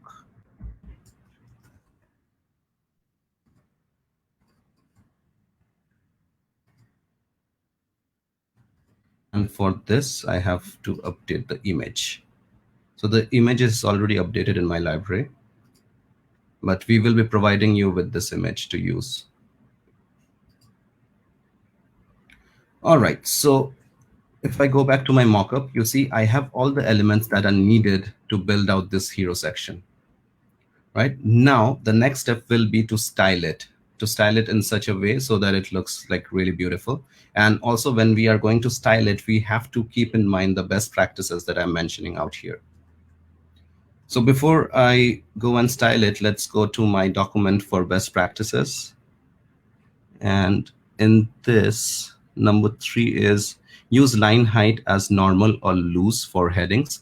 So if you see here, this looks a little cramped, and also this paragraph looks a little cramped. So it's always good to have sufficient line height so that the your page visitor can read it easily. And that's why these are my best practices that I follow.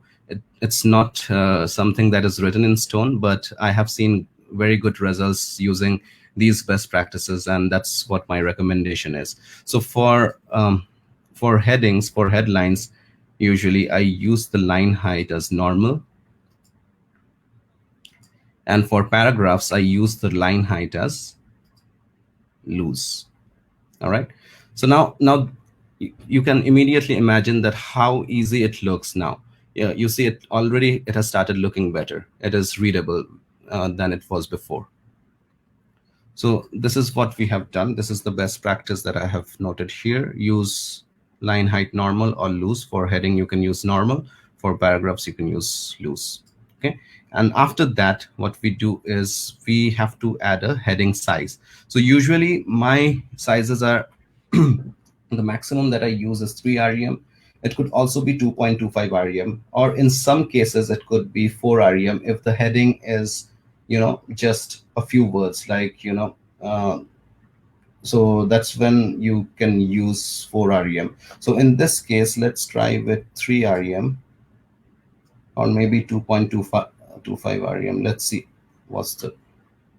I think 2.25 is good in this case. And when it comes to the paragraph text, I use the size 1.125, because I think this is the right readable size for text paragraphs. One could be a little too small and 1.25 could be a little too big. But yeah, I'm also writing a blog, my own blog, in which I'm using the paragraph text as 1.25. But for websites, I'm using 1.125. All right. And I'm telling you these sizes here because we need to be consistent with these text sizes throughout the web page. Like I mentioned before, consistency is the key for a good design. So that's why you have to remember the sizes that you're using here. All right. So after this, what's next? Heading and text paragraph text color contrast. So let's come to this after a while, because I will be adding a background image to this, and then I have to change this color from dark to white or something, because the background image is a dark blue image. All right, so now this 0.8 is important. All right, 0.7 is other heading sizes. So here I have used the heading size as 2.25. Now there will be various other sections as well. And on those sections, you can either use the heading size 2.25 or the lower one, 1.875, but never 3. So your other headings in the subsequent section that we will be building out should never be larger than the title heading that you have used here in the hero section. That's what I have mentioned in this point 7. Now coming to point 8, the margin between the heading and the following text should be 1.25, and this is very important, so right now there is no gap between these two, and these two looks really cramped.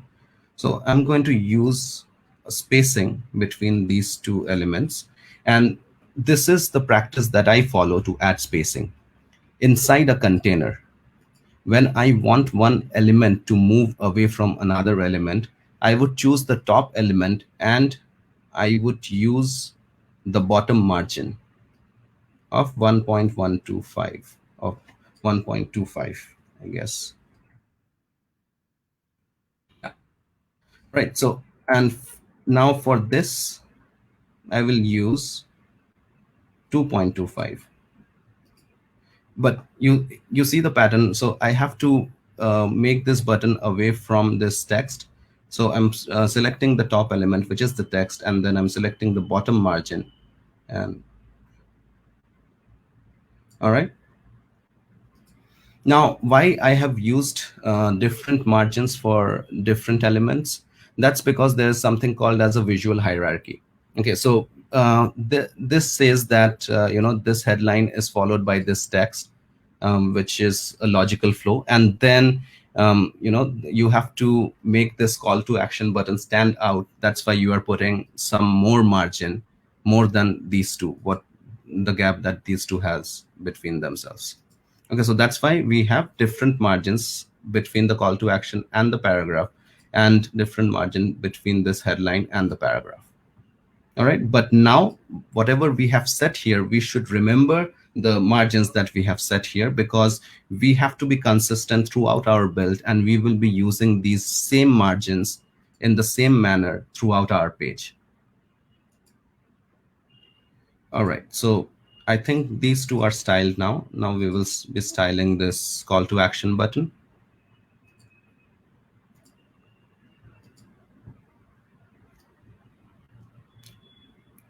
Let's make the text 1.25 is okay.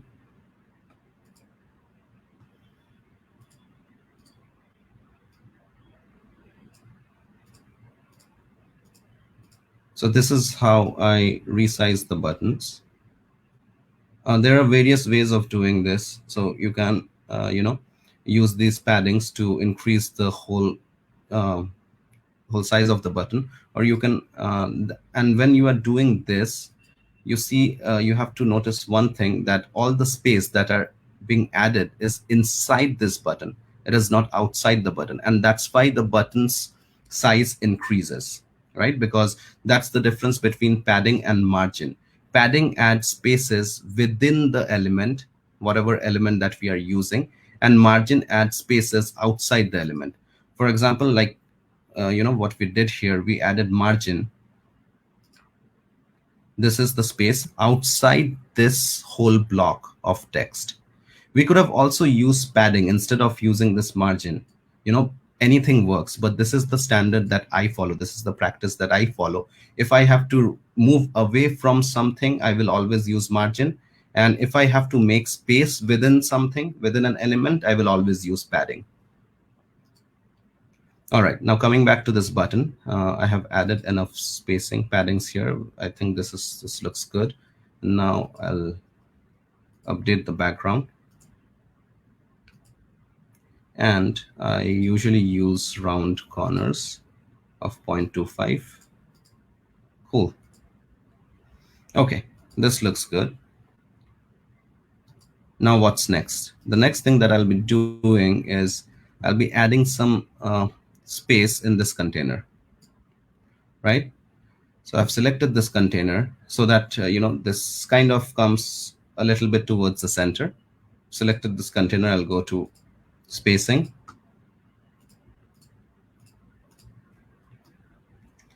And I'll add some space. And here's the best practice. Whenever you are adding spacing inside a container, you should add it equally at first. because it's always a good visual thing to see that the container is equally the elements inside the container is equally distant from its edges. That's why you should add these paddings equally at first.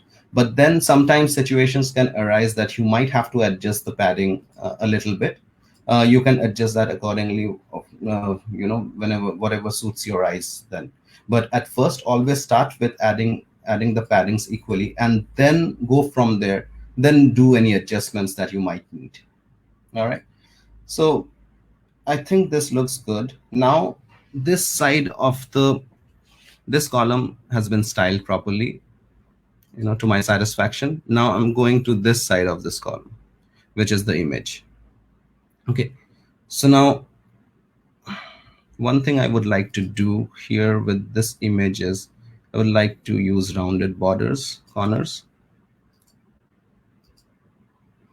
And now I want to reduce, add some padding on all the sides of this image.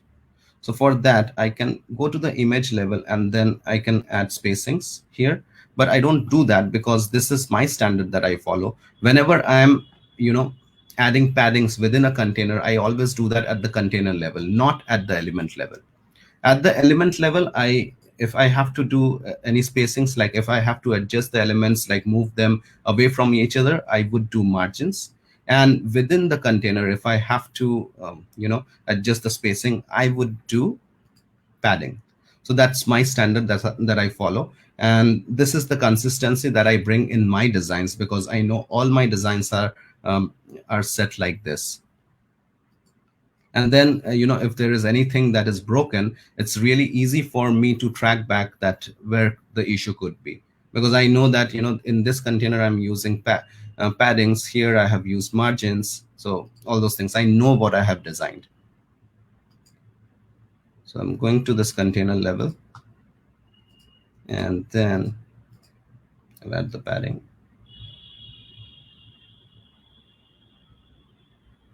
All right, this looks pretty decent now. Cool. I think we are getting there now. All right, so the next thing in this mockup is to have this background image. I have this image somewhere in my library. So for this, I choose the block, and then I go to the background. And let me just browse through all my images. I think this is the one, maybe. Yeah. All right, so this is my background image. I usually do these settings quickly. And if you want a parallax effect in which the image stands still and the text, the elements on top of it moves, you can select that. Cool. So now I have to definitely change the colors of these texts. So I was talking about the contrasting colors. So my headline, I have chosen it as white. Now, what color should I choose this? So coming back to the best practices again. Here. Heading text and paragraph text color contrast. For example, if we are using the headline text color as white, we could use the paragraph text color as this one, so this is so that it is a little different from the headline. I think that was this. Okay, it doesn't make that much of a difference, but you see, it gives you something to look for after you have read the headline. If this color is a little different, then you would again pay some attention to read this. So that's why this contrast is necessary. Cool. So I think we have styled our block here, but now this block is way too narrow. We have to increase the block in size. So for that, what I do is, again, this is again the standard that I follow. I go to the block level, I go to spacing, and I add padding. I add padding 4.5 at top and bottom padding as 4.5. So this is what I will do initially. I will just go and add this padding, and then if at all it's needed, I will adjust these paddings, down the line when I'm building out the other blocks, if at all it's needed. But I know that the gap between the elements from the top and the bottom of this block is always 4.5. Cool. So I think we have built out our first section here.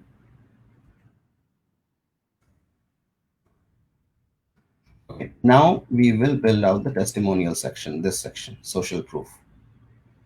Another important thing that I would like you to do religiously without even ever missing is, once you have built out this section, always go and check the other devices.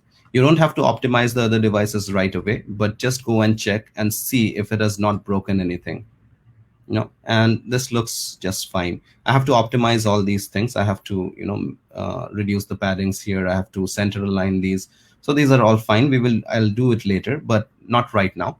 I'm just in a quick glance, I'm seeing that this block is fine. And I had taken a mobile optimization session last week where I explained that in the mobile device you should never have the horizontal scroll.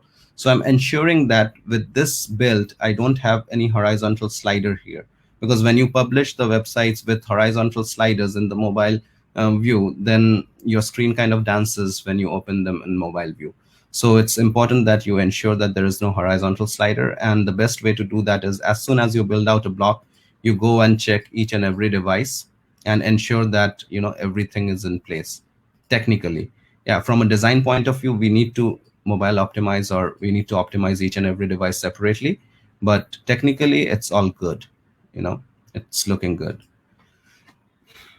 Okay, so now the next section, that section is this. We will be building out this section, social proof. For that, what I'll do is I'll go to the block wireframes and empty wireframe, and again I'll pull out this. I think I'll pull out this one, or I forgot which one I did. Yeah, it doesn't really matter. Let me just pull out this one.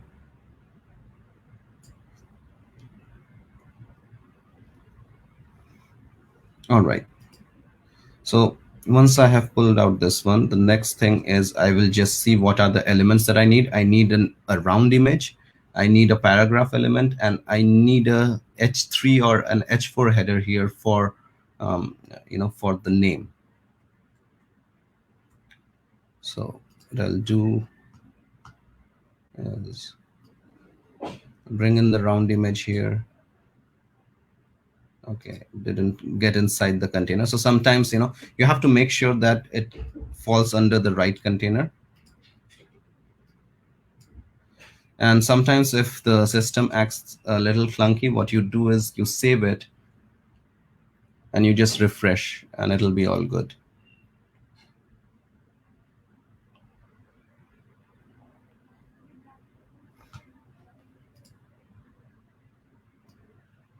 Okay, it's still not working. So in that case, I'll delete this and I'll try to drag and drop another image. So see, the key is that, you just have to work with the system, not get frustrated. You have to keep your patience, because the output is going to be amazing. The page speeds of these pages are amazing. So if you just keep a little bit of patience and work through it, you will get an amazing result, and it's totally worth it. So this is the first element that I've dragged in. Then the next element is the paragraph.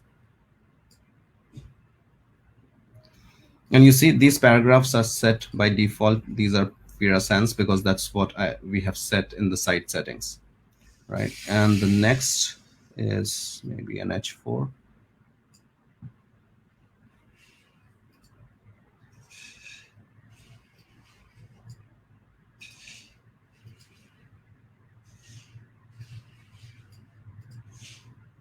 All right, this is creating a little problem. Now it's fine.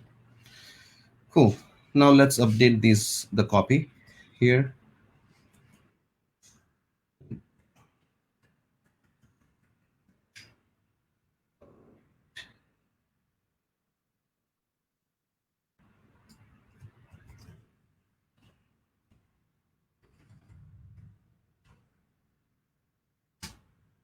I said, when I copy, then it adds an additional space. So just hit a delete or backspace and you're good. And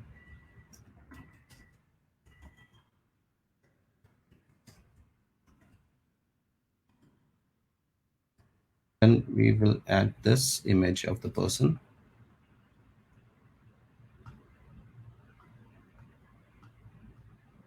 Who was this guy? This is the guy. All right, then go to design. I want this image to be a little smaller, maybe 6 rem. I think 8 is good.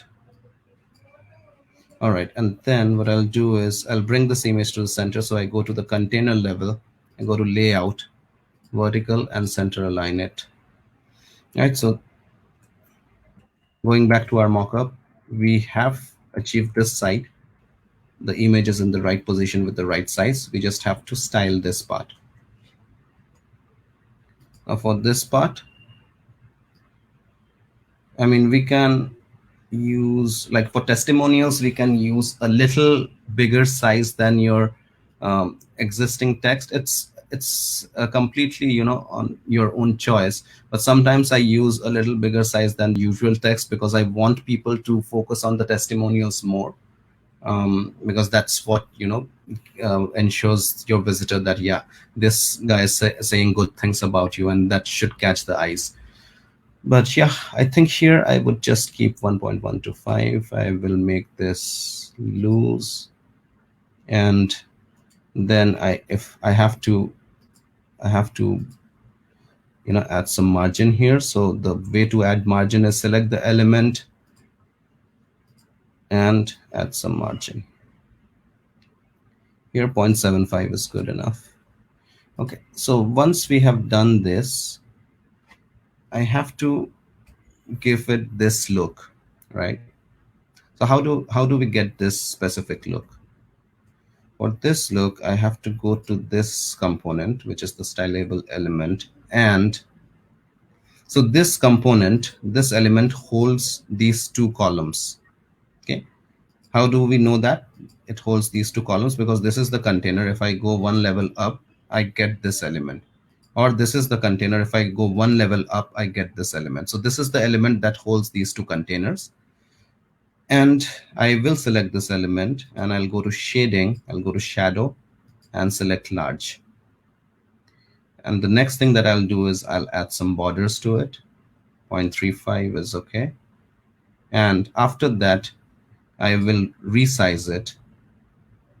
Okay, so before I resize this element, shrink it in size, I have to ensure that, because you know, you want this element to be in the middle of this whole page. I have to ensure that the parent element that is containing the stylable element has the layout center aligned. So I will just go to the parent container and I will center align this. Then I come back to my element, stylable element, and I'll resize it. Okay, and once this is done, I'll add some spaces.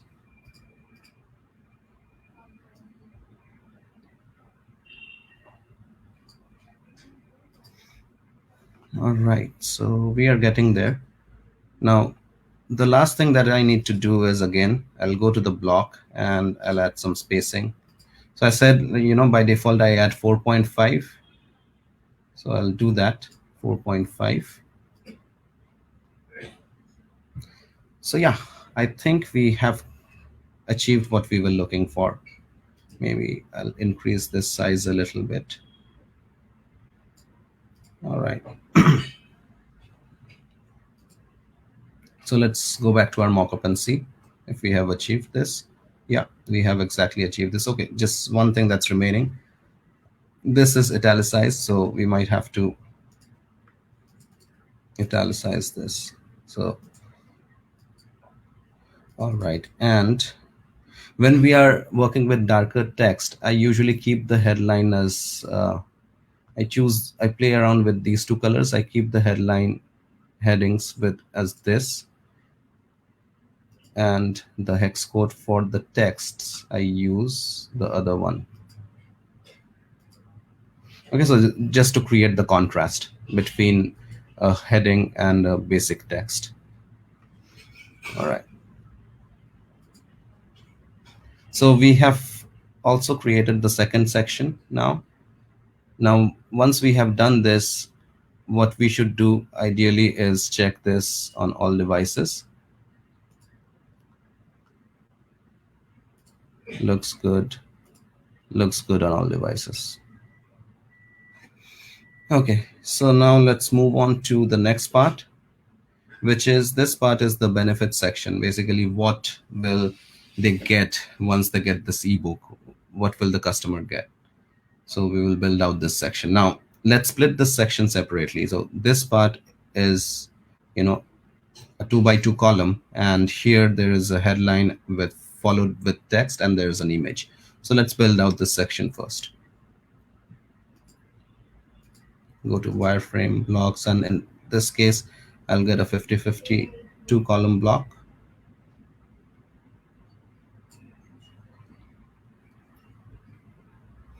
All right, it's here. Now let's quickly drag and drop the elements. One H2 heading, one paragraph, and one image.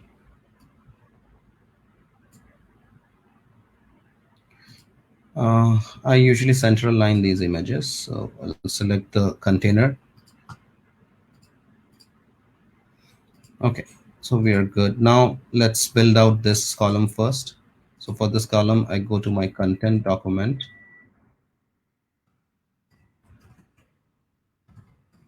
and paste the headline.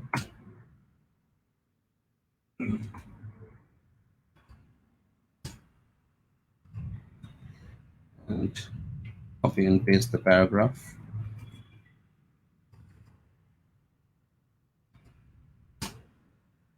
All right, this is done. The next thing is I have to update the picture, the image.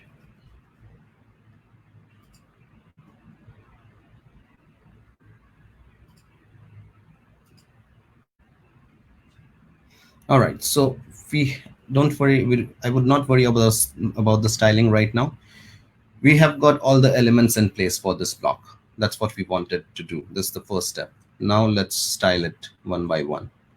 So for this, I will use the size 2.25. I'll make sure the line height is normal. Again, going back to our best practices document, all these are mentioned here. And yeah, and then I'll use the margin. What was the margin that we talked about? 1.25. If you remember, let's go back to the best practices. This is the margin that we are using. Okay. I'm not doing anything which is not mentioned in the best practices document. I'm exactly following the things that I have written down. And yeah, the goal is that you should also follow this step by step, so that, you know, it's really simple. Like, you can create these things on your own. And here for the paragraph, what we will do, this is Montserrat. I forgot to put this as Montserrat. So yeah, this is the thing. If you are using a different body text, then for that you have to change from page default to that specific text. Okay. Or let's say for simplicity, let's just use one text. Okay. Let's not use Montserrat. But yeah, anyway, you can do that. It's your choice. But yeah, I mean, just for simplicity, to make this a little faster, we will use the page default Fira Sans. All right. And then 1.125 is our standard size of the paragraph text. And for the height, we will use loose. All right, so this side is done. Now let's resize this image. So when we are resizing the image, there are various ways you can resize. Ideally, you should use relative to parent, but you know, in some cases, because this doesn't really impact the other devices, I use pixels to resize the image sometimes. So 350 is about right. And then for the borders, 0.25. Okay, so once this is done, the next thing that I'll do is I'll add some padding inside the container. You know, the reason I do this is because if you go to other devices, you will see if you don't add paddings, these texts start right from the edge of the container. So it's always better to add some padding and also bring this whole, all these elements towards the center of the container.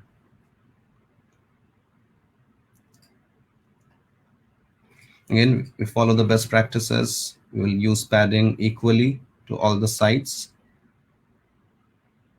And 3 rem looks good. We'll do the same for this image. We'll go to the container level. Again, we are not putting paddings on this image. We are putting paddings in the container.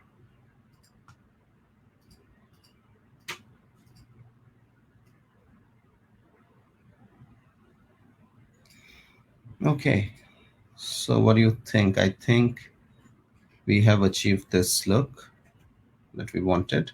All right. Now, similarly, we will build out the next block.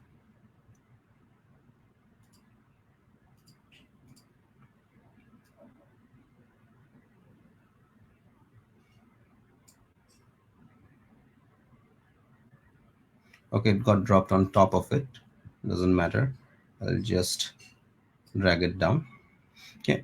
And in this scenario, what I'll do is I'll quickly copy these elements and I'll add them.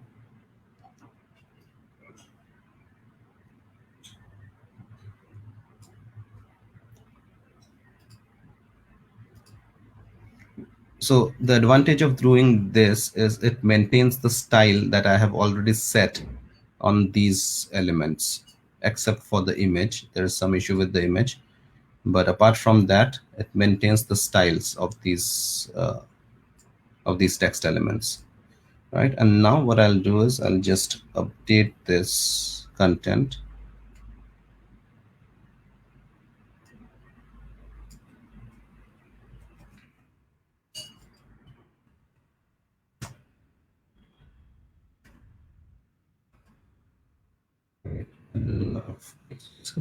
Okay. All right, and then this is the same. I've not changed this, but this is the same text as this. And then I'll update this image. For this, I'll go to the container, bring it to the center, and then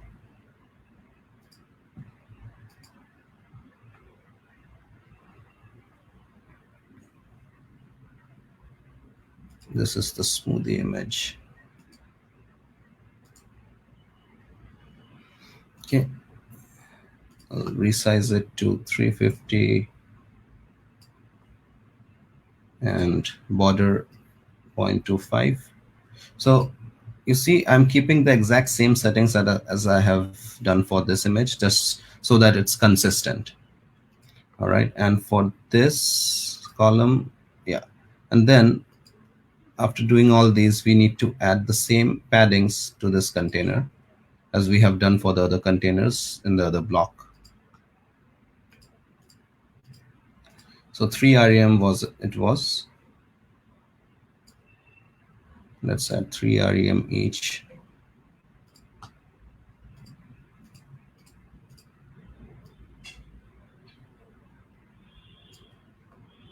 Okay.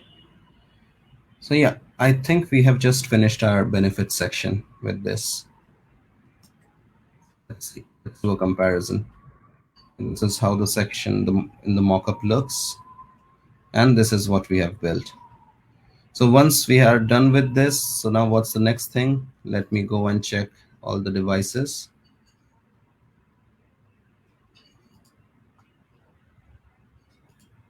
All good. Looks good.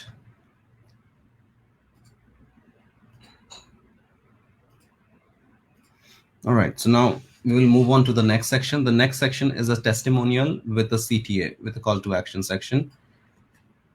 And for that, again, let's analyze the section. Here, this is the section. It comes with 2 blocks, 2 containers. This is the first container. This is the second one. The first container has a title, a header, a paragraph, then the name, which is like H3 or H4, and then the profession, and then the download button. So one header element, one paragraph, and two small headers, and one download button. And then on this column, we have an image. So this is what we have to put in to the canvas first.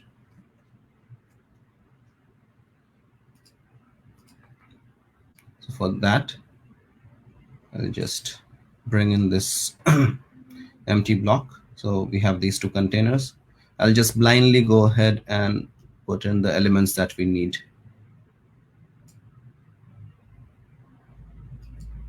I have the heading, the paragraph, then we will have an H4.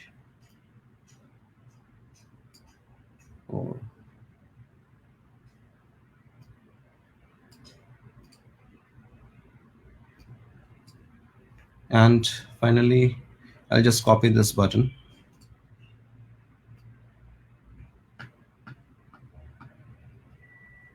And I'll put it here. All right, so I could, okay, I could have also, copied this heading and put it here. It would have saved me some styling, but yeah, I've just, I'm showing you from scratch. And then the next thing is I'll put an image out here. Okay. So now we have all the elements that we need. Okay. For this block. Now let's update the copy.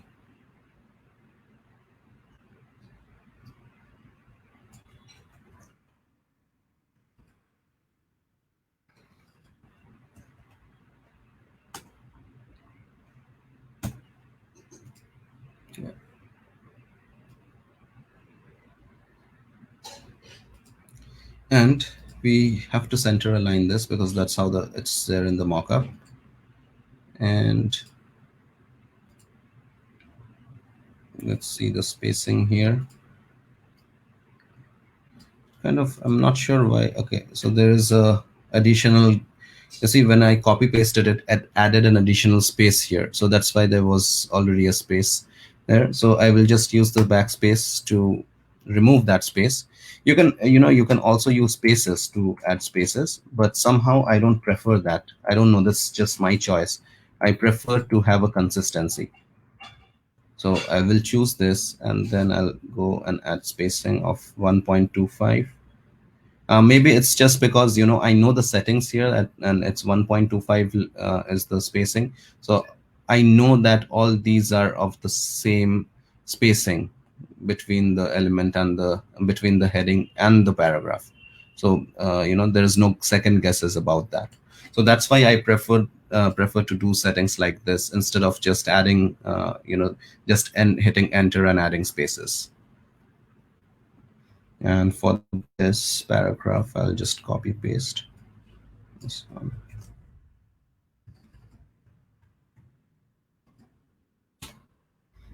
Okay, and here, let's say the name.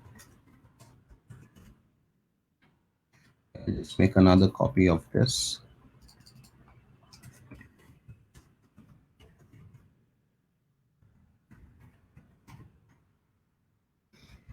All right, so this is done. Let me add the image.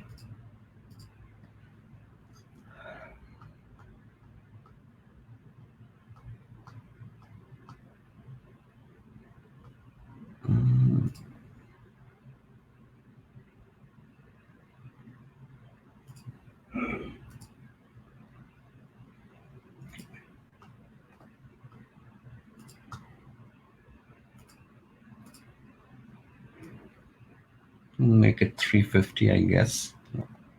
It's fine. And I'll just center align this. All right. So we are good here. For this part, let's make it Okay, 1.125, this is fine. Center align it, line height loose, for this line height normal. And I want to bring the entire content to the center. So for that, I go to the container. So there are two ways you can go to the parent container. You can either use this from a specific element. You can use the top arrow to go to its parent container, or you can follow the bottom navigation and click here to the container. All right, so I'm in the parent container that contains all these elements, and I'm going to vertically center align all the elements here. So I've done that. All right, now let's play around with this. Let's make it 1.25. Add some spacing. All right.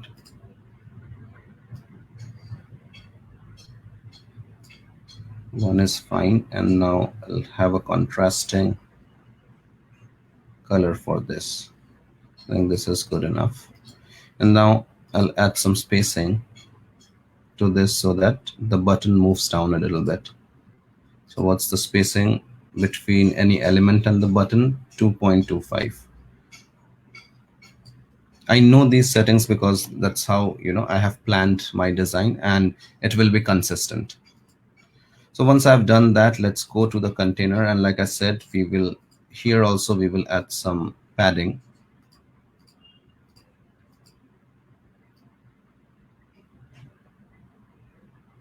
Maybe 2.25 is good. All right, now for this container, I'm not adding any padding, because the reason for that is, now if I add padding, there will be a gap to the bottom of this image, and this image will just hang in the middle. So I don't want that. I want this image to start from the edge of the next section, and you'll see what I mean by that. So again, we have completed this testimonial and call to action section. All right, so now you see this image is starting right from the edge of this next section. If I would have added some padding at the container level here, then there would have been some gap here. So that's why I'm not adding any padding to this container. Okay, so yeah, we are done with 1, 2, 3, 4, 5 sections. We have just built out 5 sections following the best practices, just using the paddings and the margins and the size of the text and the color contrast of the text properly. And we have not faced any issues till now. The technical design, the technical view of the other devices are also very good. So that's how easy it is if you just follow certain standards. Now let's move on to the next part, which is building out this, it's a step. So ideally, people should know how to use this book. So there are 3 steps that we will be discussing, we will be showing in this page. And this section is a little complicated. As you can see, there are a lot of elements here. So what is the best way to design this? Let's think of it. So you can design it in 2 ways. You can add a block here for this part, and followed by the text, and then you can add a separate block with 3-column layout and have this part there. Okay, or you can have this entire thing inside one block. It's up to you how you want to design it. For simplicity purpose, I will split this into 2 separate blocks, because it doesn't matter, because the background color is the same. However, if you wanted to put a background image to this entire section, then you would have had to bring these titles and these paragraphs and everything in one block, inside one block. Let's try to build it inside one full block instead of having 2 separate blocks. Let's give it a try. Okay, so for this, what I'll do is go to empty block. And here, see, I'm focusing on this layout. All right, so this is a 3-column layout, and that's why I would like to bring it.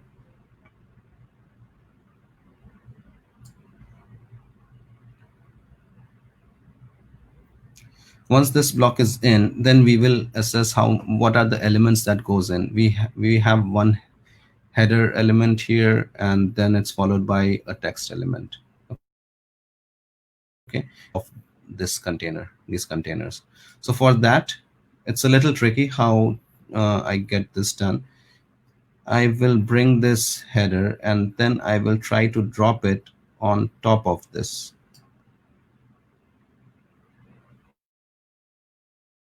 Inside the container. This is not what I want. I want it to be on top of these 3 containers. Okay. So sometimes you have to play around with the positioning.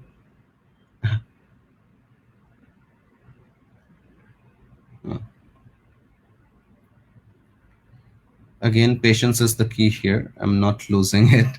So because I already have a solution on how to this heading has dropped below the container now. So maybe I'll try to bring it on top of this.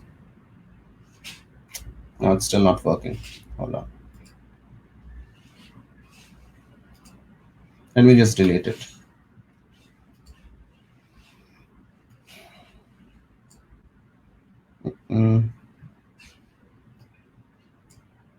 Okay, now I got it. You see, it's inside this block. Oh no, it's on the on the other block, on the block on top of this. Yeah, I usually Just take a new container. this today. It's not Take working. a new container and sorry. Yeah, David. Yeah. What were you saying? Just take a new container and pull it between the 2 containers. You need to take a new container. Just pulling the element of the I got title it, will David. not work. Yeah. I got it now. Yeah, I'm good. If you come between the containers in that little space, this is where it works. Oh, okay. All right. I get it now. Okay, I'll try that next time. I still have the testimonial block. That's a good thing to know. So yeah, what I was trying to do is I was trying to bring this heading on top of this layout, this 3x3 layout, so that I could build this whole thing inside one block. That was the entire goal. Okay, so now once I have done this, then it's easy. Then if I try to drag and drop another paragraph, I can just drag it on top of the heading, and I can just move the heading on top of it.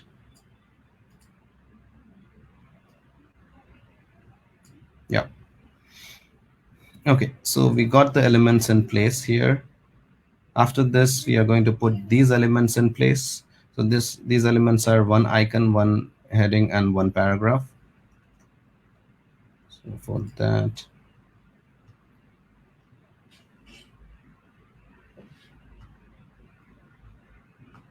this media.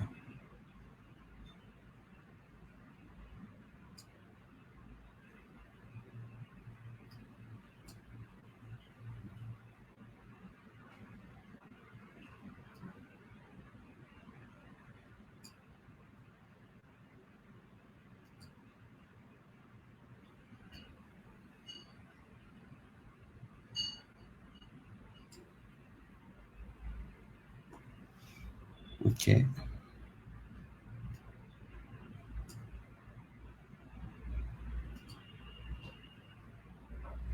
Yeah, it's acting a little weird. Just bear with me.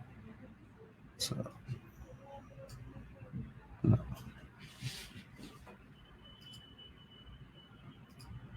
Let me just save and refresh this. Maybe after that it'll work well.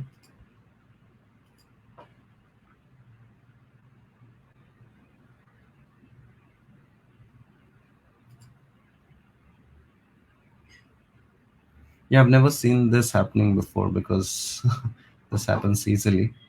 Right now it's kind of acting a little crazy. Okay, yeah. So that was the solution. Sometimes if the system acts a little weird, maybe save and refresh, and then you're done. All right, so now see how easily I can drag and drop. So I'll do the same thing. So what I will do now is I'm not going to add all the elements to the other containers, because just to save time, I will style these and then I will just copy over these elements to the other container, because then when I do that, it will hold the style and I don't have to separately style the other elements. You know? So let's go ahead and build this section out. What's the content for this?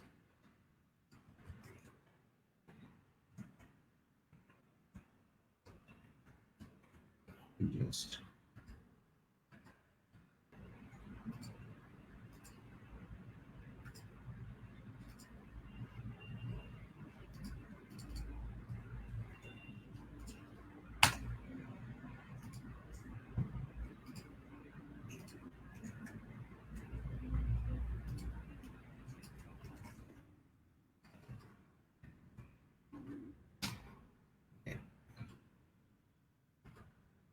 center align these, and yeah, the size is 2.25, spacing is 1.25 between this and the element, and here also I will just use some spacing, some margin here, but I will talk about this, the margin that I'm using here at a later point. For now, let's keep it as 2.25. And for the heading, let's change the icon.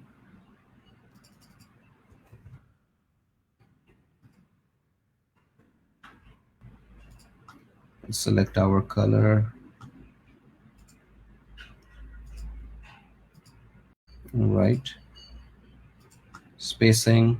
So see, everywhere, whenever I'm using spacing, I'm using margin, the bottom margin. So this is the kind of consistency I'm talking about. Heading 1. Let's see what's that. Step 1, right 1. Step 1 here. So, okay. This maybe 1.25 is good enough.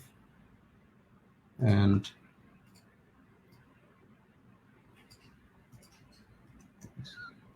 then for the paragraph, choose this.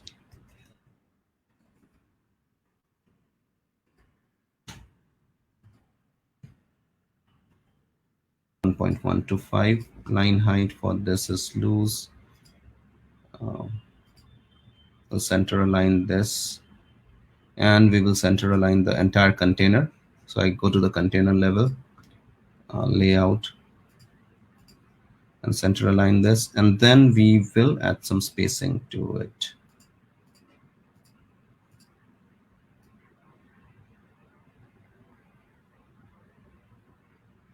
Okay, I think this is good.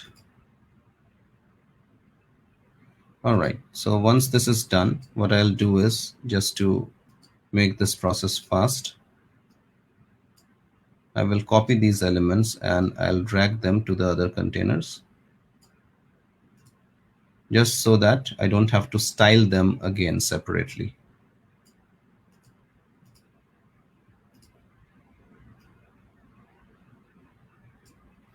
All right.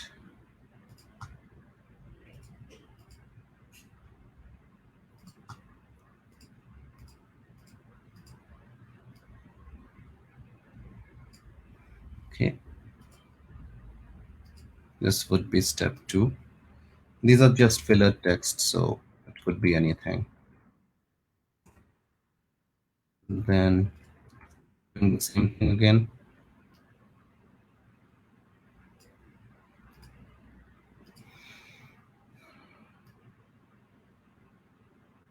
Okay.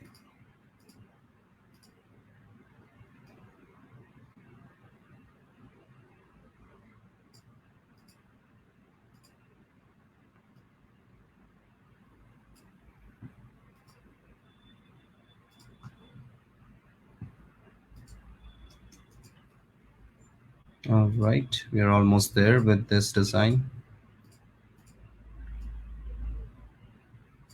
Okay, so I think we have finished this, and then we will have a different background color for this, so that this image kind of looks like, it's just starting off from here. The background color I have used here is FB, F8, FFIS. And then following my default standards at the block level, I will go to the spacing and I will add padding of 4.5 rem. Okay, we are almost there for this. The size of this would be 1.125. All right. Now, for the steps, we do have this look, shadow look. For that, what we can do is we can go to the layout level for this entire layout, and then we go to shading, shadow, and make it large. And there are borders of 0.35. All right, so now we have got this look that we created here.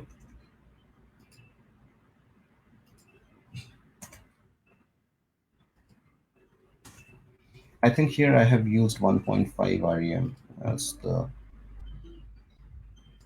we can make it 1.5 rem. So now see, for the subheadings, we are taking 1.5 rem. So we should remember it. If anywhere else down the section you're using subheading kind of a thing, then you should have that as 1.5 rem just to maintain consistency. And the last part for this is the call to action button.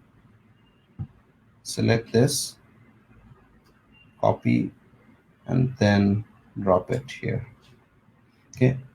So now it dropped on the corner. By default, everything is left aligned. That's why it's aligned there. So I go to the container level, select vertical, and do this, bring it to the center. Then I have to add spacing. So go to the layout and I'll add some margin, 2.25. All right, I think we have now completed this section as well, which was a little complicated as compared to the other ones. All right, so now the next thing that we would do is validate if our views are good. Yeah, technically this is good. Good. Okay. All right, so all is good here. Now we will mobile optimize, or we will optimize for each devices after I have finished building this out. But like I said, after each build, after you build each block, just make sure that technically, or more or less your other device settings are looking good. All right, so now we are left with two more blocks. One is this testimonial section, and one is this final call to action section. So just to save time, what I'll do is I'll just copy this block, and this will also give you another aspect of how you can use the builder. So I'll copy this block and I will build a testimonial block out of this instead of copying an empty block from the wireframe part. Okay, I'll just copy the block that I have just built out, and I'll show you how I will convert this to the testimonial section. I go to the block level, I copy it, and you see there is another copy. So now the testimonial section background is white. So I go to the block again, and I know that I have set the background color to this hex code. I will select white here. Okay, this is done. For the heading, what we have, this is what our readers have to say. So this is the heading. Let's go to the document.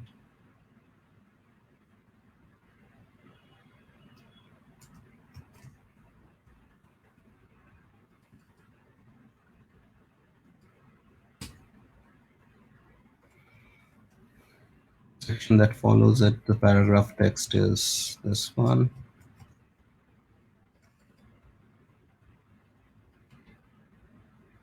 Okay, so when I'm copying pasting text, you see, like I said before, it's adding some spaces. So I'm getting rid of those. Now comes the real part, which is building the testimonial section like this instead of this. So how do I do that? The first thing that I would do is I will go to the layout and I will remove the shadow. I'll make it none. All right, and then let's also, just do like this, because yeah, even though the corner settings are done, are 0.35 there, it doesn't show up. So since you know that you have set the corner as 0.35, you just come here and bring it back. It doesn't make any sense, but it's just, a best practice that I don't have any corners on my layout.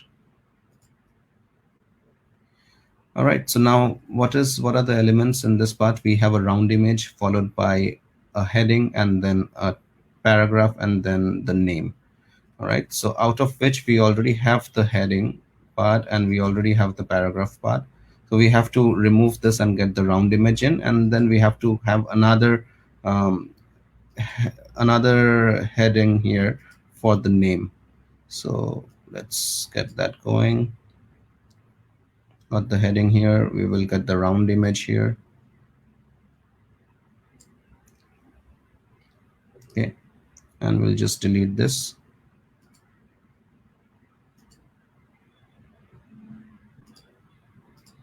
Okay, now let's update the round image.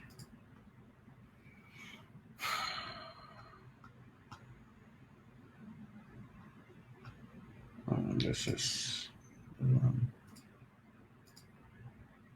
because I've used the same round image. Since this is just a demo, I've used the same round image for each of these steps.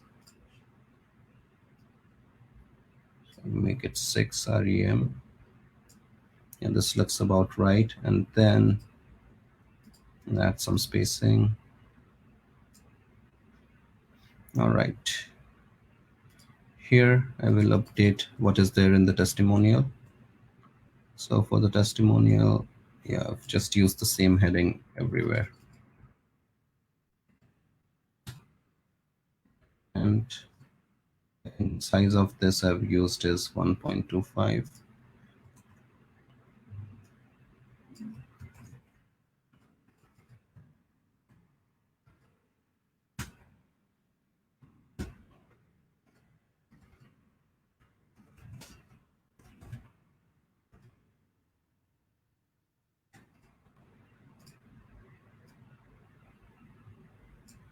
All right, so this looks good. Now I'll just copy these things over to the other container.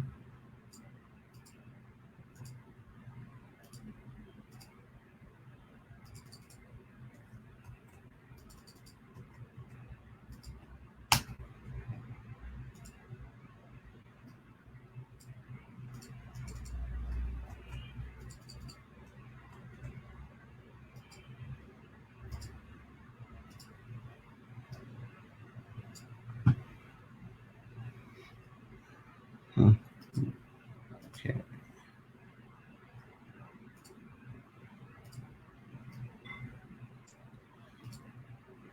All right, and we are left with the last column. So almost there.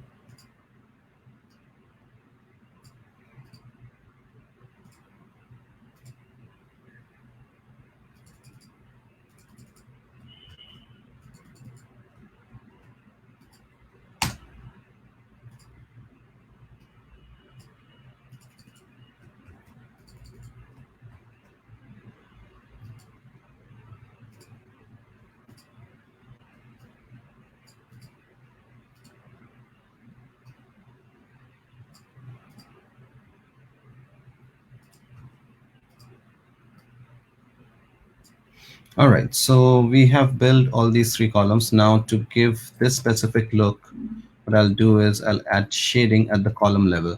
So initially here we added shading at the layout level. The layout is the structure that holds these 3 containers. Now to get this specific look, where all these 3 containers are like popping out, we have to add shading at the container level, not at the layout level. And that's why the first thing that I did was I removed the shading from the layout. Okay, so I go to the container level and I will add this, and then there is a border of 0.35. Do the same thing with other containers.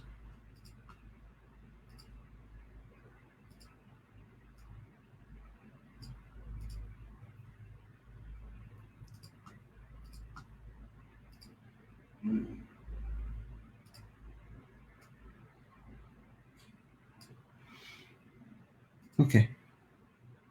All right, so we are there. We have just achieved this look. The only thing that's remaining is to delete this button. We can just leave it here as well, but since we are making the exact mockup, I'm gonna delete this. So yeah, we have achieved this design as well.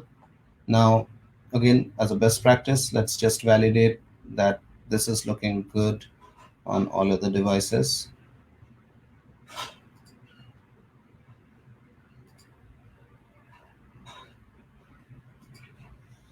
Cool. Now, the last part is the final call to action, but which is this. For that, let's analyze what's there. We have a header, and then we have a paragraph, and then we have a button, call to action button. So it's very simple, 3 texts here. And I would like to show one trick here. So last time in my last session, in the mobile optimization session, I showed you how to resize a text using a container. Okay, now in this part, I will show you how to resize a text using drag handles. And yeah, so that's the thing. We will resize this text element using drag handles, and how to do it the right way so that your other device views are not broken. So let's do that.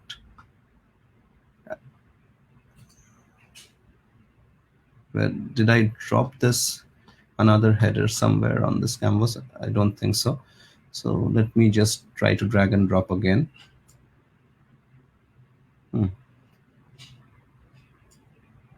Okay, now it worked. All right, so for this call to action section, what is the text? Final CTA section. This is the text. This is the title text. And I'll center align it, and I'll increase the size to 2.25. Line height should be normal. All right, so even though I have done this, you see, it's not a really good design practice to have a text run from one end of the page to the other. So we would like to squeeze it a little bit so that it's in the right viewing width and it's easily readable. So we will get there in a bit. Let me just drag the other element, which is our paragraph. This is the paragraph, and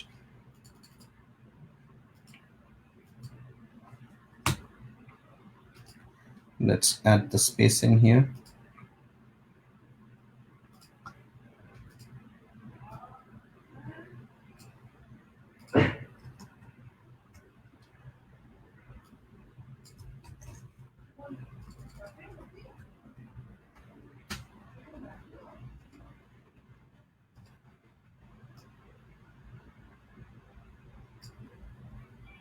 Okay, so line height, let's make it loose. Even though, you know, this didn't go into the next line, when we will resize this will go into the next line. So I have just made it loose anyway. Okay, and then this is followed by the call to action. So for that, I'll just copy this button and drop it here. Okay, now I have to center align this entire container. I go to the layout level and center align it. I add spacing below this.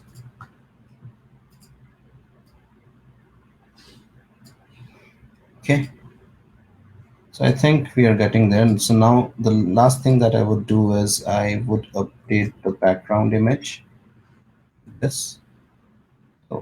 let's go to the background, choose the background image we used before.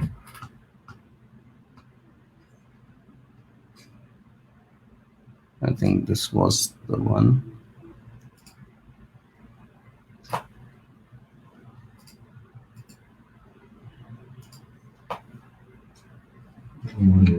All right, so now this is done. Let's make this text white and this one a little contrasting to the one above. All right, so we are there almost. Now, again, as a best practice, I go to the block level, go to spacing and add 4.5 REM padding.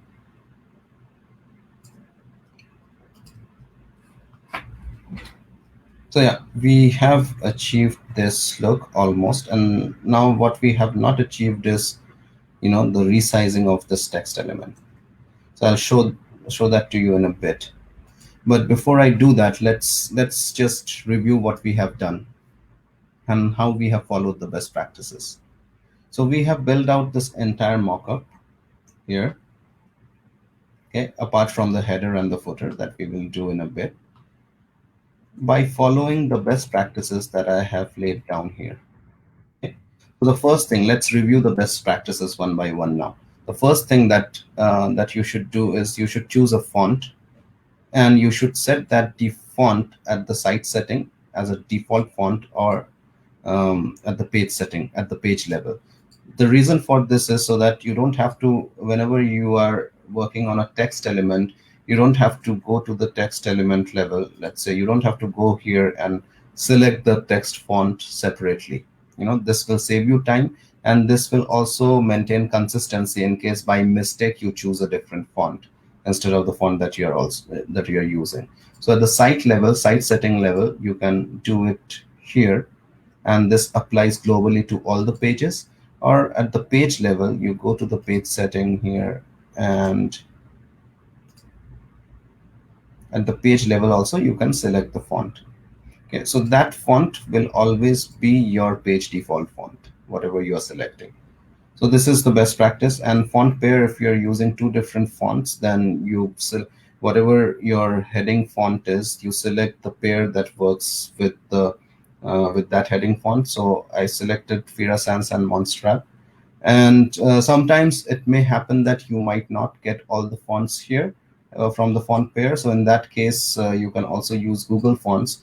In my last session, I showed you how you can use Google Fonts as custom fonts here. So I'm not going to cover that now, but if you go back to the session that I had last week, there I show how to use Google Fonts. Okay. So that's that. These two parts covered. Then use the line height as normal and loose.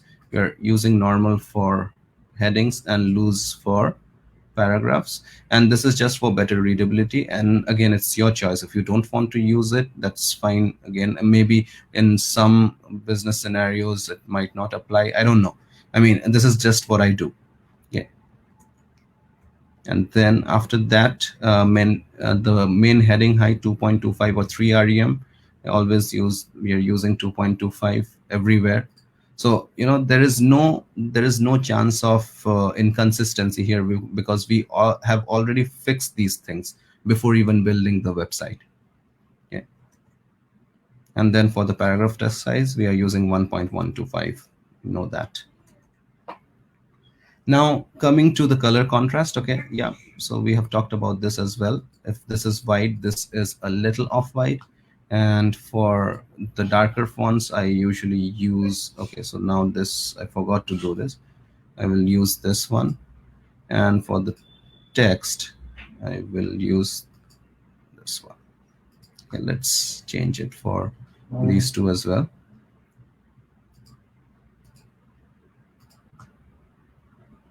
So yeah, so see, this is the thing.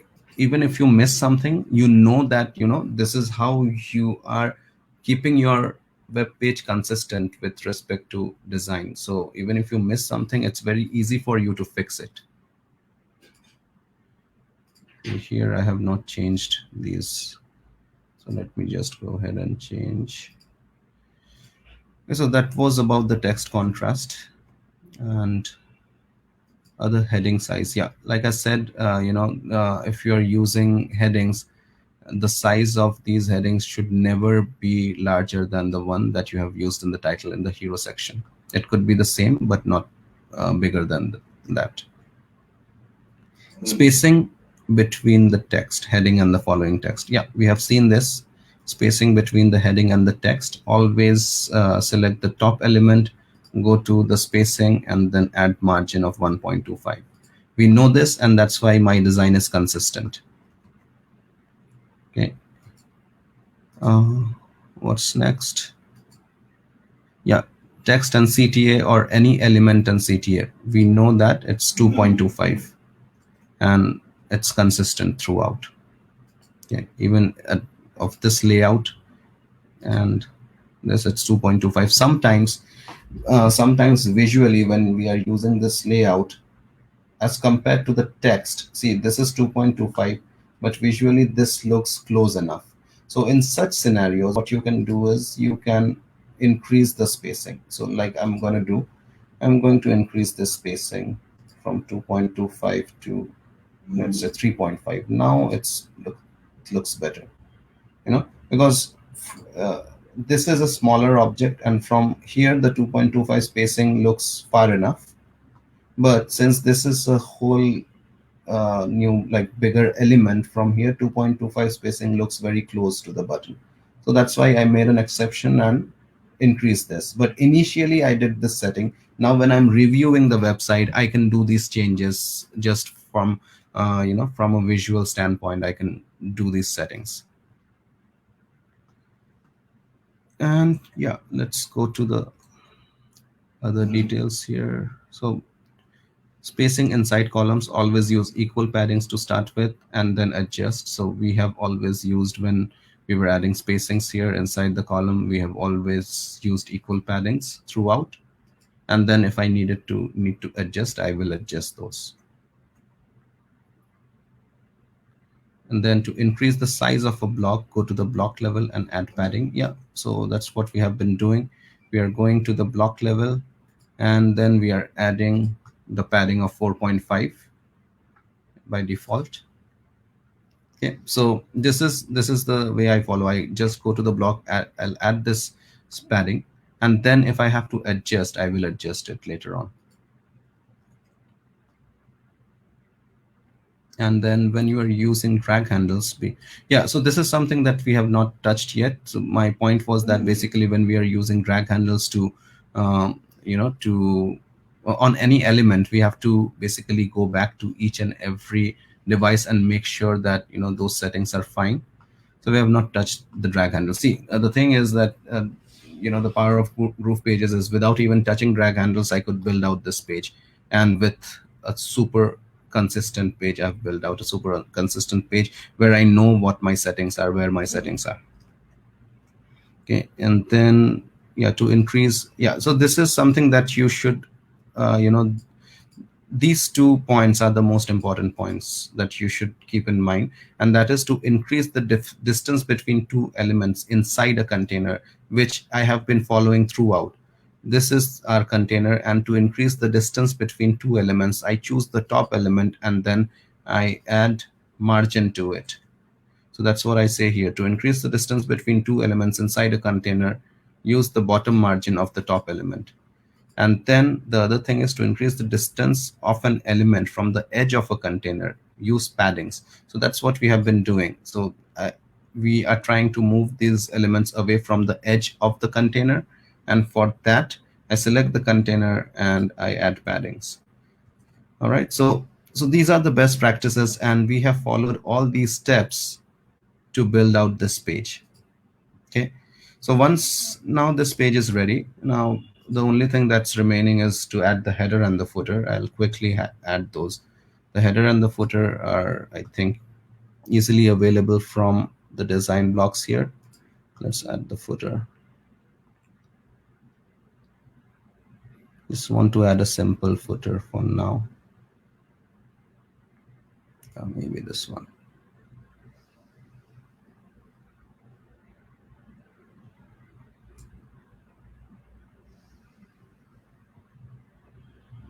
All right. I'll just change it. It's your fitness company.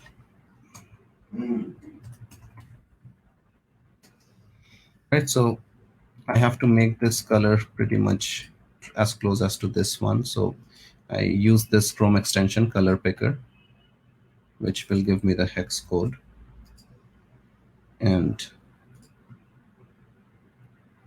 I will select the specific block, go to background, update the background color.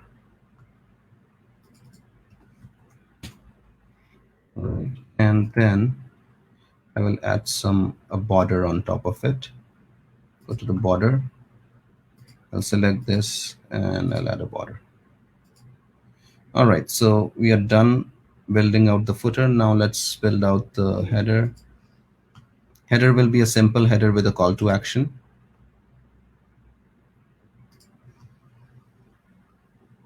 Let's use one of my pre-built headers.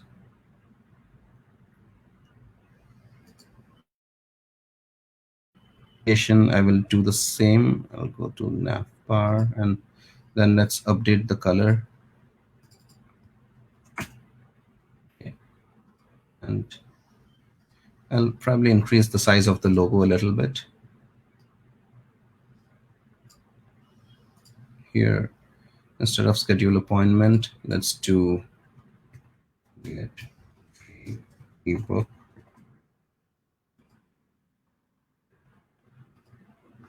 For the design part, let's increase the size of the text a little bit.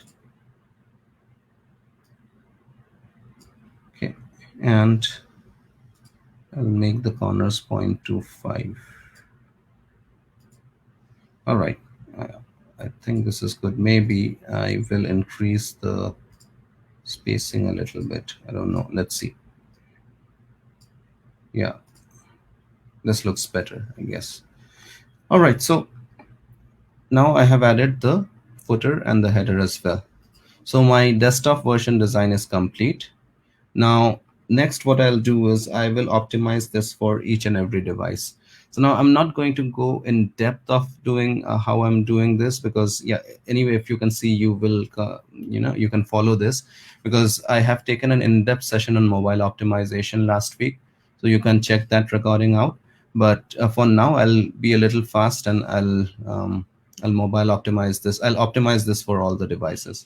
So the first thing that I do for that is I go to this laptop device view and just select this, and I would reduce the spacings here a little bit, so that my goal is to bring these two almost as much as possible at the same level. Okay, and for this part,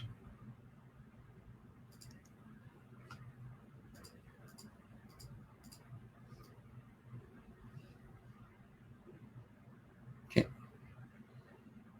and then maybe I'll move the photo a little down. All right, so this is the best look I can get of this. And yeah, this is the best I can do. Maybe I'll reduce some spacing from top. No. All right, this looks good. Yeah, these two look good. This also looks good. Okay, for this, what I'll do is maybe I will reduce the size of this a little bit. So for that, I need to go to the container layout. It's center aligned already. Okay, I'll select the layout, go to size, and I'll make it 85%.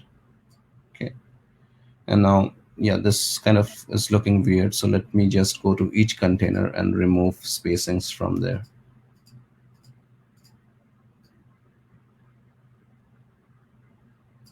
All right, one REM is it? It is.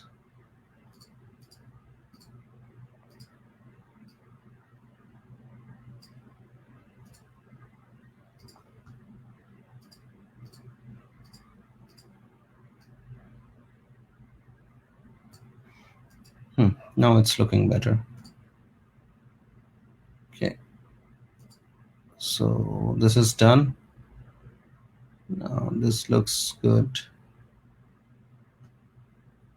All right, now you see I will resize this. Now here you see these are flowing from one end to the other, so I have to bring this into the right viewing bit. I'll show that how to do that, but in the end. So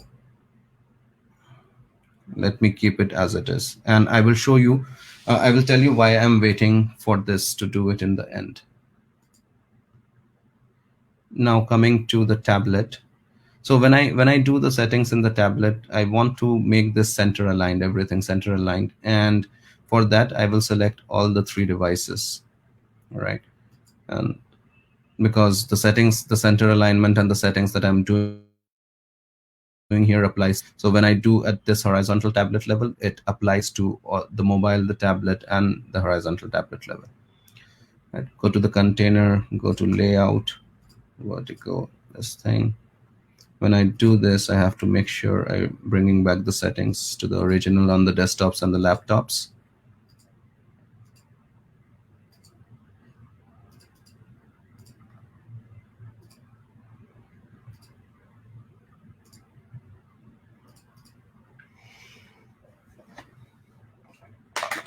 Okay, so this is done. For this, let's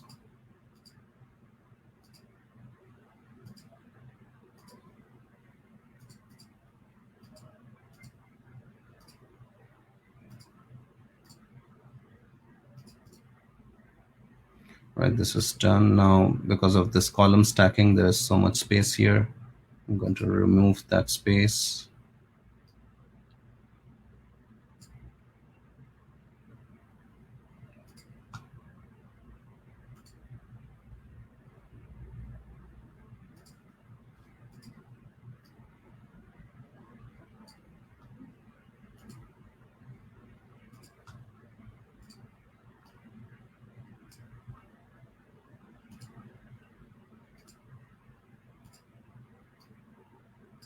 All right, so all these spaces are removed.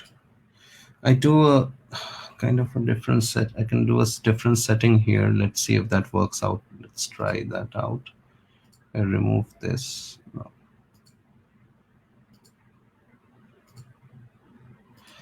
No, it's not working. Anyway, I was trying something different, but maybe for a later time. So now once I have removed the extra spacings from the columns, let me just center align this layout.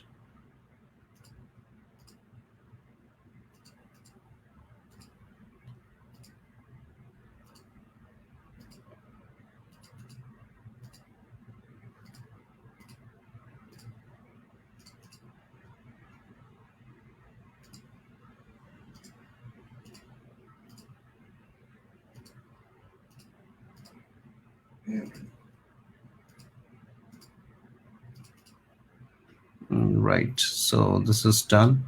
Now coming to the next column, let's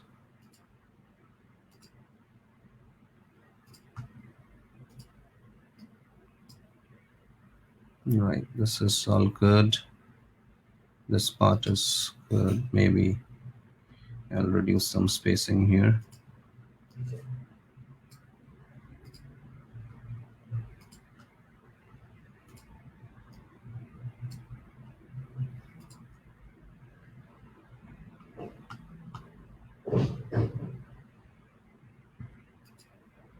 Okay. Now coming to this part, I'll add some margins here.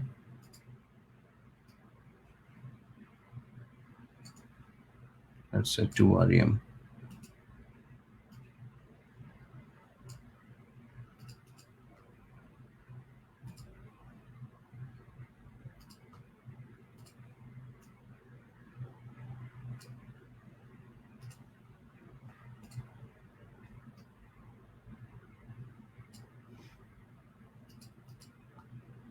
All right, all done.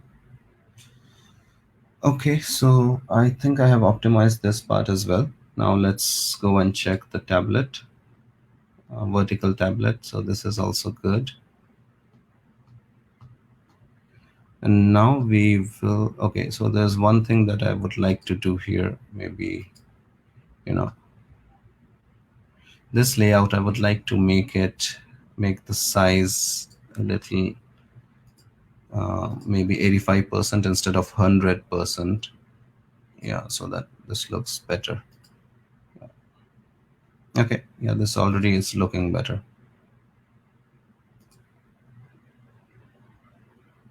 Yeah, here I would like it to be 100%.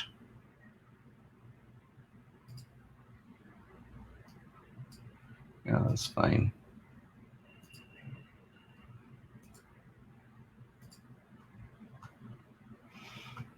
Okay.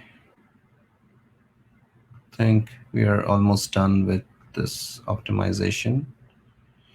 Just one thing. Again, here in the tablet level, I'd like to make it 185%.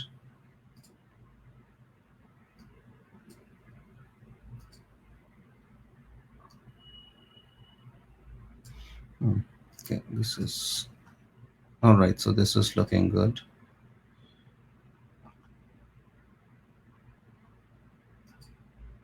Now we have also optimized this tablet version. Okay. Now let's talk about the mobile version. So in the mobile version, you see there are a lot of issues I'm seeing right now. This logo is too big, so it's kind of touching the button. What I'll do is I'll just select the logo and resize it to 150 is fine. Then now this is good. Here, this line height is just fine. Maybe I'll reduce the spacing here in the container. So I'll reduce the spacing equally again. As much as possible, we will try to keep equal paddings from the container. Yeah, and here you see this has come in 2 lines because the text is way too long. So for that, I'll select the button and I'll reduce the spacing from the left and right edges. Okay, so this is about right, 0.75. This looks good. Maybe there's nothing to do here. This looks just fine. This also looks good. Maybe I'll just reduce some spacing here. Yeah, this is 3 rem. It's way too much. 1.5 is about right. Okay. All right, so here let me try out the drag handle. Okay, I have increased the size of the text here. Now let's see. So the drag handles work from a mobile first this thing. So whenever I'm doing some changes in the mobile, it's impacting all the devices. See, so what you got to do is basically when you're using drag handles, you have to use it, set your mobile settings first, and then you go to the each of these other views and then correct it. This is fine. This is also fine. I think this is good. We don't have to do anything much here. Again, I will reduce the spacing here to 1.5. It was, yeah.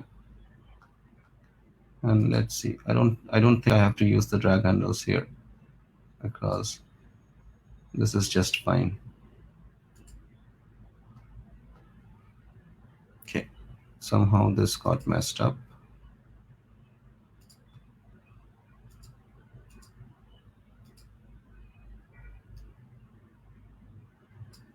All right. Okay. So see, as in when I'm using the drag handles, I'm making sure that it's all the other views are good.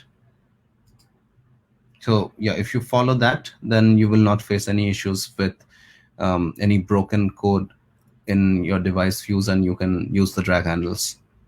So now coming to the container here, this one, again, I will reduce it to 1.5. This is just fine. This button spacing, I have to reduce it to 0.75. Okay, 0.5, because I think, you know, some other spacing is acting here, and yeah, that's fine. Doesn't make a difference. Okay, now coming to this part. All right, so this layout, this is 100%, so I have to reduce the size to 85%, and let's also reduce the spacing of each container.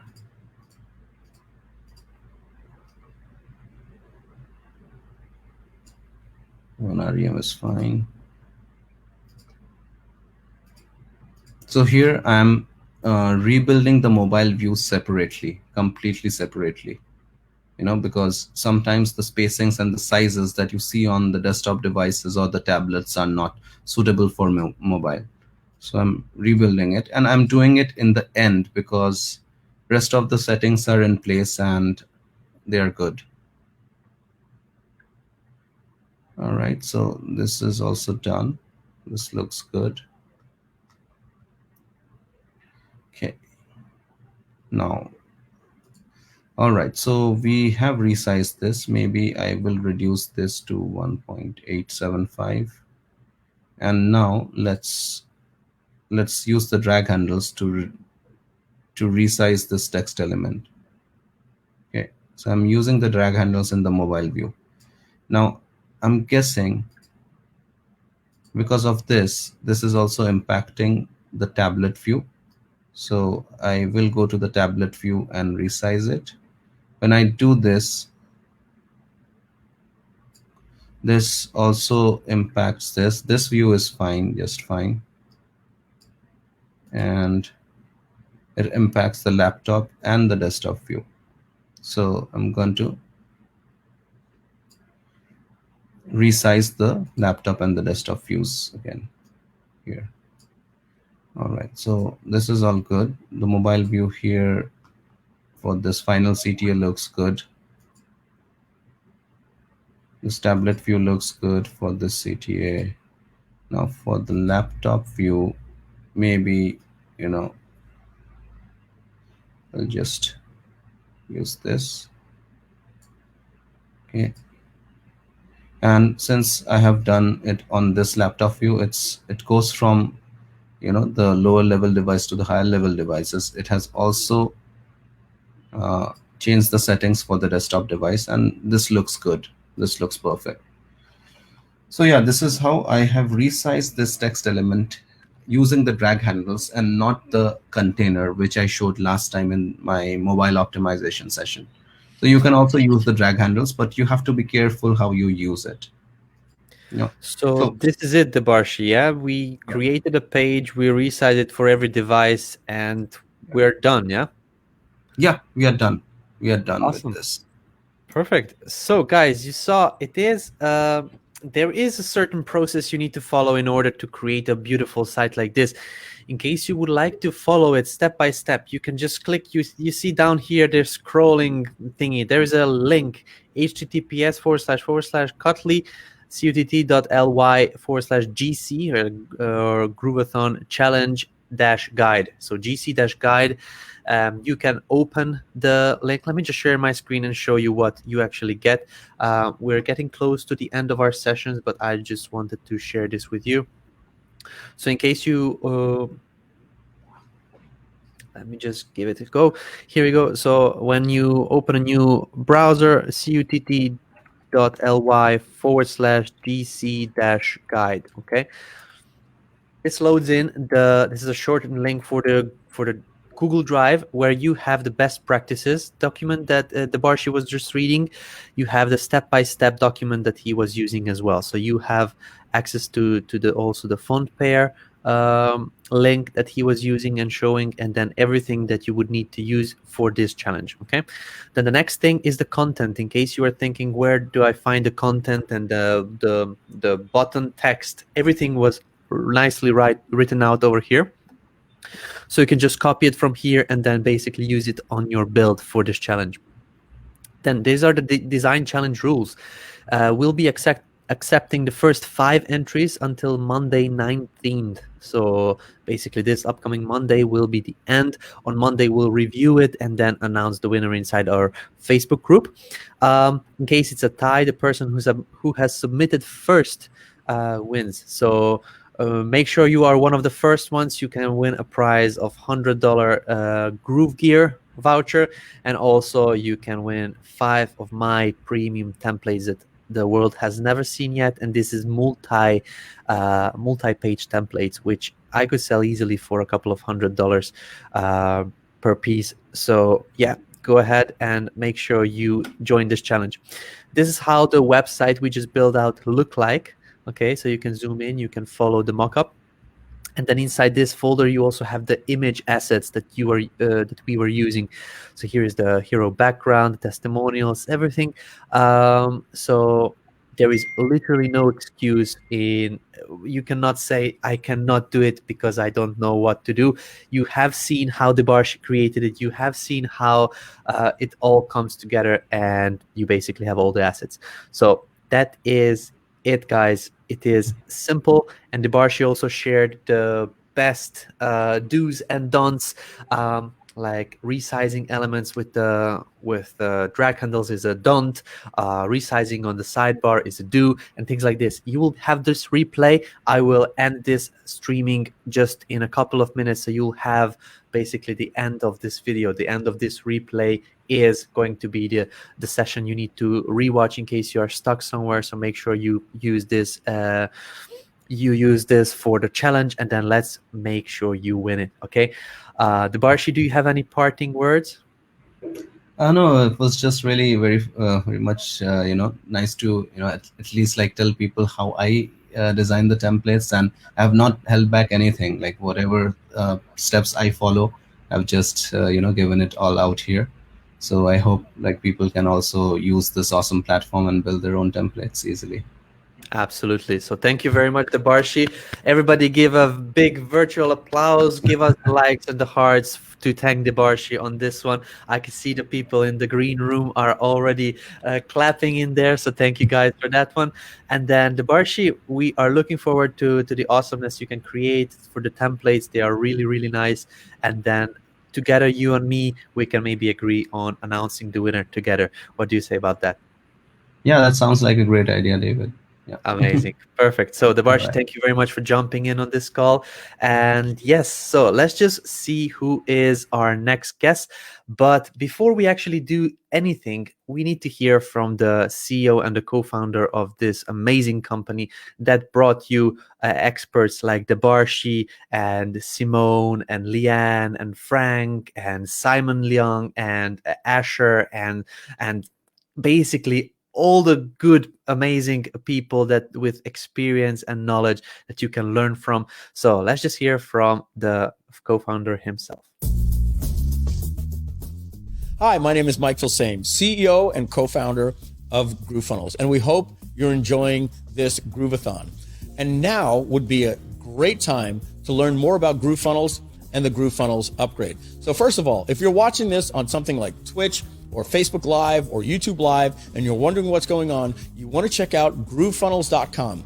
We have the best software on the planet for digital and e-commerce marketers, and our software is free for people to get started with no credit card required. Now, if you're a little bit more than a newbie, or you know that you will be a professional one day and you're looking to make a full-time income online, you really want to look into our upgrade. So right now in a new tab, you should go to groovefunnels.com/upgrade.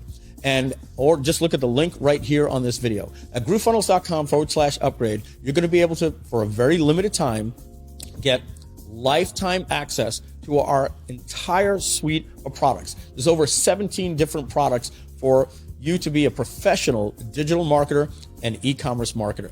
All you got to do, go to groovefunnels.com/upgrade. There's a video there that explains everything. And here's the important thing. Right now, you can become a lifetime member for one-time price of just $1,397. And you'll never have to pay us anything again, ever, period. That means no monthly fees. And if you aren't using GrooveFunnels right now, you'd have to be paying over 17 different software products that would cost you about $1,400 per month. Now, if you do the math for that, you're going to be looking, somewhere between $15,000 and $20,000 a year to run your business, which really isn't bad to run a business. But what if you could pay just $1,397 one time and never have to pay anything again? And all of those tools were the best tools out there, and they were integrated to work with each other. Now, you want to do this today because our grand opening is ending soon. And we don't plan on keeping this lifetime option available forever. The reason why we're doing it is right now we are creating more products, and this is kind of like an extended Kickstarter. So you're going to become a backer and a charter member and a lifetime member by paying one-time payment of $1,397. Now, if that's a little bit too much for your wallet right now, don't worry. We also have a 6-pay, a 12-pay, and a 3-pay plan for you to make it a little bit easier. Just check that out at groovefunnels.com/upgrade. Remember, do this now because this offer is expiring. And after that, our prices will be going to $299 a month or $3,600 each and every year for what you can get right now for one-time price, lifetime for just $1,397. Remember, once you pay that, you'll get access to everything and you'll never make another payment to us again for anything ever, period. All right, groovefunnels.com/upgrade. Thank you very much.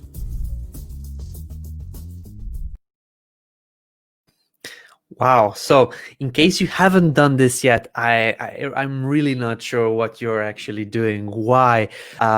Make sure you actually click on that upgrade button. If you haven't, if you have a free account, that's great. It's all good. No worries. But this kind of offer will not be done again in the future. So make sure while you still have the time. And a couple of hours ago, Donna came on and announced that there will be an extra bonus added for the people that upgrade. And this is going to be marketed, and you'll hear about this bonus again very soon once we are ready to publish it out. But if you haven't yet, you really should upgrade. I'm not saying because this is just my opinion. It's opinion of a lot of people that actually upgraded. It's just a huge difference that it makes for yourself and in the future. So if you haven't yet, make sure you upgrade. But when we are talking about the upgrading and business and all kinds of things, we also need to take in consideration the things that we are that we need to do. So sometimes it's a lot of work, and we need to know how to outsource that work or actually get people on to help us with this work.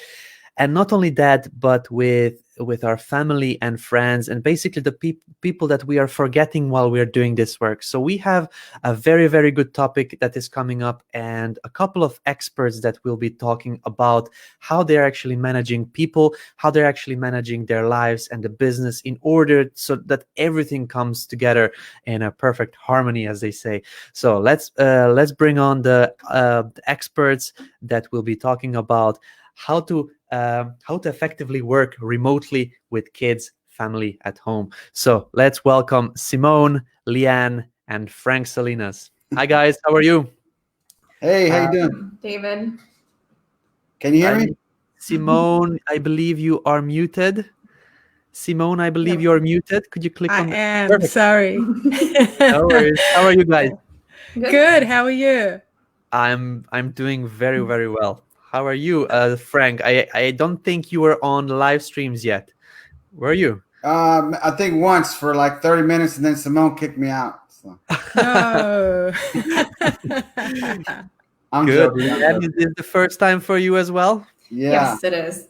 Oh. Okay, perfect. So there's a lot to talk about, and you really are the people that know a lot about this topic. So Simone, you are the host of this one. Do you want to maybe get in and then just explain a little bit of why this topic is important and why we need to hear about this?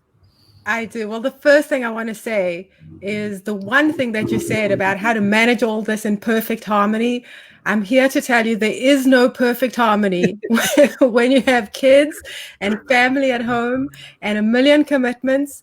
And I think Leanne and Frank have very graciously agreed to join me, because I know they struggle just as I do with managing family obligations and work obligations. And we're very lucky that we work at Groove, and everyone at Groove is extremely understanding. But we've come up with a lot of coping strategies, but people that are here looking for perfect harmony, I'm afraid that's a whole different Grooveathon. It doesn't exist. And I think what happened, I'm very lucky in that I've essentially been working from home for about 20 years.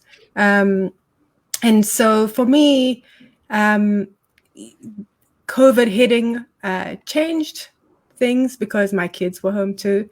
But for me, they didn't immediately change. But I think for a lot of people out there and a lot of our listeners out there, their world was turned upside down, because I think from going from seeing friends and water cooler chat and, just being able to have that freedom and communicate with people, to being stuck at home, essentially, which it can sometimes feel like you're in this very lonely box. I think a lot of people are struggling with that. So we definitely have some tools that work for us. We definitely feel very busy, and I think we've created an amazing team and community in Groove that we definitely don't feel like we're in a lonely box, and we want to encourage and give some tools for people to create that for themselves too. And then I guess we can also, the three of us can also talk about methods that have helped us, as we've gone along this COVID process. Absolutely. Frank, so sorry to bug you. I wanted to just ask, like, people have seen maybe sessions where you were on a couple of times, but with Frank and Leanne, we may want to just introduce them to the viewers of this. So Frank, would you mind introducing yourself first, and then Leanne can go after you, just so that we know who we have on and how you actually came to the Groove, and then who are you and what you are actually doing in our company. Yeah, thank you, David. Can you hear me good? Yes, we can hear you nicely. Okay, perfect.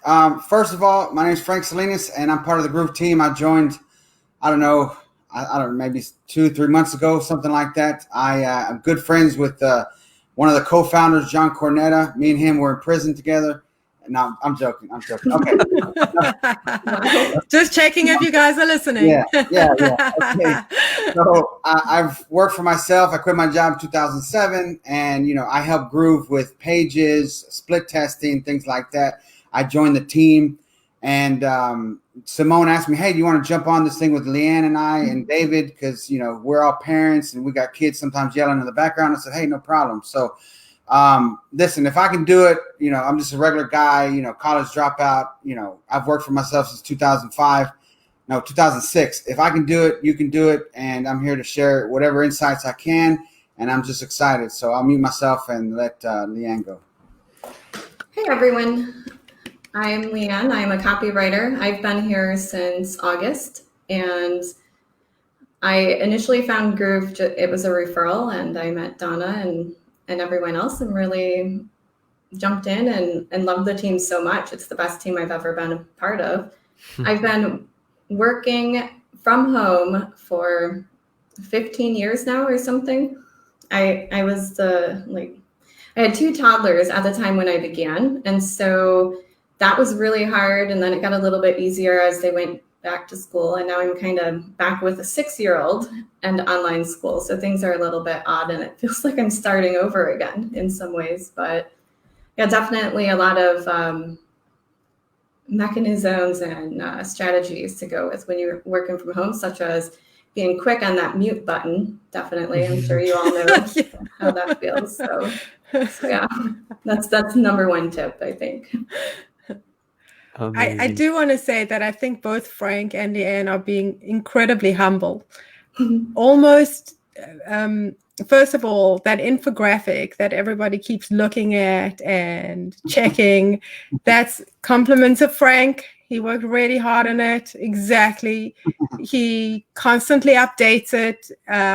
He's the man, and he's a whiz at split testing. So he's definitely very humble, and pretty much almost every email you've received, if not every email you've received since the launch, is Leanne, who has been, I don't know if she slept, but every piece of copy, affiliate swipe, she's been working really, really, really hard. So they're amazing, amazing members of our team. And I mean, who doesn't love David Lemon?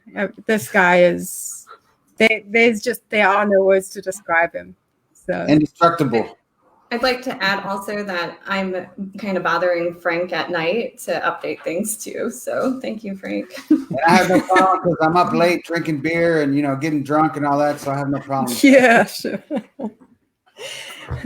So Leanne, why don't you talk a little bit about like some of the challenges that you have? Because I know we've chatted about it. And I'd love to see if anybody else in our audience, what challenges they're experiencing with schools, kids, and that type of thing. Yeah, online school has been really tough with my 6-year-old. We homeschooled last year, and it was really easy because I could work around my schedule, and I could pick the times that we did all the teachings and training and then homework and all that. But dealing with the online schooling system, it's been significantly harder because it's just their schedule is crazy. And when they were initially starting it, it was a little bit of a pain because they didn't know their systems at all. So it's like log in here, log in there, meet here at this time. It was really hard to even set up a Zoom call. And so it just seemed like it was constantly just interruptions in my day all day long. And it's a little bit better now, but I'm constantly having to watch her watch my daughter Maritza, who's 6, in school, because she's bored with it now already after a few weeks in, and I catch her drawing or playing games online or whatever. So now I feel like I have to watch so much more. But yeah, so I'm not used to that at all. I'm not used to kind of dealing with my schedule, my work schedule, just normal being a mom or a wife, plus having to watch her do her work and make sure she's making all of her calls, make sure she's not just chatting and sending like emojis nonstop in chat because they're using Microsoft Teams. And so it's a lot to get used to. I'm still not used to it, but I'm still thankful that we're doing it online because over the weekend I heard that there was a COVID case in her school. So like someone tested positive. So I'm happy that we're still doing it online, even though it's super chaotic every day, all day. Yeah. And what about you, Frank? Because I know a lot of times it falls on women, right? I mean, Leanne and I here, and I find it really admirable how involved you are with your children. So I'd love you to talk a little bit about how you manage to. Yeah, it all started. I'm recently divorced, but the good thing is me and my ex-wife, we co-parent well, right? And I'm very hands-on. And when I first started learning about this whole online marketing thing, my little son was born in 2006. So I started learning about internet marketing in 2006 in the beginning. So he was born at the end. And I still have photos. She took pictures of me a couple of times because we started having boys like back to back almost. And at one point we had 3 in diapers. And so at one point, sometimes, guess what? I was checking emails, answering support because I had some websites, and I'm holding one baby, giving them the bottle, and the other one's in the little sleeper next to me just to give her a break, right? So as a parent, you got to learn how to do what you have to do, right? And I like to tell parents who've, I've shared things with, you have to maximize the sleeping hours of your kids, right? As infants, we know they get up a lot, right? They get up and they're crying, whatever. So if you have babies, This is what I know. I don't know what the products are called in your country, but here's some things that I learned quickly. You need to get some good the blankets so you can swaddle them nice and tight, right? That's one thing. You need to get some tummies on hand, the tummies drops in case they have a tummy ache. Then you need to get that stuff for their teeth in case they're teething, right? And you need to have all that stuff ready. And then little babies love, warm baths. So if you want to give yourself a break so you have a nice little stretch of work, at one point, sometimes, this might sound bad now, but my kids are older. I mean, I didn't know what was wrong with them. And me and my wife at the time, we were just like, I don't know why they're cranky or whatever. So we'd give them some tummies for just in case the milk upset them. We'd give them the stuff for the teething stuff. We'd give them a warm bath. I'd swaddle them nice and tight like a burrito. And next thing you know, they were out. And I got some time to get some work done. You got to just do what you got to do. And we all know that things get crazy and you just don't know what's going to happen. So like Leanne said, have that mute button handy, know where it's at, know how to get to it, right? And maximize the time that they sleep, right? So I have this little chart here just so you can write this down. Infants, 4 to 12 months, sleep 12 to 16 hours, including naps, okay? Toddlers, 11 to 14 hours, okay? Not mine. Yeah, and they wake up often, right? This is including naps, so this is like we wish, right? Wow, Frank came super prepared. Wow. I know, you're impressive. Yeah, preschoolers, they sleep 10 to 13 hours, right? You got to remember, kids need a lot of sleep. They're not like us that can sleep 5 hours, 4 hours, and get some 5-hour energy. Look what I got here, 5-hour energy. Frank, I want your kids. I just want to say, I want your kids. I just don't sleep that much. Yeah, or boys, like my kids now, they once they knock out, they knock out. So you got to leverage that window of time and say, okay, that means I got to go to sleep later. I got to wake up earlier because while they're snoring, while they're sleeping, you got that window of opportunity to just crank out work, to get stuff done. So you got to capitalize on that and have that open window and just crank. And then, because you know what comes next. They wake up, Mom, are you making breakfast? And you're like, what? Or Dad, I'm making breakfast. The good thing, too, is once they get older, guess what? They're self-sufficient. No, go freaking get a Pop-Tart, freaking slap it in the toaster, whatever. Don't baby your kids either. If your kids are getting older, don't baby them. You need to show them how to make a sandwich. You need to show them how to freaking throw some stuff in the microwave. You need to show them how to do things so that they're not just dependent on mommy and daddy. Because if not, you'll never get nothing done. You know what I mean? And you got to remind them, hey, you're part of the team. Listen, daddy, mommy want dreams. We have aspirations of going here. You want to go on these vacations? Guess what? I need to work. And if you can't help me, you got to include them so they feel part of the team. Say, guess what? We're going for this, going for this. Let them know that you got goals, business goals, and that if they become a part of that machine that helps you get there, then you're going to achieve those goals quicker. So include them. And kids love schedules. They like, especially younger kids. Older kids, once they hit like 10 or 11, they don't like schedules. But I mean, that's from what I've seen. Include them so they can feel part of it instead of just being talked to and say, no, I'm busy right now. I'm busy. No, include them. Let's say you're checking email. Let them sit next to you and say, hey, what's going on? Timmy, you okay? Whatever. And just let them sit there, let them draw next to you, whatever that is, so they feel part of it too. Don't just, this is my zone, stay out. No, when you're doing something where you're not on camera, you're not on microphone, let them be part of it. You know what I mean? So that they feel they're making a difference. And back to the hours of time, right? Teens, 8 to 10 hours. If they're boys, they can sleep 12 hours. So capitalize on that. You know what I mean? Especially now with the COVID lockdown and all this other junk.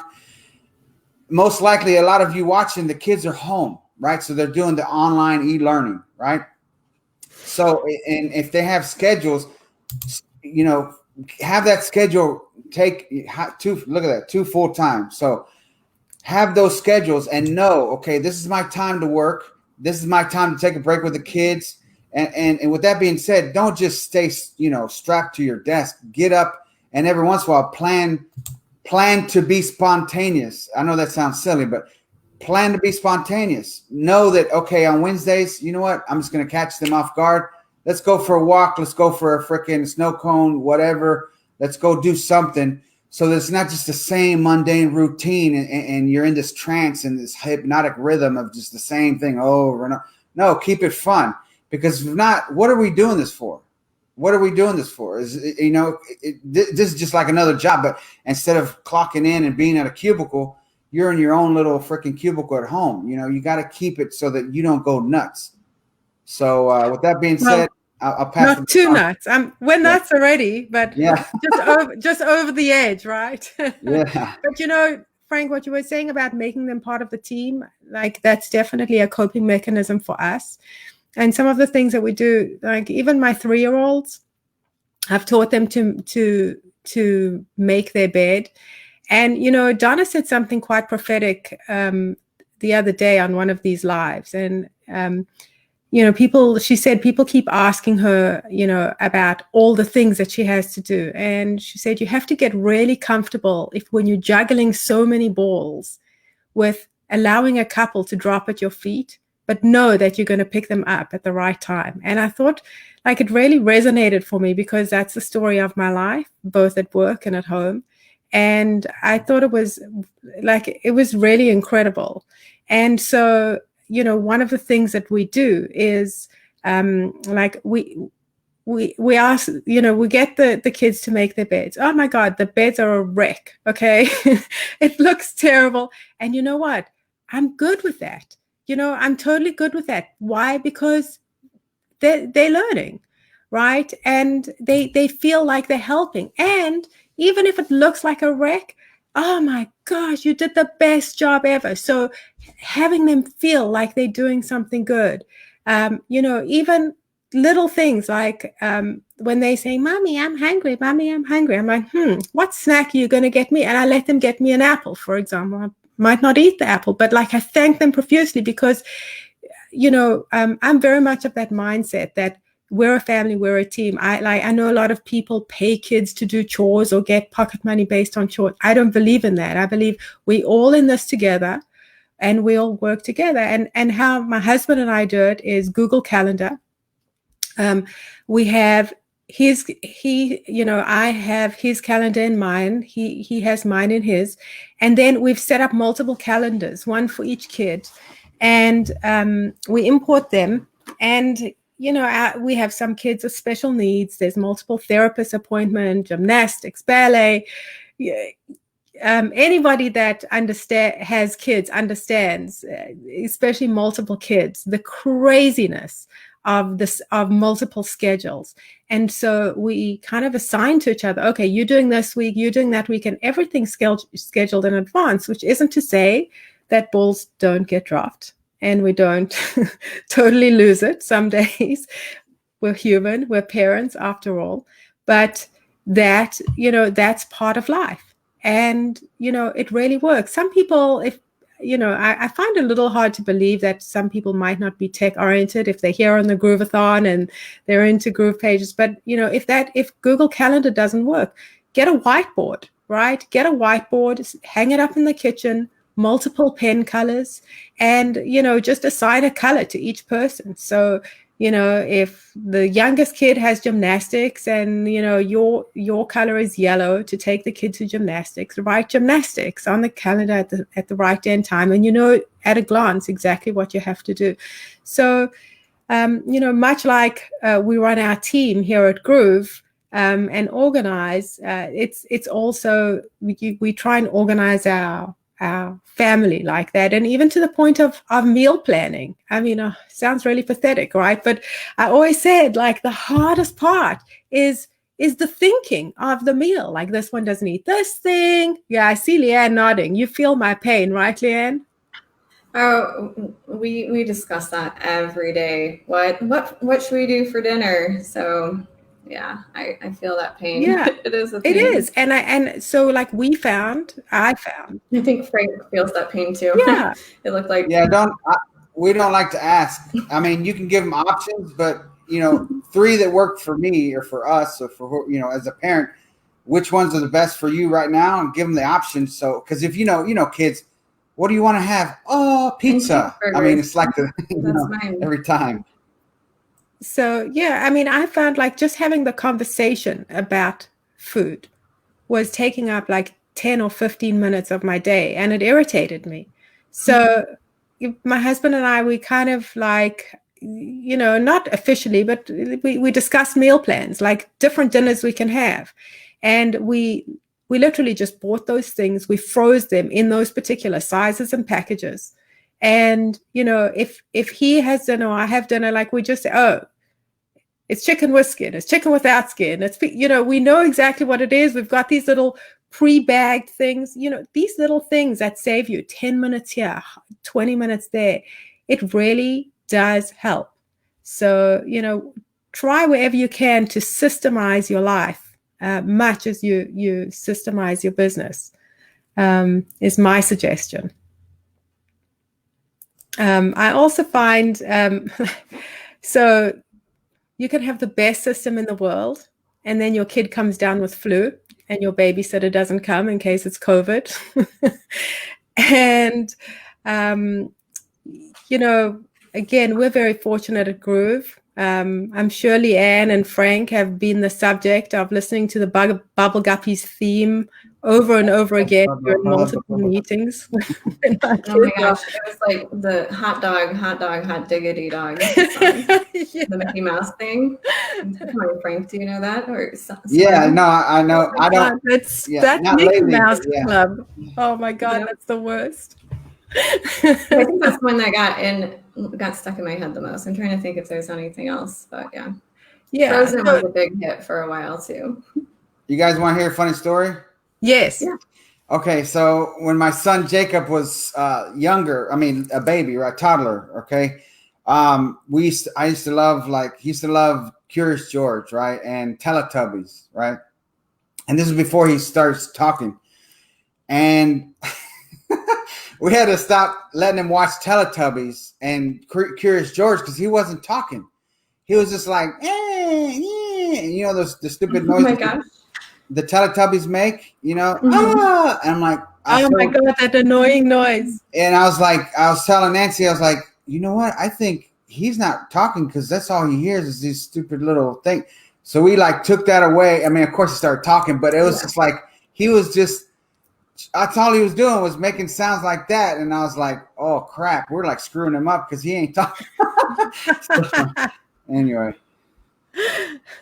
Yeah. So also, like, when you leave, let's say your kids for, you know, they know, oh, I'm going to be here eating my sandwich, watching the show or whatever, you know, put on stuff that's not this entertaining, but also that's going to help them too, right? And stimulate their mind, not just, you know, Curious George going, you know what I mean? Because, you know, and we know we get busy and we're doing a project. And so one thing about that, if you can set a timer, right? I've done this many times on my phone, and not lately because right now I'm not with my kids, but I'm about to be with my kids on Saturday.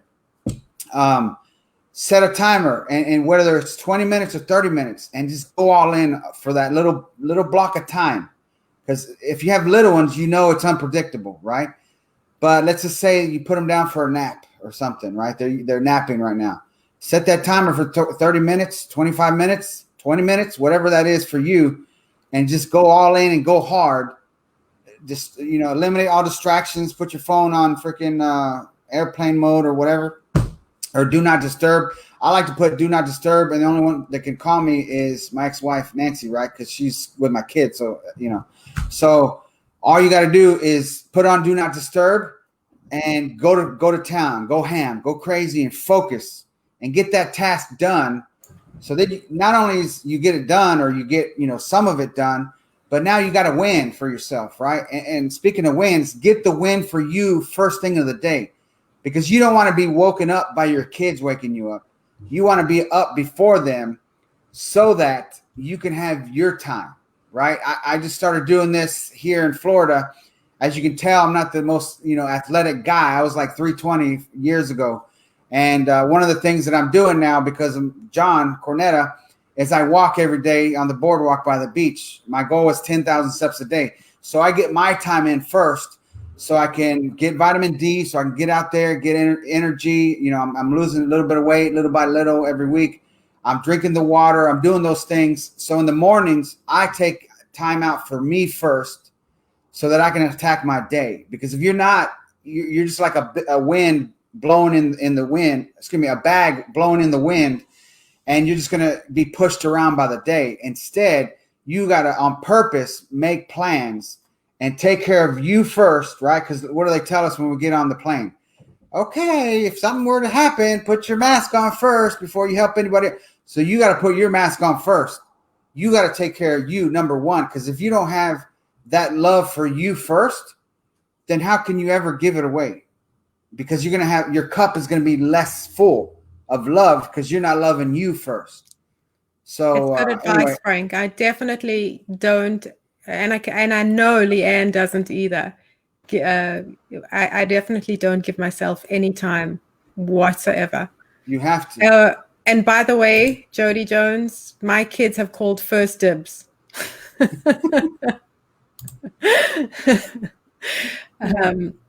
You know, the one thing though that has helped me a lot, which I've been reluctant to do in the past, but that is get help. And I found it really very, very, very hard to find reliable help for my kids. I threw more people out of my house within 5 minutes than I actually had stay for long. And, you know, for the first few years of my daughter's life, I was just overwhelmed and working very hard. And, you know, honestly, we're getting no sleep and, you know, I was exhausted. And eventually I learned how to get help. So some of the things that didn't work for me, and I don't want to call them out, but I'm going to anyway. Care.com did not work for me. I had so many. Yeah. Did you have many crazies? The type of people that. So, you know, those type of sites never worked for me. What really did help a huge amount was, first of all, like reaching out to high schools. A lot of seniors in the senior programs for extra credit, you know, try to do like social projects and things like that. And a lot of them actually just do babysitting just to make extra money. So reaching out to high schools has helped. And also what I found invaluable is a local moms group. There are two kinds of moms groups. There is like, you know, your town mom, you know, like I live in Huntington, so Huntington moms, and there's multiple of those groups. But what I also found is, and they exist, is whatever your child's graduating year is in your school district, look up your school district and the graduating year and join that group, because all of them are kids that are the same age as yours, right? And they're all having the same challenges. So they also, with the remote schooling, with the homework, with the messed up schedules, everybody in those groups are having the same problems as you. And so finding a sitter, finding help, finding a group of moms that can say, you know what, today the 2 or 3 kids, a little part of kids is in my house, and the next day a part of kids is in your house. Or, hey, does anybody know somebody that does babysitting? And I mean, like my school district has like the worst of all worlds right now. They're doing the hybrid. So it's like maximum exposure and maximum inconvenience all at once. And, you know, so we have somebody that helps us on days when her kids are in school, right? Because she's on an opposite schedule. So, you know, those are really, really good resources. And I really have to say that getting help has changed my life. It really has. And so I recommend that you try that. And even if at this point it's something that you can't afford, going into those school district groups and the local moms groups and finding pods of moms where you can alternate days, I'm telling you, it will definitely help you. Another thing that helps a lot, for little tasks. I don't know if TaskRabbit is in your neighborhood, but just outsource, because I think that what's happening is parents are overwhelmed. You're dealing with, as much as you may love your spouse, you're seeing them all the time now. And you see, as much as you love your kids, you're seeing them all the time. Plus, you're working all the time. And you know what Frank was saying about feeding yourself and putting that oxygen mask on? I think a lot of times for a lot of us, we don't feel like we can breathe, because if it's not a kid that needs us, it's a spouse that needs us, it's a friend that needs us, it's a neighbor that needs us, my needy cats need me. Like, it's never a break, right? So getting somebody that can actually help you, just the little stuff. So on TaskRabbit, for example, you can go on, and let's say you don't have a garden service, but there's a core patch of your land that you've been needing to weed. You can just put that on, and people will bid on it. And so, you pay a little bit, but give yourself the headspace and the time to breathe, cleaning your house or doing those things. Maybe you can't do it all the time, but if you do it occasionally, and you give yourself that space to be able to spend quality time with your kids instead of, hustling them to Spanish lessons, Leanne, or,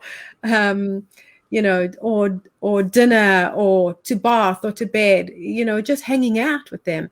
I think it makes a huge difference for family time and life. Yeah, and I can't echo that enough. Is find help if you can. And I actually started with a housekeeping service, and I felt bad about it at first. I was like, I should be the one cleaning my house. I should be the one doing this and everything. But it was so hard to keep up, and even harder when we started with online schooling and all that craziness. And so I decided to try it, and now I just think, why did I wait so long? It has, they just come here, 2 hours or 1 hour, whatever it is, and my house is clean. I don't see the dust, and I feel better about myself too. I'm not putting myself down about not being able to do it or any of that, and it feels nice. And same with getting help with mowing the lawn and stuff like that. So it's just, at some point you just have to choose where do you want your time. And here I can help people locally and work together with other people, and then also I have more time to spend with my kids or family, or work, or do projects, or even some hobby, or maybe some me time after the Grooveathon, of course. Yeah, I mean, Leanne, if anyone deserves a cleaning service, it's you. I don't know. You don't sleep. The amount of time that you're spending on copy and running around, especially during this launch. Well, some of it was my fault, because I was watching the Grooveathon a bit too much early on. And then I was like, no, I have to step back and get I know. done. I had So it we're as well. 10 or 11 now, so. I know, I was getting nothing done. It was wonderful and terrible at the same time. So I'm having a great time listening to the Grooveathon assigning you all work. Just wanted to jump in and say that. Thanks, Donna. She's probably sitting on Trello. What cards can I add? Yeah. What cards? So I'd like to expand on what you ladies were talking about. We have to, as parents, let go of, I'm the parent, I have to clean, I have to do this, I have to do that. No, you don't. No, you don't. You're also an entrepreneur, right? We're entrepreneurs here because we work with Groove, but we're entrepreneurial. We like to call the shots, right? We want to be our own boss. What do we learn from all the experts? Outsource, right? I teach my kids. Delegate. Yeah, my kids are 10, and as of the 21st will be 11, 12, and 13, right? Because Frankie's turning 11. I teach them, and I ask them. They hung out with Tom Bill the other day when they were here visiting, and I do this thing with them. is I put them on the spot when I meet a friend of mine that's an adult. I'll ask them questions about life, and I put them on the spot and they roll their eyes. But I do that just to kind of like, show off that I've been showing them the stuff, right? But also so that it just ingrains in their mind. So when they're older, they know how it kicks in when they need it. But one of the things I taught them was one of the cheapest things you can buy is other people's time. And we have to remember that. Sometimes we don't want to spend the $50 to do that. But guess what? If you got it, and you don't have to go out there and slave at the freaking yard for the week, and be out there for an hour and a half, and you can get somebody to cut your lawn and do weed eating and all this other stuff because your man or your woman's too lazy to do it, then do it. You know what I mean? And with that being said, if you're married and your other one isn't like doing their part, you need to have a serious talk.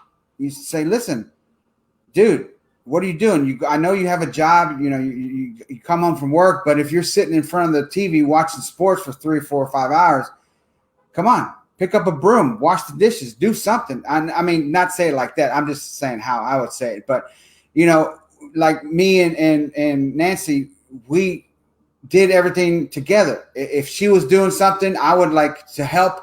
I'd wash the dishes, or I'd wash the clothes, or I'd do something. Don't just live up to this self-image of, oh, I'm the woman, I'm supposed to do this. I'm the man, I'm supposed to work and then come home, sit on my ass and be Al Bundy. No, this is 50-50. So if you haven't ever had that conversation with your other, with your other half, you need to have it, because this is like just not a one-way street. This is not all the burden on you because you're the woman, or this is all on you because you're the breadwinner, and the other person's out there hanging out with their friends all the time. No.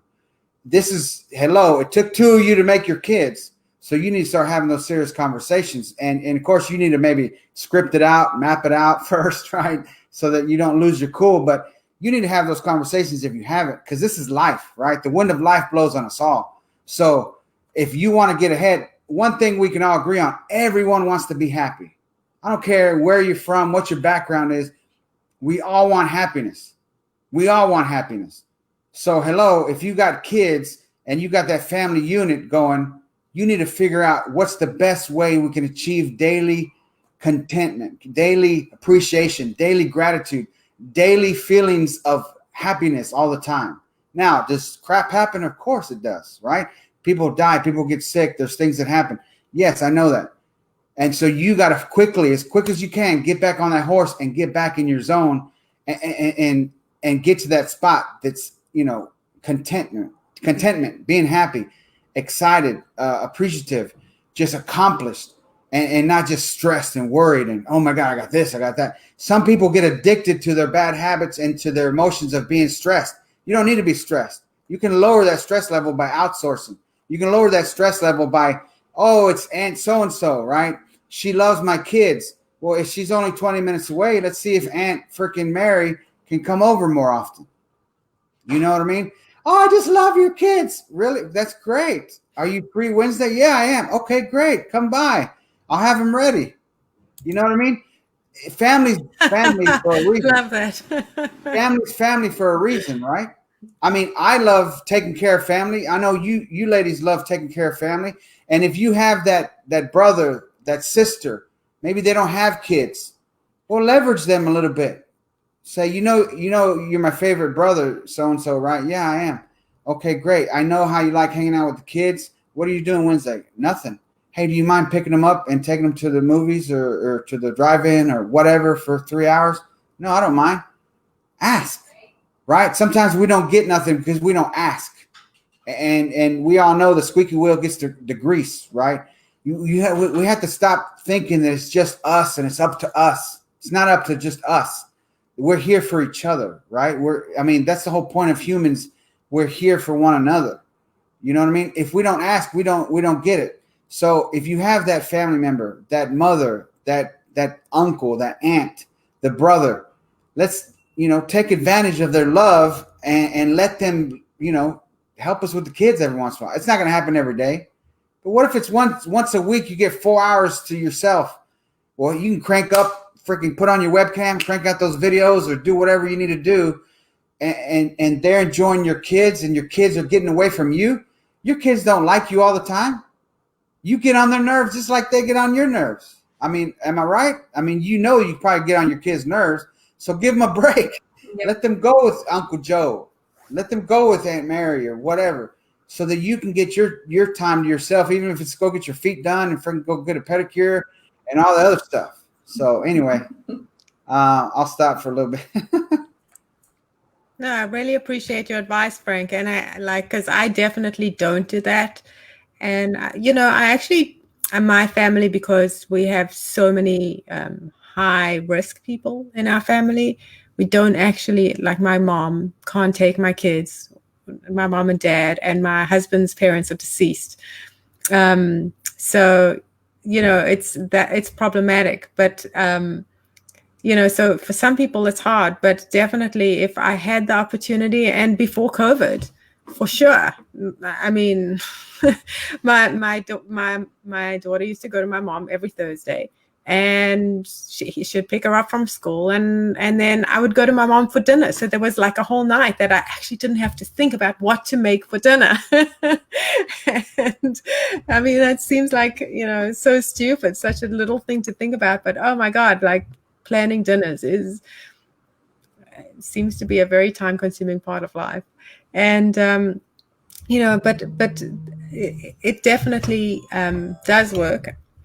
But I don't know if you heard that alarm go off, but this is typical balance, right? So that's the alarm. My daughter's school bus is arriving in probably 5 minutes. And normally I'd be rushing out of my office, waiting for the bus, getting her settled, waiting for the sitter, coming back to work. Sometimes I hang up abruptly on Donna. Sorry, gotta go.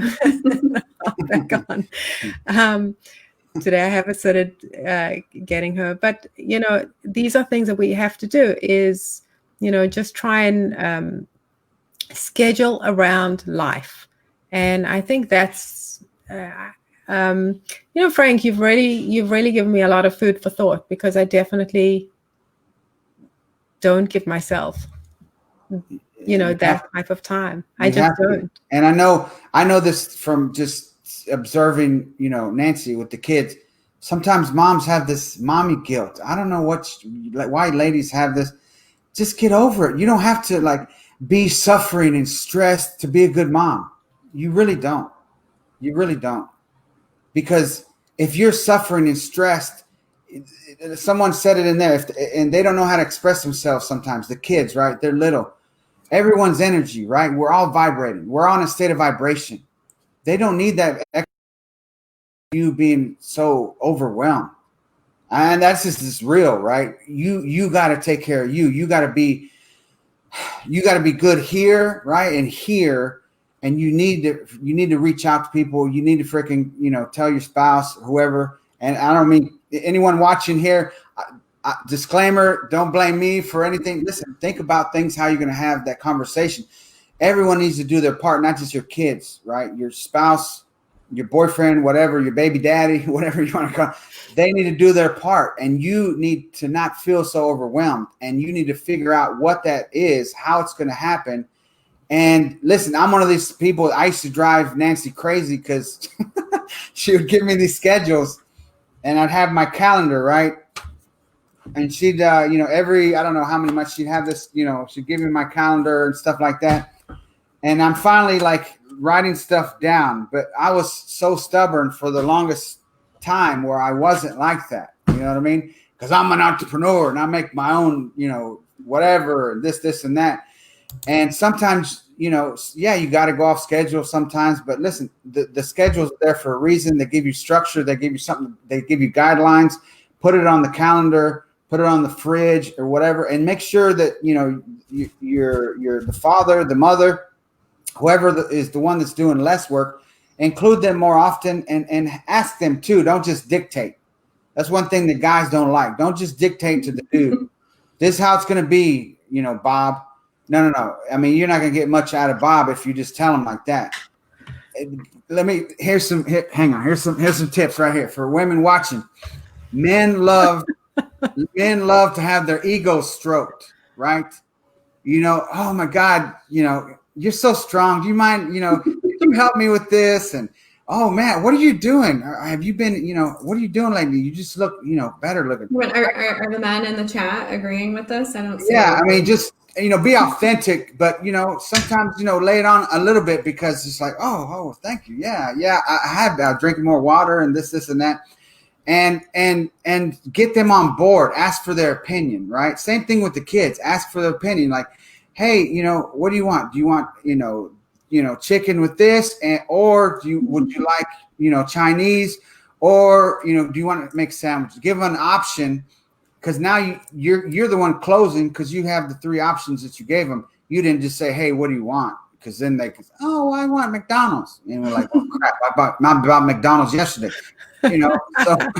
So with the men, I mean, sometimes Nancy would say she had 4 boys, right? The 3 kids and then me, right? Because sometimes men can be big babies, right? And so men love their ego stroked. They just want to be told how smart they are, how strong they are, and include them, right? I know it kind of sounds weird and everything, but sometimes just, remember that and include them and make them feel like they're making a difference. And, compliments. Men love compliments just like women do, right? Well, I actually think, I think it's not gender-based. I think in any relationship, yeah, exactly. What matters is appreciation, right? Yeah. I mean, I've noticed in for anyone that I know, a breakdown in a relationship starts to occur when somebody expects stuff, right? I mean, my husband Bill and I, we help each other all the time, and not to say like I've got a pretty short fuse, and so not to say I don't snap, but I even though he took over doing laundry. I don't even know how long ago, a couple years ago. But you know what? Every time he does a load of laundry, I thank him. It's not his job and it's not my job. I thank him and I appreciate him and I appreciate everything he does. And I think that for, especially, and I think that's happened to a lot of people being stuck together so much it's been like, you do this. No, it's your turn. It's my turn. But I think if everybody, just on a relational level, remembers to stop and just appreciate everything that they're getting from their significant other, and all of the contributions, I think it alleviates a lot of the stress. And, exactly what you're saying about the kids, same with the kids, like when they help. It's just, I think showing appreciation goes a long way, even if you hope and expect from someone, being appreciative makes a difference to how people feel about doing it. It really does, because it's like, oh my God, you just said something to them and they feel better. You ever tell something to your kids and they skip off? I mean, it's like, it's cool. It's so cute, right? And I think that even streams into working as well. So. Yeah, exactly. I mean, we were talking about hiring and outsourcing, and it's the same thing when oh my God, and I tell her all the time, my babysitter, I'm like, I don't know who sent you down from above and whether you have wings hidden or not, but I just thank God for you every day, and I appreciate you, and my kids love you, and and even though I expect her to look after my kids and get here on time, you know what? I thank her every day, and I really am genuinely grateful for the time and effort and love that she puts into the things that she does. And, the same, as you say, Leanne, the same for the team. Like, I genuinely love working with everyone that I work with. And I don't, well, I probably do throw stuff at you, Frank, don't I? Maybe I throw changes at you on the infographic, but we have the back and forth and the appreciation, like, thank you, that was great, so I think that just appreciating each other is what matters. So Leanne, what going to, just based on what we're talking about, I mean, what's helped you so far, because you've been home just like almost as long as Simone. What's something that's maybe we haven't said yet that's really you think is a differentiator of what's helped you? Well, I think it's overall the same. It's really asking for help. That's the biggest thing. And then, eventually just getting over the hurdle of thinking you have to do it all by yourself and asking for help. And also how you touched on the point that you don't want your kids to see you that way either. And I think that was a good point, because you don't want them to grow up thinking they have to do everything themselves and to never have ask for help. So it's really, it's important to show them kind of working together and asking for help when you need it, so they don't have that burden or start to go crazy like we kind of do sometimes. But yeah, just setting those good examples for them. But really, schedule management, time management, and being in it together and being thankful. I can't think of anything else to add. The me time, that's something that I could work on more as well. But eventually, when the COVID stuff goes away, I'd like to start going to the beach to catch sunrise every now and then. But sounds nice.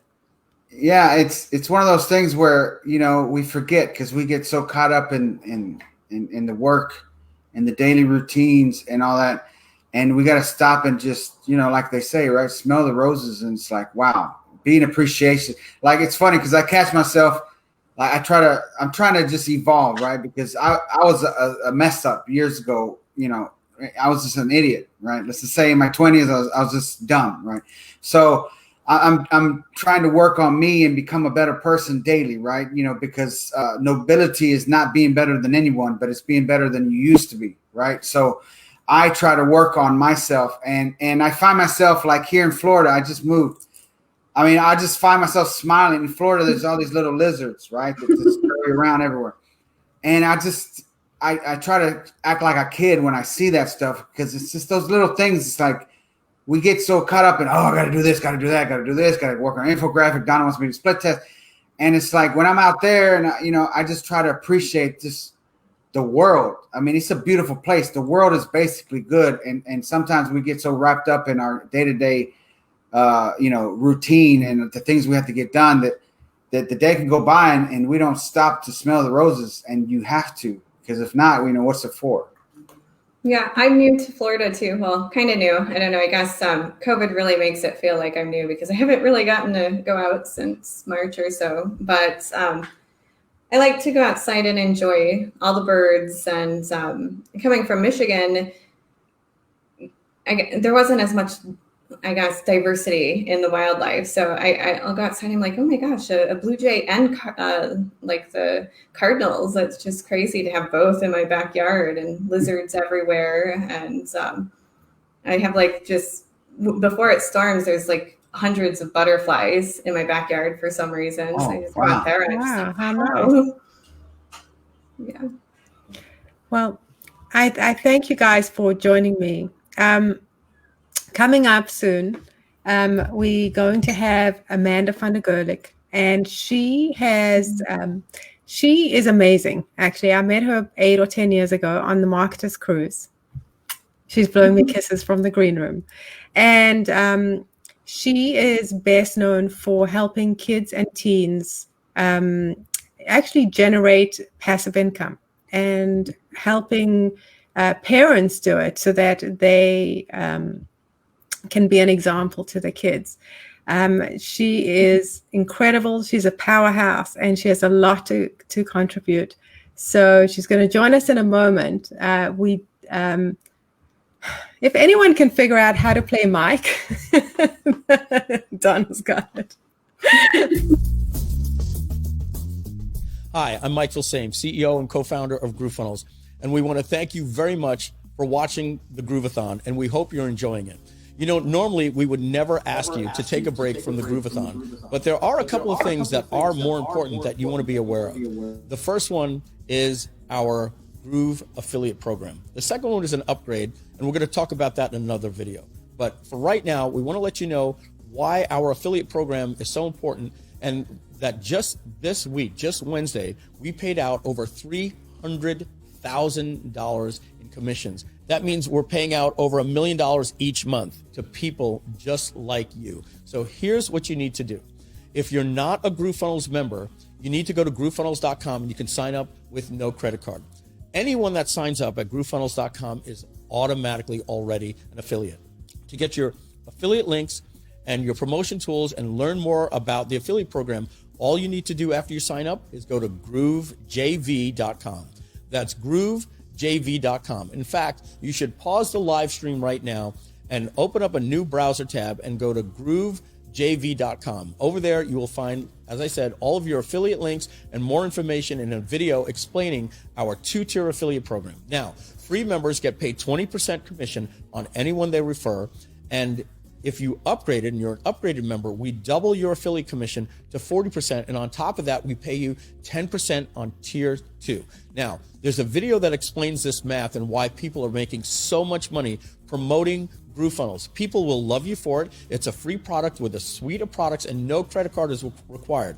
Now, we do a really great job convincing people to upgrade based on the value of our software and our value proposition. So all you need to do is get your affiliate link and start promoting. We give you banners, blog, written blog reviews, email swipe copy if you have an email list, a place where you can get solo ads, do press releases, post on Facebook, post on YouTube. We give you all the tools to get your affiliate link out there. People absolutely love GrooveFunnels, and there's a movement going on right now. And the reason why you want to get your affiliate link out there is we do something that you'll find at GrooveJV in a more informative video. But in a nutshell, it's called First Tag Wins. What that means is if you simply have somebody click your link and they sign up for GrooveFunnels with no credit card, if they sign up an hour later, a day later, a week later, a month later, 6 months later, or a year later, or several years later, it doesn't matter. They are tagged to you without using cookie technology. We have an exclusive technology that does that. What that means, if they sign up on their phone or on a laptop and a month later or a week later, they sign up on a completely different computer or at a hotel lobby using the internet cafe at a hotel, and they decide to upgrade to Groove, they are hard-coded and locked into you for life. That means all you need to do is get the word out, get people to find out that Groove is awesome, just like you do right now. They'll sign up for free. They'll thank you for it. And when they upgrade, you'll get a 20% commission. And if you're an upgraded member, you'll get paid 40% commission and 10% on tier 2.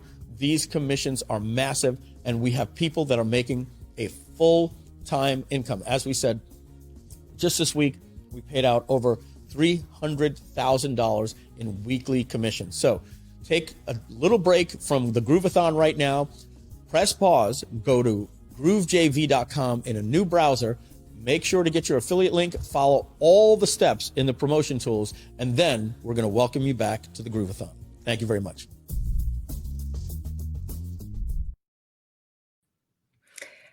And we're back, and I definitely want to welcome Amanda. Hello. Amanda, thank you so much for joining us. It is my pleasure. Groove on. And I'd love everybody at Groove to know that Amanda she is on vacation, and she is interrupting her vacation to come and bring you a huge amount of information. She has a website called Clever Dough, D-O-U-G-H. And you can also find her at amandavandergerlich.com. And as I was saying, she teaches kids and adults how to make passive income. I met her, as I said, on the Marketers Cruise. And tell us a little bit about the evolution, because as long as I've known you, you've been passionate about teaching kids about their future and securing their future. And I really I find you amazing. So why don't you tell us a little about your story? All right. Well, thank you so much, Simone. I think we met on the dance floor, just putting that out there. If anybody ever gets a chance to go on the Marketers Cruise, oh my gosh, you will make friends for life, like Donna, like Simone, like Mike. It's amazing. And yes, when we met, gosh, when was it? Like way back in 2009 or 10, I think. And I was definitely on a roll to be teaching children about money, or actually helping parents teach their kids about money, but not in the mathematical term, not in the mathematical sense of how many dollars go into, a product or things like that, and how many cents go in a dollar, but more about teaching them how to manage their money so that their money will work hard for them for the rest of their lives, instead of like most people, most of us at some stage have been there and probably still there now, having to work really hard just to pay the bills. So how about if we teach our kids about money in a way where they actually become masters of their money, but even better, we get to learn at the same time and work together with our kids and build this incredible bond that most families just simply never have, of trust, of honesty, of just working together towards the same goal. It's incredible. And yes, my life has transitioned a bit. As we go on this afternoon, you'll hear I'll get a little bit more difficult to speak, because I'm a lung survivor, which I do want to touch on in a bit, because it will affect how you see GrooveFunnels, and like how you see internet marketing and creating passive income, and why it's so important. And so my gears have kind of shifted, focused more on the parents and raising entrepreneurial families, as opposed to only focusing on teaching kids about money. So I've put the two together because, shall I go into it now, Simone? What happened to me back in 2016? Please do. It totally changed my life. And honestly, thank you, Mike, because without you, I would probably not be having an internet business anymore, and I would still be on the waiting list to get support from the government for my physical disability that stops me from having a regular job. And if it wasn't for Mike and the platforms that he's put together over the years, especially GrooveFunnels, I honestly just don't know where I would be right now. And so I just wanted to put that out there and say thank you. So what happened was, in 2016, very similar to the coronavirus, I ended up in the hospital with double lung pneumonia, and it progressed really quickly. My oxygen dropped way below 80, which is dangerously low, and it was life-threatening. And in order to save my life, I had to be put into a medicated coma. I had to be paralyzed and intubated so they could transport me to a hospital that had an ICU. And we were very, very blessed that there happened to be one just within an hour's drive from our home, because it could have been anywhere in the province of Ontario. We're in Canada. And so luckily it was close enough for my family to come and keep an eye on me. I was supposed to be in the coma for a couple of days just for the transport and to get me settled in the ICU.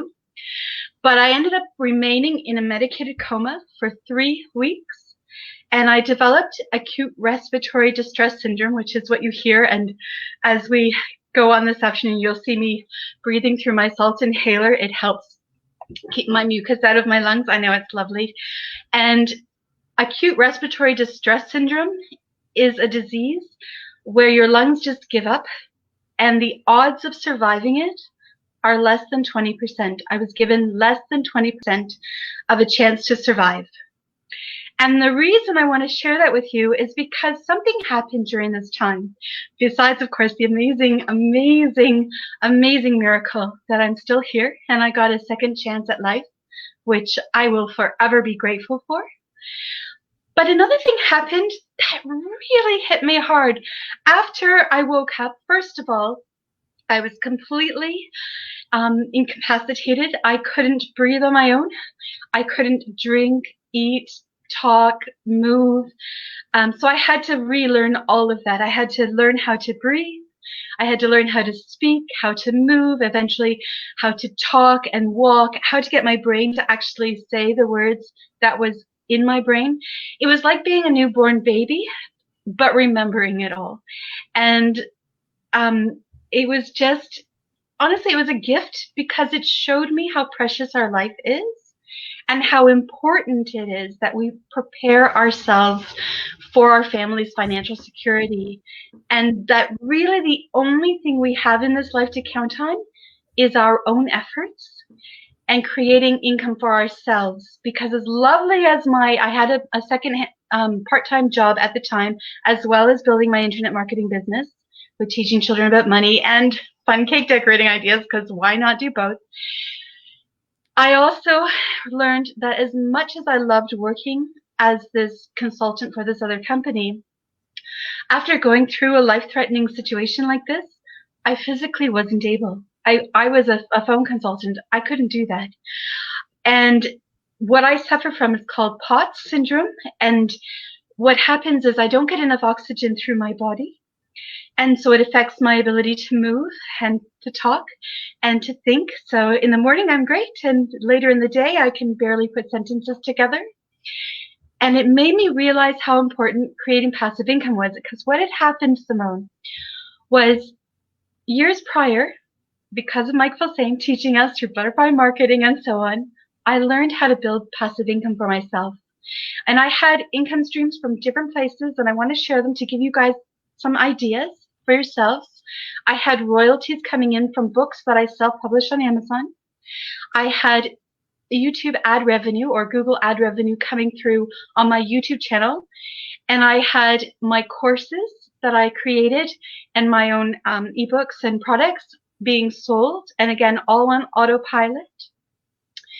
And so after I recovered enough to actually go back on my computer and start getting myself back on track again, I noticed that while I was literally fighting for my life, I had passive income coming in that required no effort.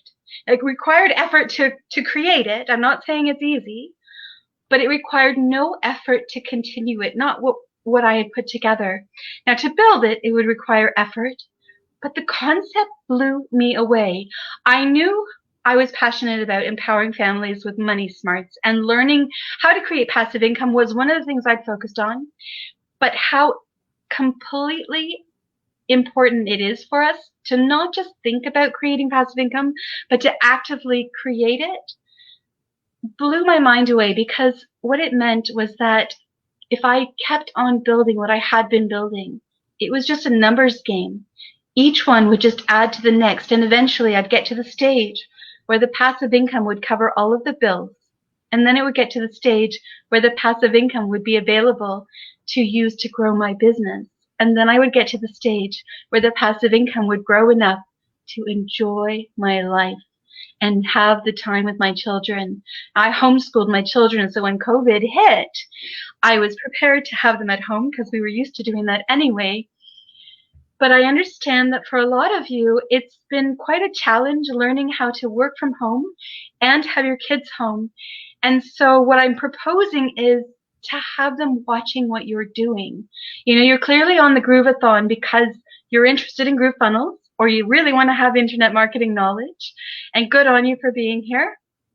I highly recommend you have your kids sit in on these sessions and learn as well. Simone, I wanted to go into a couple of strategies for teaching our kids about money. I think that might be really helpful. What do you think about that? I would love that. I was Sound like hoping a good you would. plan? Yes, please. All right. Okay, because I want to give you a couple of steps that you could just use straight away today. And the first one that I get asked all the time is, okay, Amanda, how do I get my kids actually excited to want to learn about money? Because like money is a boring topic, right? And okay, money itself is just a boring thing. But what money can do is tremendously exciting. And so what I teach with my members is creating goals together with our kids and focusing on goal setting so they have something to work towards. So we always start with creating a vision board, writing down all of our goals, and then coming up with really fun ways that they could earn money on their own. I'm not a believer in giving allowances. I am open to the fact that sometimes that's going to work best for your family, and that's okay. You need to go with what works best for you. But as well as an allowance, if you're going to give one, find ways that your child can earn their own money. There is so much empowerment when we teach our kids how to be self-sufficient, independent. You think about that old theory of you give a kid a car or they earn their own car. Who is going to take better care of their car, right? The one that spent the time to earn that money and then went out and bought the car on their own and really made sure it was good condition and that it was going to be right for them. They're the ones that are going to take really good care. They're the ones that are not going to go and just drive all their friends around to crazy places and not respect their car.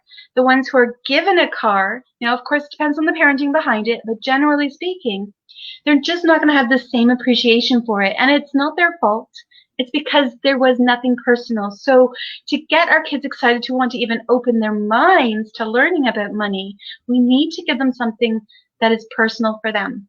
And so having a vision board is just such a fun way to sit down, because who doesn't just love looking at pictures of future dreams, things that they want to be, things that they want to do, things that they want to have, whether it's saving up for a car or their driver's license, whether it's working together to save up for a family trip for, you know, once this pandemic has been taken care of.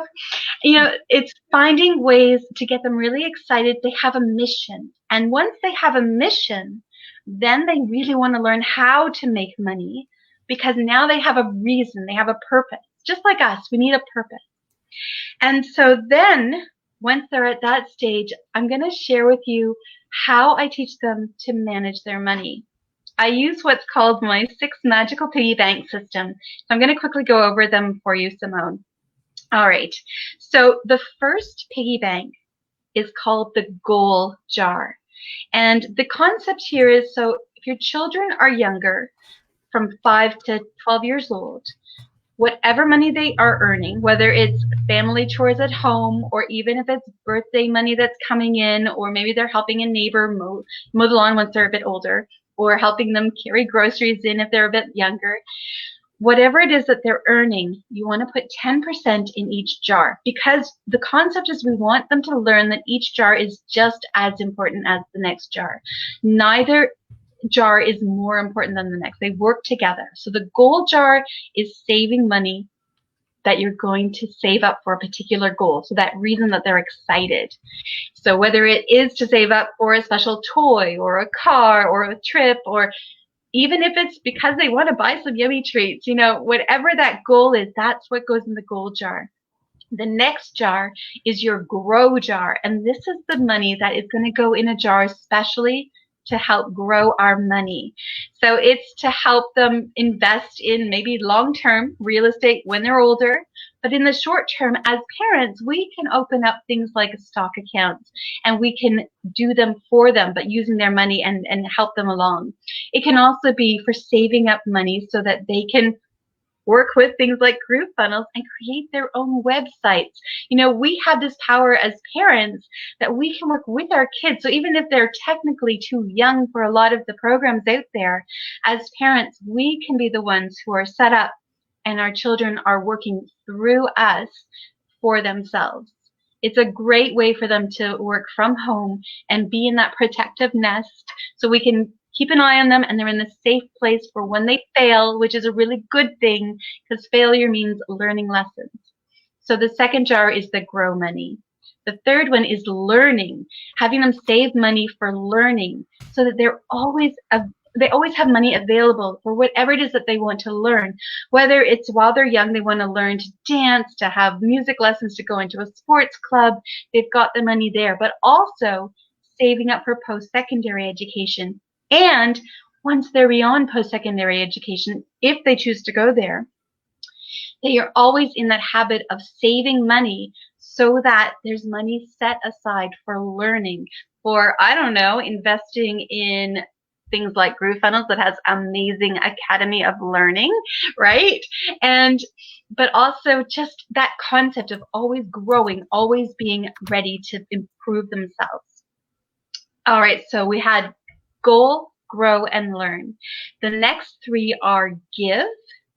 I'm guessing you could probably figure that one out. So for giving to charity. And I have 2 reasons for this. First of all, we want to raise our children to be givers for the sake of helping our environment, our community, our world. This is a tremendously wonderful thing. But honestly, I see it as the side effect, the beautiful, positive side effect, because the real gift in learning how to give is learning how to let go. And that means having an abundance mindset. When you're not holding tight to your money, when you very willingly can let go of your money because you've organized it, you're in control of how much is going out, you suddenly feel very abundant. There is an abundance, and that is the biggest gift that our kids get by giving. The secondary gift, which is amazing, is that they get to help somebody else. And it's fun for kids to look through, what charities could they support.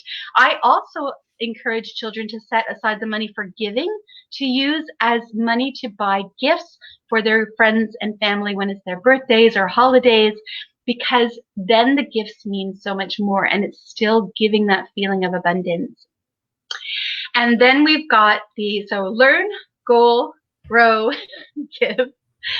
Fun, which is the fun jar, so that every month they go out and they spend their money, or they do it online if they're staying safe at home, and they spend a portion of their money to reward themselves for their work, because it's really important that we train our children from a young age, and it's really important that we do it as parents, that we reward ourselves for achieving our goals, even for achieving the fact that we are going after our goals. So even if we haven't accomplished them yet, but we are taking the steps to go after them, when we teach ourselves to reward ourselves for that, then we stay motivated to want to keep moving forward.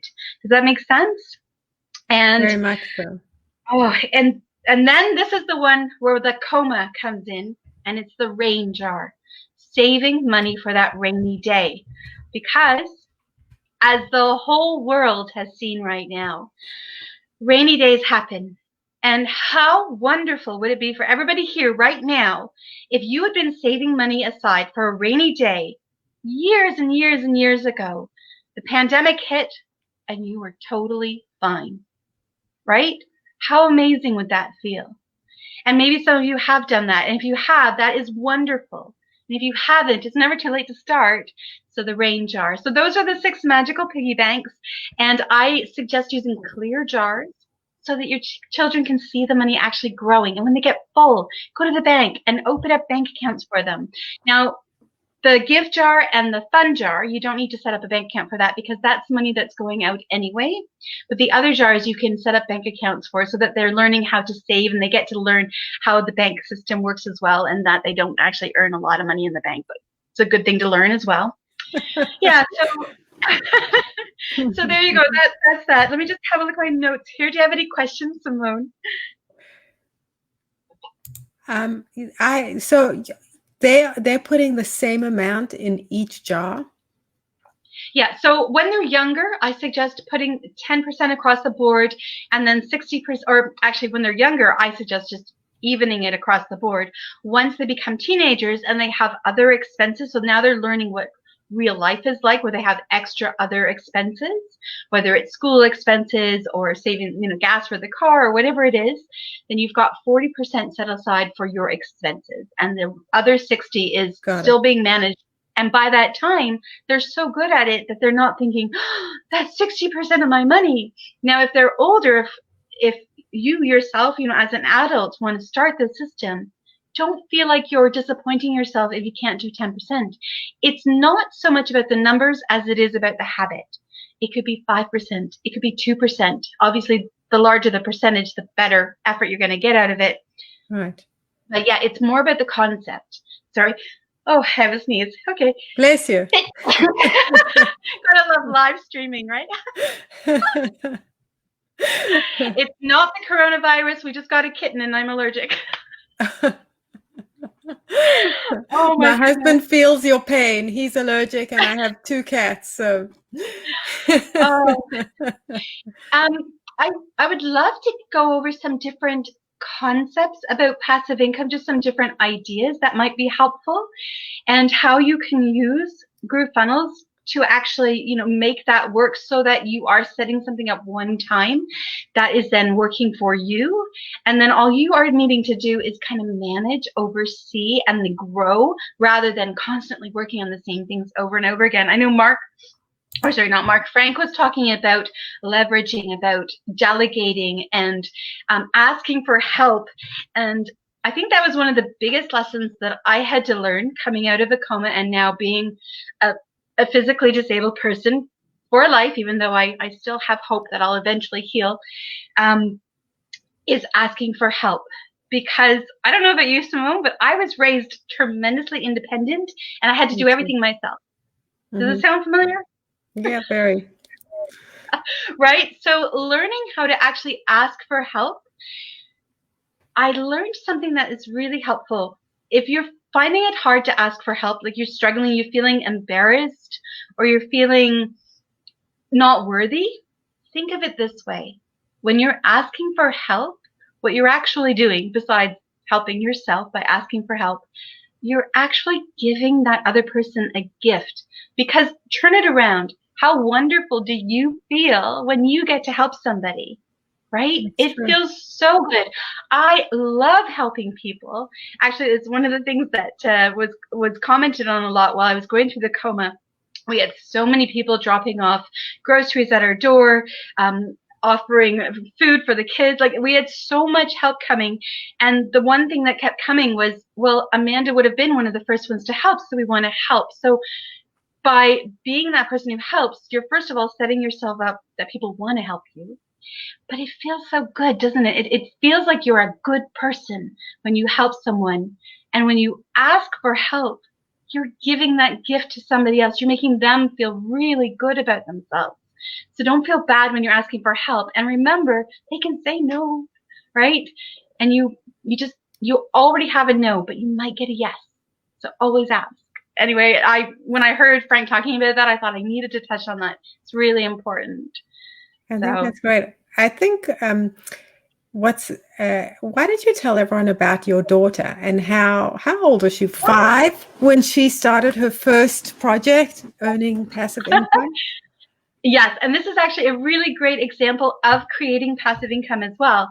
So when my daughter, actually she was 10 years old, and our dog had passed away. We had lived in New Zealand. We were in Canada temporarily at the time, and our dog was still with friends in New Zealand, and we were planning on going back.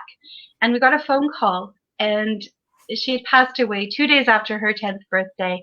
And so we were devastated.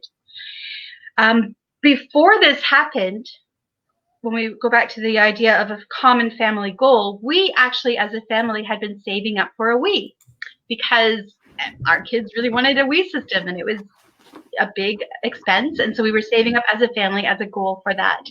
So after we actually celebrated the life of our dog who passed away, Candy, my daughter came to me and she said, "Mommy, I've got an idea." And I'm like, "All right, Sandy, what is it?" And she said, "You know how when Candy passed away, we sat on the bed for a long time and we talked about all the funny, silly things she used to do, and we laughed and we cried, and then you made us cupcakes and we sang we sang 'We Love You, Candy' to the sound of Happy Birthday because it had just been Candy's birthday." I was thinking, can I create a book about that and maybe help other kids who lose their pet? And of course my heart was like, "Oh, sweetie, you're amazing." And then I thought, this is brilliant. So it's working. Yay, it's working. This parenting thing is working. My daughter found a niche where she could help others and create passive income for herself that she could then use. She at the time wanted to support the animal shelter, so she could use some of that money to support the animal shelter. And so I was like, this is great. You can write the story. I'll help you write the story. And you can do your drawings because you've got, you're a really good illustrator. And of course, then she's like, "Well, Mommy, I have an idea." And I'm like, "Oh my goodness, I am so in for this now. What if we all drew pictures?" So yes, my daughter got all of us, sweet. Daddy, Mommy, brother. So we all had to draw pictures, and we initialed each picture. So in the book, you see each page is a picture and it's initialed. And then we got to show her how we could, put it all on the computer, scan in all the pictures, create a Word document that turned into an ebook, created a PDF, uploaded it to CreateSpace or Amazon, which I think is now KDP. And we self-published on Amazon, and then we started to create some marketing about sharing it. We put it also in a local bookstore, and this was a really, really good lesson about being really good at knowing your market and finding the people that want what you have to offer. Because in our local bookstore, and we're in a small town, a couple of people came in to buy it because they wanted to support my daughter. not because they were looking for a book on how to cope with the loss of a pet, but on Amazon, a ton of people were buying it because their child had lost a pet. And this book would help them, give them ideas of how they could celebrate the life of their pet. And so that's a really good lesson as a marketer, as an internet marketer, or if you're building an online business, is where you think you might make money is not always where you actually are going to make money. And so doing the research and figuring out where it is that people are looking for and asking your market, like, that's so important. And so that was a really great lesson for her. And yes, so my daughter is a published author at 10 years old. She's now 18. And then she's actually now working on something else to create passive income going forward. So it's not creating passive income yet. She is doing what I did years ago. She's starting her YouTube channel, and she is supporting the LGBTQ+ community. And so she has mental health awareness. She's got all kinds of support. She's got cute little funny skits, and she's slowly building her community. And she's getting more and more known as the go-to person for support and for love and openness and acceptance. And it's building her channel. And soon she's going to hit the mark where she can start allowing Google Ads to place ads on her YouTube videos. And therefore, you put the videos up one time and you get paid over and over. Now, don't think you're going to make a lot of money on that until you have like millions of views.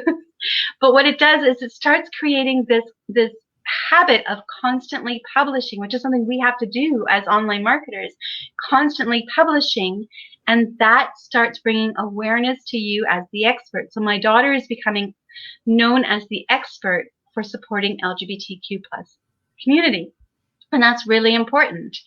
And so, you know, it all trickles. What we teach our kids about money and about being an entrepreneur at a young age, it trickles and it moves forward. Like, my children have always paid for their own gifts for their friends and family.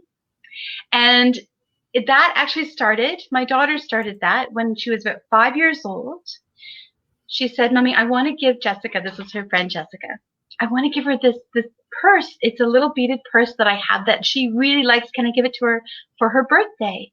And I thought, well, a part of me still had that mentality of scarcity of, oh, but then you won't have your purse anymore. And then I thought, no, this is a great lesson. Yes, abundance, flow, giving it away.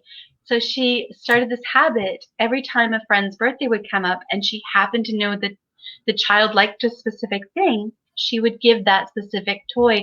And it made her feel so happy with herself for doing that. And it made her friends feel like, wow, you really paid attention to what I like. And so that's just grown over the years too. So there are just lots of little strategies there where we're constantly able to teach our kids positive ways of living our lives where we're creating value and abundance for ourselves and for others. I just want to look at my list because I have a couple of things I wanted to, this is a really exciting one, Simone. Simone, did you know that I'm pretty much famous on YouTube for baking a cake? No. Although I have seen pictures of your cakes though, and they do phenomenal. Yeah. If you look up how to bake a cake, I'm like the first one. And I've got like 4.5 million views on it or something.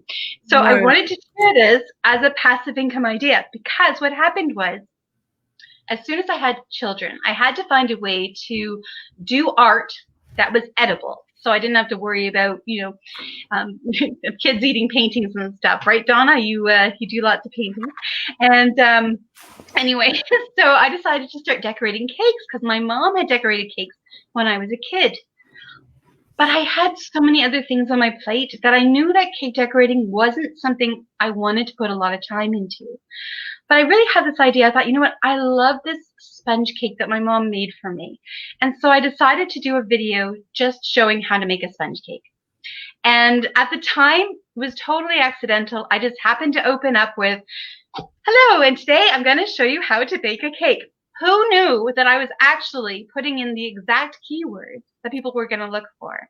And my video went viral. Now, it took a couple of years, but it went viral. The part I want to share with you is that it took me 3 hours to prepare, bake, a video, edit, upload, right? So it took me 3 hours of work. It cost me about $20 for the ingredients for the cake and the energy for the oven, right? So not much. a really good cake, by the way.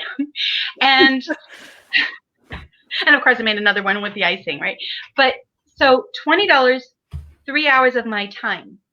Now, for the first couple of years, nothing happened because, again, I didn't know what I was doing. I was just starting a YouTube channel. I had no idea how to make the algorithm work. You know, I've learned all these things over time. But about 3 years in, I started to notice, because I had set up Google Ads. I hadn't even really thought about it. And suddenly I saw a PayPal notification come in. I had earned $20 that month on this cake video. And I'm like, I literally just earned back the cost of making the cake. And then it happened the next month. And then it happened the next month. Every month I was earning really consistently $20 a month. And I'm like, oh my goodness. I paid $20. I spent 3 hours and now I'm getting 100% back every single month. And I thought, ooh, this is a numbers game. So I started making more videos. And then as time went on and I started learning how to do the keywords and how to set up the description and how to do calls of that, like I learned so much. That cake video, just that cake video, earns anywhere from $250 US to $350 US per month for how to bake a cake. Wow. Right? So 3 hours of your work, $20 investment, and now it's earned over $7,000. How on earth could you make $7,000 on a really simple cake? This is how you do it. And the cool thing is, it doesn't have to be on YouTube. This concept can be done in other ways. So we create something of value, baking a cake, and we offer it to people either for free in exchange for advertising or as a course. You know, people would come to me and say, Amanda, you make really beautiful cakes. Can you make a cake for me? And I never wanted to sell my cakes because then I would be trading time for money. And I only had so much time. But I liked decorating cakes on occasion. So I thought, okay, so this cake video thing is working. What else can I do? So I started taking pictures of the decorating and I turned that into an ebook. And then I thought, all right, my real passion, and this is where the teaching children about money came in, is helping families raise money smart kids. And so I thought, I'll make a course. So first, and this was amazing because first I sold a book that I had not written yet. I had just outlined what I was going to teach, and I put that out there, and I said it's going to be available in a month. If you want it, you can get it for a special price, and you're going to get it in a month. And then they actually helped me write the book because they had questions about what they wanted answered. And then I took that, and I expanded that out into a full course with videos. It's like a 12-month course. And again, while I was in a coma, I was earning ad revenue. I was earning course revenue. I was earning royalties on my books. And I was literally not doing anything other than fighting for my life. Like, that's why I was so excited when we were talking about coming on today, Simone, because it is so important that we learn how to create passive income because life does hit us hard. Sometimes we can cope with it. Sometimes we can't. But what if we were all little good girl guides and always be prepared, right? What if we were prepared? So yeah, I wanted to share that story with you because it's made a huge difference. Now, I can't decorate cakes anymore. I physically am not able to breathe when anybody is cooking in the kitchen, so that's out of my hands. So my focus is clearly no longer on cake, but it's still making money. Like, how amazing is that we live in a world where that is possible? And you can do this. I love it. And you know what? I think what really matters is your passion for it, right? I think it's infectious. And I think that's people can learn from that, because when you speak about something you love, your whole face lights up and it can't help but ignite us, right? So you talk about earning passive income and I get excited, or you talk about decorating a cake and I get excited, you know, because you get excited.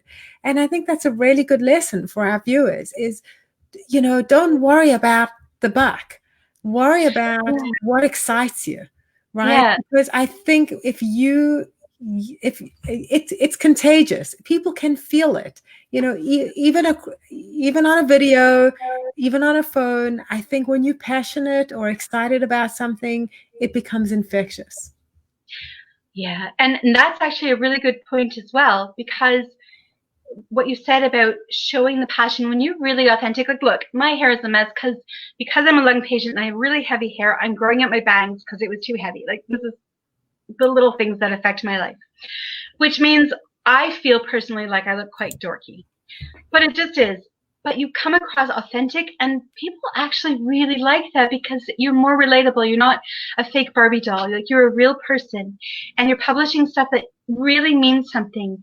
And so in 2010, yeah, it was 2010, I got a phone call from Radio Disney asking if they could interview me. I swear I nearly fell off my chair. This is right after we met on the cruise. I was flying back through LA to get back to New Zealand, and I was staying at a friend's place in LA, and I got a phone call. And so I did my first big interview with Radio Disney. And it was just because I'd been publishing. Now, my point is not to show off that I was interviewed by Radio Disney. I mean, it's okay for you to know that.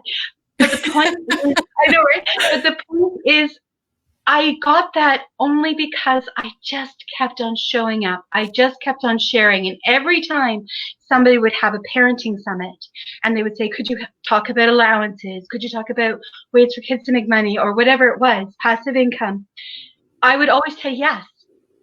And, you know, that's what I want to share with you is, as much as it's scary, just do it and just be real and don't care. You know, people often, they see me breathing through my inhaler and they think, okay, what is she on?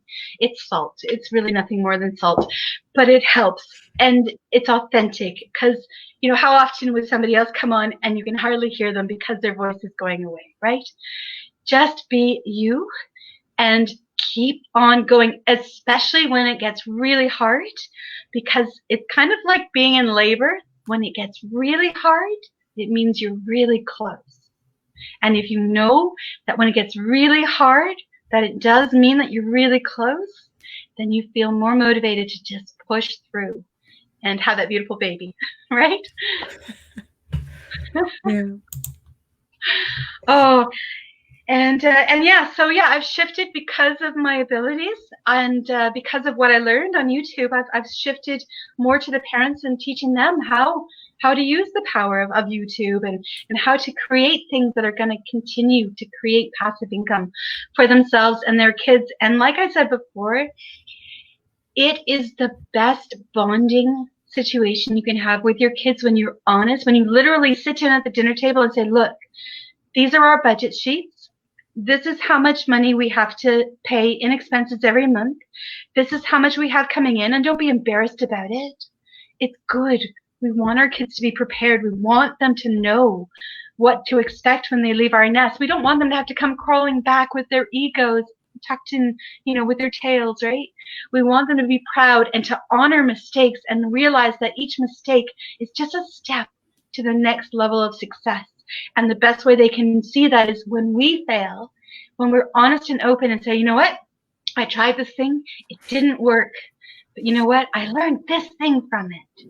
And then you ask them, what did you see in that situation? What did you get out of that? And asking for their input means they matter to you. And your kids knowing they matter to you helps their self-esteem. And then suddenly they're taking on the world and making positive change.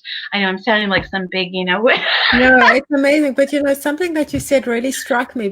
Not that what you said struck me, but my reaction to what you said struck me. Because, you know, you said, like, sit down and talk about what our budget is and what we have. And my instinct as a parent is to give my children everything and to have them live in this world where they can have anything they want and anything is possible. And, you know, I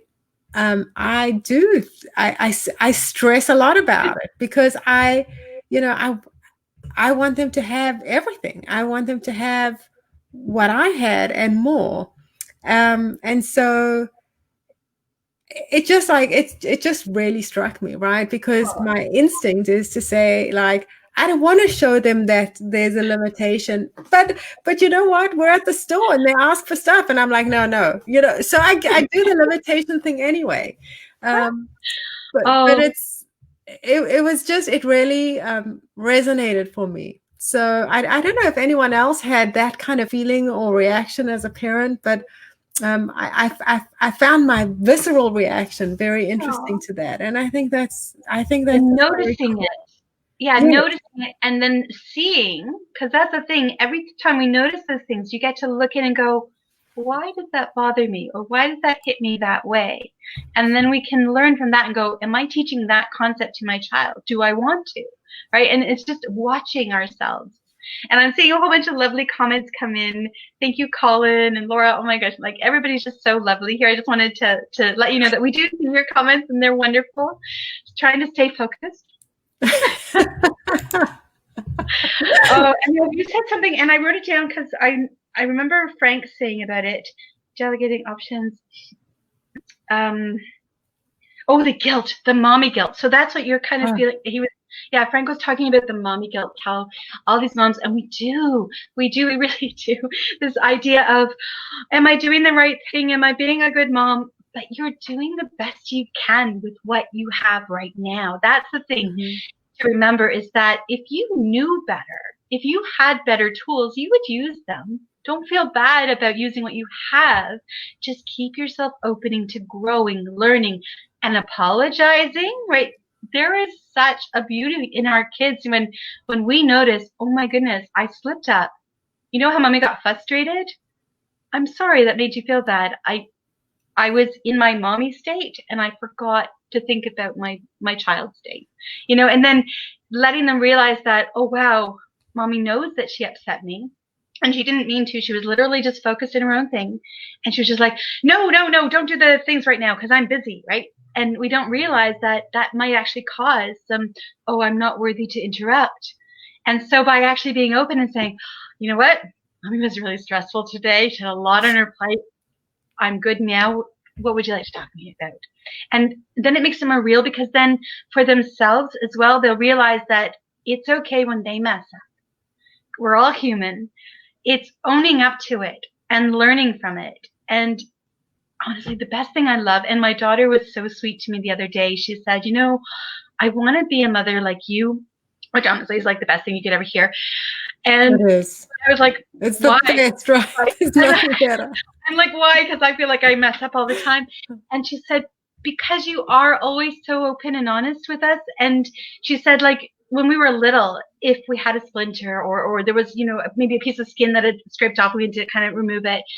You never lied to me. You never said, oh, it won't hurt. You would say, this might hurt, but it'll be done in a second and then it will feel better. And so then they would know going in, okay, it might hurt, but it might not. I never said it's going to hurt, but I wouldn't hide it and then have them mistrust me. And it's those little things that she actually remembers. And it's like, wow, I think I learned it from my mom. Thanks, Mom. I'm also very big on the honesty thing. Absolutely. Because, I find actually a lot of parents promise and then break their promises. And generally what I've seen happen is children become horrors. It's like, if you don't behave, there's no dessert, I promise. And then they get the dessert, right? And the next time they're like, yeah, I'll do whatever. So I'm very, very careful about what I say is going to happen. And I make sure I can back it up. But I'm very interested. So you've spoken about a couple different ways of passive income, right? You've spoken about YouTube, and you've spoken about courses, and you've spoken about self-publishing a book. Are there any other ways, or are there any tips or tools or tricks you can give to our audience that can actually help them along those paths? For sure. First of all, my absolute favorite way of passive income is through real estate, but it just takes a little bit more to get yourself there. But once you're there, I'm not talking about buying and selling. I'm talking about buying and renting, and always making sure the rent covers your mortgage, and then some, and by passive income, it doesn't mean that there's no work. You're still monitoring or even delegating, like Frank was telling us, and hiring somebody to watch over it. So that is like the ultimate amazing. And But there are so many ways. Honestly, singers and actors, they do the work once, they get paid over and over. They still have to market. So I'm not saying there's no work involved. I'm saying there's minimal work involved. There's work involved if you want to keep growing it, but it's setting things up so that each time, okay, a really good example is because I'm a lung patient, every single thing that I do now must create passive income or I won't do it, because I have a very limited amount of physical energy to do what I need to do. And so I no longer waste time on things that don't help me. So for example, emailing my list. I rarely just email in general because that would be working for time. What I do is I set it up as a sequence. So I still email every week to let my members know when my newest video comes out and what they're going to learn. But then I do one broadcast, which is not passive. It's an effort in the moment, but then I copy it, create a template of it, and I put it in a sequence. So down the road, they're going to receive that email again. I'll change a couple of things. New people wouldn't have seen that original broadcast, so they'll just see it in the sequence. So my point is, every time I create an email, if it's possible, now sometimes, like for example, letting my members know about the Grooveathon. This is a particular time, right? So it's not something that's going to, for years and years, continue. But every other email that has the possibility to continue, I put it in my email sequence. And I personally set that up every Thursday. A new email comes out from my sequence with some sort of help, with a call to action. Always have a call to action of some sort, whatever it is, whether it's to share, whether it's to make a sale, whether it's to hit subscribe. Just always get yourself in the habit of creating a call to action that then gets put into a sequence. So you just have it running on autopilot. As far as figuring out what niche to go in, one of the things that I did wrong, now this is really obvious with the two niches that I was in, so financial literacy and cake decorating. Can you guess which one is more looked for? Cake decorating. Yep. People love baking cakes and decorating cakes. People want to do things that they want to do, not things that they need to do. We need to raise money smart kids, but most of us don't want to because it requires effort. But we need to do it. So what you need to do is find a way to make them want to do it. So in my case, I use stories, right? That's how my course teaches through storytelling, because stories will last for a lifetime. Plus, the parents don't have to do as much work. They can share the story, right? So it's a win-win situation. And so you want to make sure you're looking at what do people want. And keyword research. See what people are actually looking for. YouTube and Google are awesome at auto-populating what people are looking for. I literally did a couple of videos about GrooveFunnels, right? And I noticed people were looking for things like, is it really free? Is it a pyramid scheme? You know, and so I did videos around that. So you look for what people are looking for, and then you create something what you're passionate about that fits with it. Because when I first built my course for teaching kids about money or teaching children about money, I put so much effort into creating this course, and it is amazing. And I have members who just have gotten so much value out of it, but it was hard to market because people weren't looking for it. Whereas my cake stuff, I put hardly any effort in, right? $20, 3 hours, and I've made thousands of dollars on something because other people were interested in it. So Right. you kind of have to take yourself out of the equation on one level, that it's not about what you want, it's about what they want. But on the second level, you do have yourself in there, because if you're going to offer something that they want, it might as well be something you're passionate about. And you can always twist things around. You can always make it, you give them what they want and then feed in what they need, right? Like, so in my case with the kids, people want to know, do I give an allowance? Well, I was never a big fan of allowances, so I used to just say no. And I realized that wasn't going to work for a lot of people. So then I collaborated and I got a bunch of different mentors together, and we wrote a book to teach different aspects so that it would fit for the family. So I gave them what they wanted. Then I said, hey, now that we've figured out this allowance thing, let's find a way where your child can earn their own money so that, and that's what I mean. So you take what they want and then you transit, because now you're already got them. You've built that know, like, trust. And now you can give them what is actually going to change their lives. So I guess that would be my biggest takeaway is research what people are actually wanting. And there are tons of free resources to do that. And what then are some of the resources? Sorry, what are some of the resources you use to do that? Type in whatever your topic is. So in my case, let's say financial literacy. Type in financial literacy in Google or in YouTube in incognito mode so that it's not pre-populating based on what your searches have been. So it has to be in incognito mode, which you can do on Chrome. I'm not sure if you can do it on the other browsers. You can. It will do a little drop down of the most requested searches. That gives you an indication of what people are looking for. Then you can use a tool called Keywords Everywhere. It used to be free. It's now like $10. It's really cheap. And it will actually show you how many people are actually looking for that specific term. And so what I do is I create a spreadsheet so I can then sort through and see, okay, which ones are they actually looking for? Is it 30 people a month or is it 3,000 people a month? And you want to have a little bit of both, because the lower amount of people searching means that you'll rank a little bit better because probably not as much competition. The higher ranking ones you want to do as well. So you kind of balance out between the two of them, but you can see what they actually want. And then you can create your product around them after finding out what they want, communicating. First, just providing value based on your search of what they're looking for, just generic value, and then listening to their comments.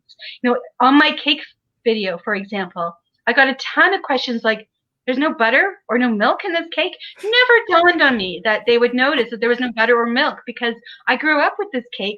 So I was never used to a cake having milk or butter. And I'm like, wow, people are actually looking for a cake with no milk or no butter. Right? But you learn this by watching what comments are coming in and by sending out emails and asking them, So I helped you about this allowance question. Did you have any questions about how maybe your child could earn their own money?